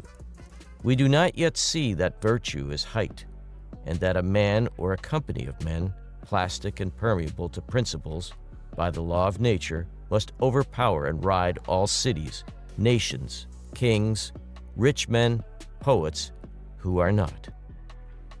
This is the ultimate fact which we so quickly reach on this, as on every topic, the resolution of all into the ever-blessed one. Self-existence is the attribute of the supreme cause, and it constitutes the measure of good by the degree in which it enters into all lower forms. All things real are so by so much virtue as they contain. Commerce, husbandry, hunting, whaling, war, eloquence, personal weight are somewhat, and engage my respect as examples of its presence and impure action. I see the same law working in nature for conservation and growth. Power is in nature the essential measure of right. Nature suffers nothing to remain in her kingdoms which cannot help itself. The genesis and maturation of a planet, its poise and orbit, the bended tree recovering itself from the strong wind, the vital resources of every animal and vegetable, are demonstrations of the self-sufficing and therefore self-relying soul. Thus all concentrates, let us not rove, let us sit at home with the cause. Let us stun and astonish the intruding rabble of men and books and institutions by a simple declaration of the divine fact. Bid the invaders take the shoes from off their feet, for God is here within. Let our simplicity judge them, and our docility to our own law demonstrate the poverty of nature and fortune beside our native riches. But now we are a mob. Man does not stand in awe of man, nor is his genius admonished to stay at home, to put itself in communication with the internal ocean, but it goes abroad to beg a cup of water of the urns of other men. We must go alone. I like the silent church before the service begins, better than any preaching. How far off, how cool, how chaste the persons look, begirt each one with a precinct or sanctuary. So let us always sit. Why should we assume the faults of our friend or wife or father or child? Because they sit around our hearth or are said to have the same blood? All men have my blood, and I have all men's. Not for that will I adopt their petulance or folly, even to the extent of being ashamed of it. But your isolation must not be mechanical, but spiritual. That is, must be elevation. At times, the whole world seems to be in conspiracy to importune you with empathetic trifles. Friend, client, child, sickness, fear, want, charity, all knock at once at thy closet door and say, "Come out unto us." But keep thy state. Come not into their confusion. The power men possess to annoy me, I give them a weak curiosity. No man can come near me but through my act. What we love that we have, but by desire we bereave ourselves of the love. If we cannot at once rise to the sanctities of obedience and faith, let us at least resist our temptations. Let us enter into the state of war and wake Thor and Woden, courage and constancy in our Saxon breasts. This is to be done in our smooth times by speaking the truth. Check this lying hospitality and lying affection. Live no longer to the expectation of these deceived and deceiving people with whom we converse. Say to them, O father, O mother, O wife, O brother, O friend, I have lived with you after appearances hitherto. Henceforward I am the truth's. Be it known unto you that henceforward I obey no law less than the eternal law. I will have no covenants but proximities. I shall endeavor to nourish my parents, to support my family, to be the chaste husband of one wife. But these relations I must fill after a new and unprecedented way. I appeal from your customs. I must be myself. I cannot break myself any longer for you, or you. If you can love me for what I am, we shall be happier. If you cannot, I will still seek to deserve that you should. I will not hide my tastes or aversions.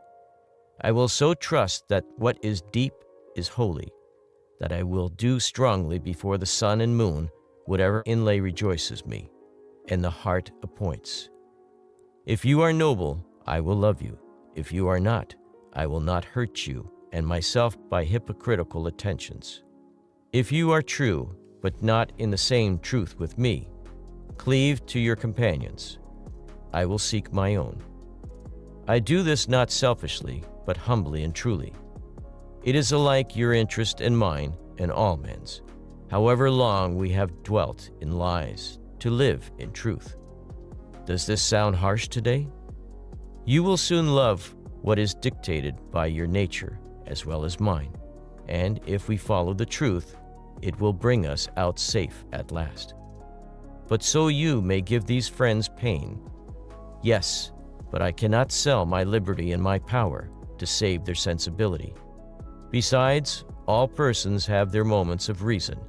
When they look out into the region of absolute truth, then will they justify me and do the same thing. The populace think that your rejection of popular standards is a rejection of all standard and mere antinomianism. And the bold sensualist will use the name of philosophy to gild his crimes. But the law of consciousness abides. There are two confessionals, in one or the other of which we must be shriven. You may fulfill your round of duties by clearing yourself in the direct or in the reflex way. Consider whether you have satisfied your relations to father, mother, cousin, neighbor, town, cat, and dog, whether any of these can upbraid you. But I may also neglect this reflex standard and absolve me to myself. I have my own stern claims and perfect circle. It denies the name of duty to many offices that are called duties. But if I can discharge its debts, it enables me to dispense with the popular code. If anyone imagines that this law is lax, let him keep its commandment one day. And truly it demands something godlike in him who has cast off the common motives of humanity and has ventured to trust himself for a taskmaster. High be his heart, faithful his will, clear his sight, that he may in good earnest be doctrine, society, law, to himself, that a simple purpose may be to him as strong as iron necessity is to others. If any man consider the present aspects of what is called by distinction society, he will see the need of these ethics. The sinew and heart of man seem to be drawn out, and we are become timorous, desponding whimperers. We are afraid of truth, afraid of fortune, afraid of death, and afraid of each other. Our age yields no great and perfect persons. We want men and women who shall renovate life and our social state. But we see that most natures are insolvent, cannot satisfy their own wants, have an ambition out of all proportion to their practical force, and do lean and beg day and night continually. Our housekeeping is mendicant. Our arts, our occupations, our marriages, our religion, we have not chosen, but society has chosen for us. We are parlor soldiers. We shun the rugged battle of fate, where strength is born. If our young men miscarry in their first enterprises, they lose all heart. If the young merchant fails, men say he is ruined. If the finest genius studies at one of our colleges and is not installed in an office within 1 year afterwards in the cities or suburbs of Boston or New York, it seems to his friends and to himself that he is right in being disheartened and in complaining the rest of his life. A sturdy lad from New Hampshire or Vermont, who in turn tries all the professions, who teams it, farms it, peddles, keeps a school, preaches, edits a newspaper, goes to Congress, buys a township, and so forth in successive years, and always like a cat, falls on his feet, is worth 100 of these city dolls. He walks abreast with his days and feels no shame in not studying a profession, for he does not postpone his life, but lives already. He has not one chance, but 100 chances. Let a Stoic open the resources of man and tell men they are not leaning willows, but can and must detach themselves, that with the exercise of self-trust, new powers shall appear, that a man is the Word made flesh, born to shed healing to the nations, that he should be ashamed of our compassion, and that the moment he acts from himself, tossing the laws, the books, idolatries, and customs out the window, we pity him no more, but thank and revere him. And that teacher shall restore the life of man to splendor and make his name dear to all history. It is easy to see that a greater self-reliance must work a revolution in all the offices and relations of men, in their religion, in their education, in their pursuits, their modes of living, their association, in their property, in their speculative views. 1. In what prayers do men allow themselves? That which they call a holy office is not so much as brave and manly. Prayer looks abroad and asks for some foreign addition to come through, some foreign virtue, and loses itself in endless mazes of natural and supernatural, and mediatorial and miraculous. Prayer that craves a particular commodity. Anything less than all good is vicious. Prayer is the contemplation of the facts of life from the highest point of view. It is the soliloquy of a beholding and jubilant soul. It is the Spirit of God pronouncing His works good. But prayer as a means to effect a private end is meanness and theft. It supposes dualism and not unity in nature and consciousness. As soon as the man is at one with God, he will not beg. He will then see prayer in all action. The prayer of the farmer kneeling in his field to weed it, the prayer of the rower kneeling with the stroke of his oar, are true prayers heard throughout nature, though for cheap ends. Karatach, in Fletcher's Bonduca, when admonished to inquire the mind of the god Audate, replies, "His hidden meaning lies in our endeavors. Our valors are our best gods." Another sort of false prayers are our regrets. Discontent is the want of self-reliance. It is infirmity of will. Regret calamities, if you can thereby help the sufferer. If not, attend your own work, and already the evil begins to be repaired. Our sympathy is just as base. We come to them who weep foolishly and sit down and cry for company, instead of imparting to them truth and health in rough electric shocks, putting them once more in communication with their own reason. The secret of fortune is joy in our hands. Welcome evermore to gods and men is the self-helping man. For him all doors are flung wide. Him all tongues greet, all honors crown, all eyes follow with desire. Our love goes out to him and embraces him, because he did not need it. We solicitously and apologetically caress and celebrate him, because he held on his way and scorned our disapprobation. The gods love him because men hated him. To the persevering mortal, said Zoroaster, the blessed immortals are swift. As men's prayers are a disease of the will, so are their creeds a disease of the intellect. They say with those foolish Israelites, "Let not God speak to us, lest we die. Speak thou, speak any man with us, and we will obey." Everywhere I am hindered of meeting God in my brother, because he has shut his own temple doors, and recites fables merely of his brothers, or his brother's brother's God. Every new mind is a new classification. If it prove a mind of uncommon activity and power, a Locke, a Lavoisier, a Hutton, a Bentham, a Fourier, it imposes its classification on other men, and lo, a new system. In proportion to the depth of the thought, and so to the number of the objects it touches and brings within reach of the pupil, is his complacency. But chiefly is this apparent in creeds and churches, which are also classifications of some powerful mind acting on the elemental thought of duty and man's relation to the highest. Such is Calvinism, Quakerism, Swedenborgism. The pupil takes the same delight in subordinating everything to the new terminology, as a girl who has just learned botany and seeing a new earth and new seasons thereby. It will happen for a time that the pupil will find his intellectual power has grown by the study of his master's mind.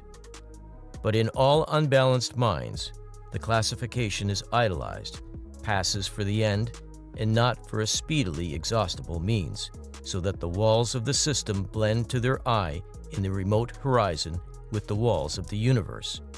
The luminaries of heaven seem to them hung on the arch their master built. They cannot imagine how you aliens have any right to see, how you can see. It must be somehow that you stole the light from us. They do not yet perceive that light, unsystematic, indomitable, will break into any cabin, even into theirs. Let them chirp a while and call it their own. If they are honest and do well, presently their neat new pinfold will be too straight and low, will crack, will lean, will rot and vanish, and the immortal light, all young and joyful, million-orbed, million-colored, will beam over the universe as on the first morning. 2. It is for want of self-culture that the superstition of traveling, whose idols are Italy, England, Egypt, retains its fascination for all educated Americans. They who made England, Italy, or Greece venerable in the imagination did so by sticking fast where they were, like an axis of the earth. In manly hours, we feel that duty is our place. The soul is no traveler. The wise man stays at home, and when his necessities, his duties, on any occasion call him from his house or into foreign lands, he is at home still, and shall make men sensible by the expression of his countenance, that he goes the missionary of wisdom and virtue, and visits cities and men like a sovereign, and not like an interloper or a valet. I have no churlish objection to the circumnavigation of the globe, for the purposes of art, of study, and benevolence, so that the man is first domesticated, or does not go abroad with the hope of finding somewhat greater than he knows. He who travels to be amused, or to get somewhat which he does not carry, travels away from himself and grows old even in youth among old things. In Thebes, in Palmyra, his will and mind have become old and dilapidated as they. He carries ruins to ruins. Traveling is a fool's paradise. Our first journeys discover to us the indifference of places. At home, I dream that at Naples, at Rome, I can be intoxicated with beauty and lose my sadness. I pack my trunk, embrace my friends, embark on the sea, and at last wake up in Naples, and there beside me is the stern fact, the sad self, unrelenting, identical, that I fled from. I seek the Vatican and the palaces. I affect to be intoxicated with sights and suggestions, but I am not intoxicated. My giant goes with me wherever I go. 3. But the rage of traveling is a symptom of a deeper unsoundness affecting the whole intellectual action. The intellect is a vagabond, and our system of education fosters restlessness. Our minds travel when our bodies are forced to stay at home. We imitate, and what is imitation but the traveling of the mind? Our houses are built with foreign taste. Our shelves are garnished with foreign ornaments. Our opinions, our tastes, our faculties lean and follow the past and the distant. The soul created the arts wherever they have flourished. It was in his own mind that the artist sought his model. It was an application of his own thought to the thing to be done and the conditions to be observed. And why need we copy the Doric or the Gothic model? Beauty, convenience, grandeur of thought, and quaint expression are as near to us as to any. And if the American artist will study with hope and love the precise thing to be done by him, considering the climate, the soil, the length of the day, the wants of the people, the habit and form of the government, he will create a house in which all these will find themselves fitted, and taste and sentiment will be satisfied also. Insist on yourself, never imitate. Your own gift you can present every moment with the cumulative force of a whole life's cultivation. But of the adopted talent of another, you have only an extemporaneous half-possession, that which each can do best. None but his Maker can teach him. No man yet knows what it is, nor can till that person has exhibited it. Where is the master who could have taught Shakespeare? Where is the master who could have instructed Franklin or Washington or Bacon or Newton? Every great man is a unique. The Scipionianism of Scipio is precisely that part he could not borrow. Shakespeare will never be made by the study of Shakespeare. Do that which is assigned you, and you cannot hope too much or dare too much. There is at this moment for you an utterance brave and grand as that of the colossal chisel of Phidias, or trowel of the Egyptians, or the pen of Moses or Dante, but different from all these. Not possibly will the soul, all rich, all eloquent, with thousand-cloven tongue, deign to repeat itself, but if you can hear what these patriarchs say, surely you can reply to them in the same pitch of voice. For the ear and the tongue are two organs of one nature. Abide in the simple and noble regions of thy life. Obey thy heart, and thou shalt reproduce the foreworld again. 4. As our religion, our education, our art look abroad, so does our spirit of society. All men plume themselves on the improvement of society, and no man improves. Society never advances. It recedes as fast on one side as it gains on the other. It undergoes continual changes. It is barbarous, it is civilized, it is Christianized, it is rich, it is scientific. But this change is not amelioration. For everything that is given, something is taken. Society acquires new arts and loses old instincts. What a contrast between the well-clad, reading, writing, thinking American with a watch, a pencil, and a bill of exchange in his pocket, and the naked New Zealander, whose property is a club, a spear, a mat, and an undivided 20th of a shed to sleep under. But compare the health of the two men, and you shall see that the white man has lost his aboriginal strength. If the traveler tell us truly, strike the savage with a broad axe, and in a day or two the flesh shall unite and heal, as if you struck the blow into soft pitch, and the same blow shall send the white to his grave. The civilized man has built a coach, but has lost the use of his feet. He is supported on crutches, but lacks so much support of muscle. He has a fine Geneva watch, but he fails of the skill to tell the hour by the sun. A Greenwich nautical almanac he has, and so being sure of the information when he wants it, the man in the street does not know a star in the sky. The solstice he does not observe, the equinox he knows as little, and the whole bright calendar of the year is without a dial in his mind. His notebooks impair his memory. His libraries overload his wit. The insurance office increases the number of accidents, and it may be a question whether machinery does not encumber, whether we have not lost by refinement some energy, by a Christianity entrenched in establishments and forms, some vigor of wild virtue. For every Stoic was a Stoic, but in Christendom, where is the Christian? There is no more deviation in the moral standard than in the standard of height or bulk. No greater men are now than ever were. A singular equality may be observed between the great men of the first and of the last ages, nor can all the science, art, religion, and philosophy of the 19th century avail to educate greater men than Plutarch's heroes, 3 or 4 and 20 centuries ago. Not in time is the race progressive. Phocion, Socrates, Anaxagoras, Diogenes are great men, but they leave no class. He who is really of their class will not be called by their name, but will be his own man, and, in his turn, the founder of a sect. The arts and inventions of each period are only its costume, and do not invigorate men. The harm of the improved machinery may compensate its good. Hudson and Bering accomplished so much in their fishing boats as to astonish Perry and Franklin, whose equipment exhausted the resources of science and art.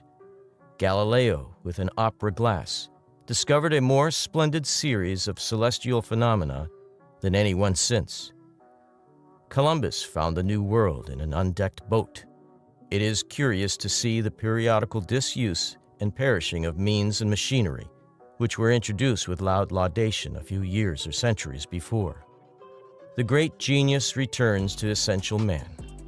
We reckoned the improvements of the art of war among the triumphs of science.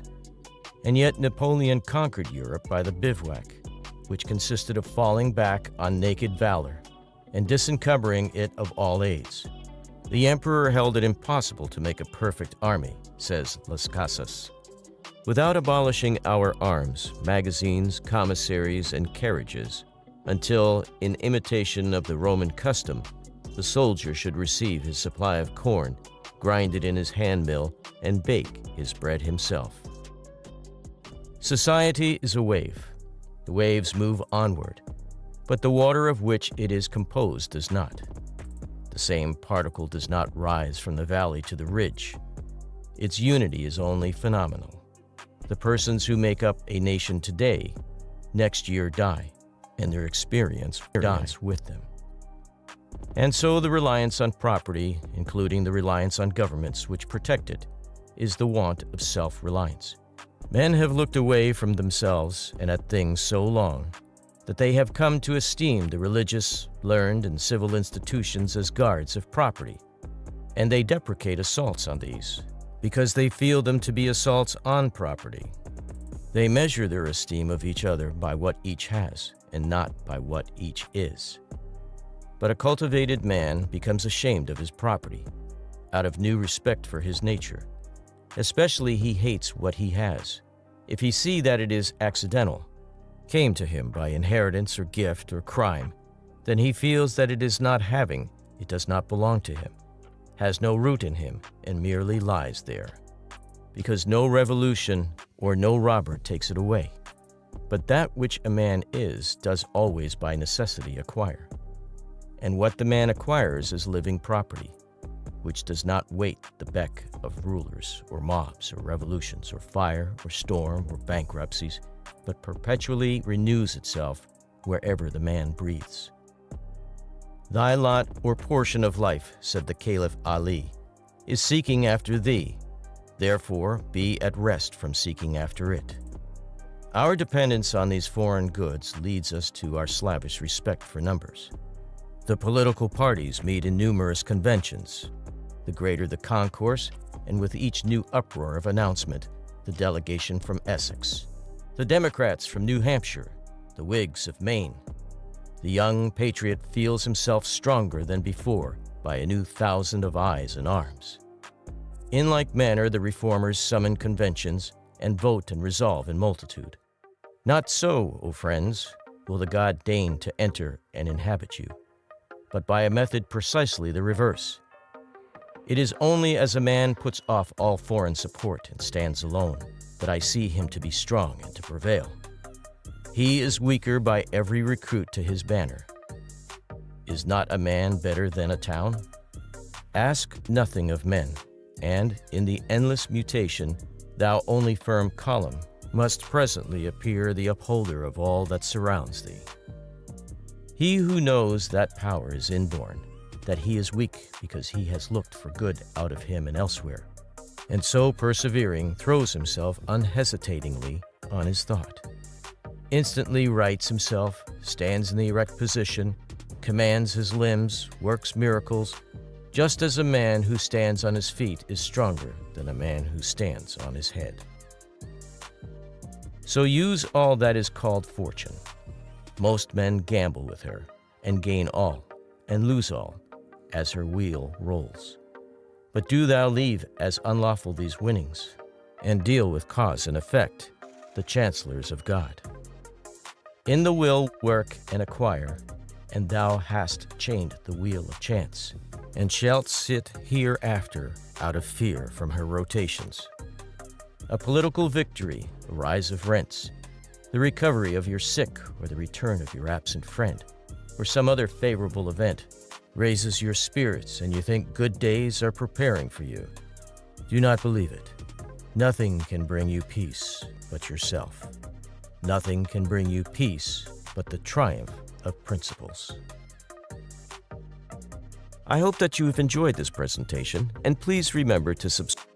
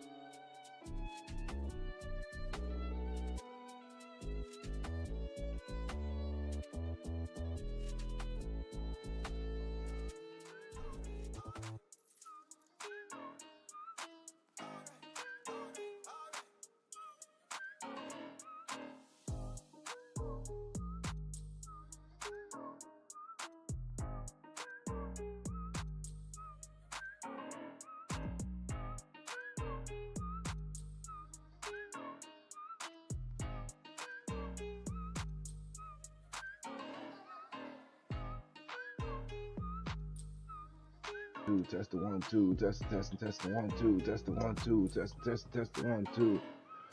Good morning, guys. Good afternoon. Good evening. Wherever you may be trading from, trade it well. Just waking up, we're gonna recap over this trade that I held overnight.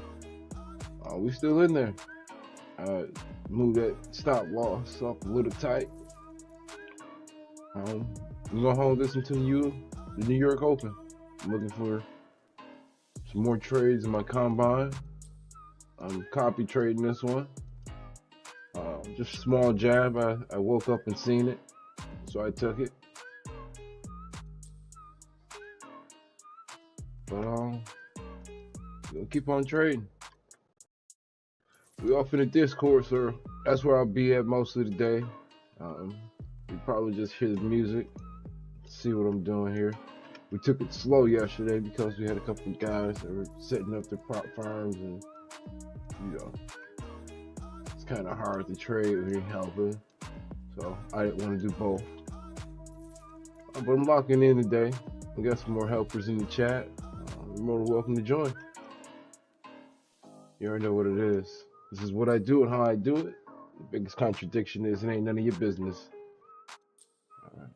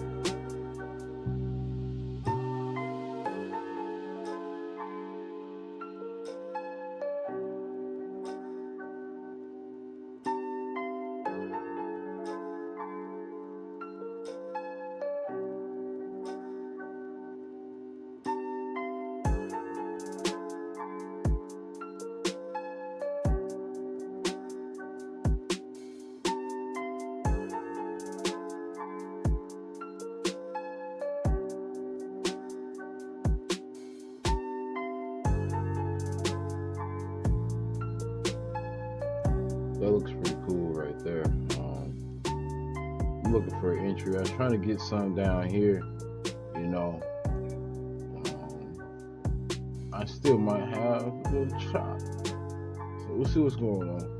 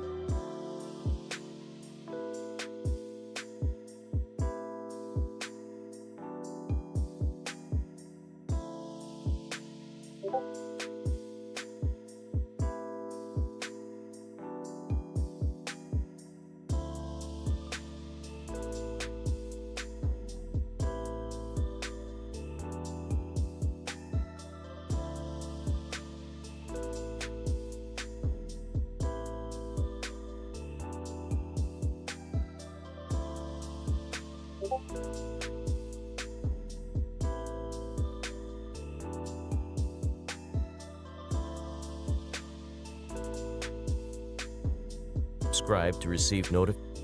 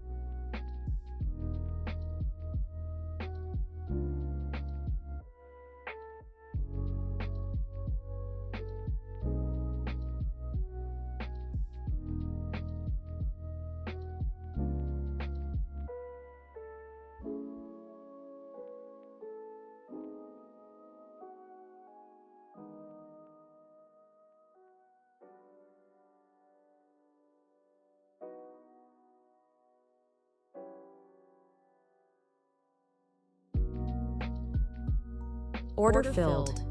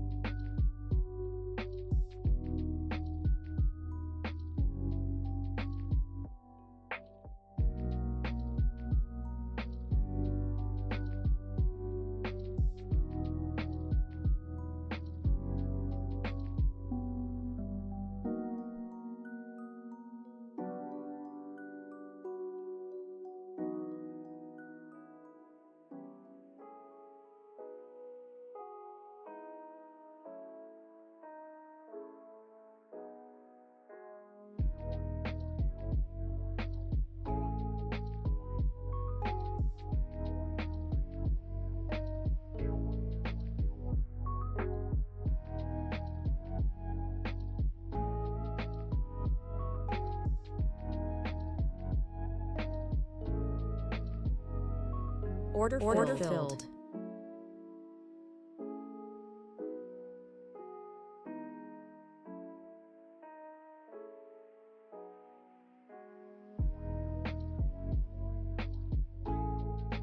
Yeah, I see exactly what I did there. I got caught up in that.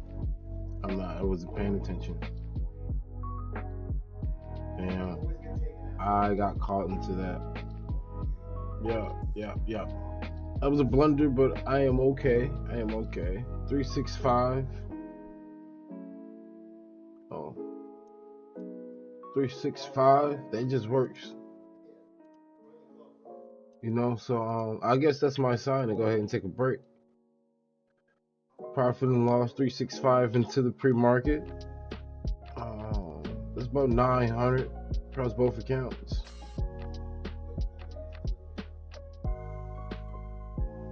What I'm gonna do is I'm gonna go ahead and get jiggy with it inside the Discord. You guys are more than welcome to join. Ain't nobody but me here anyway. I just don't want this video to get blocked. I'll catch up with y'all.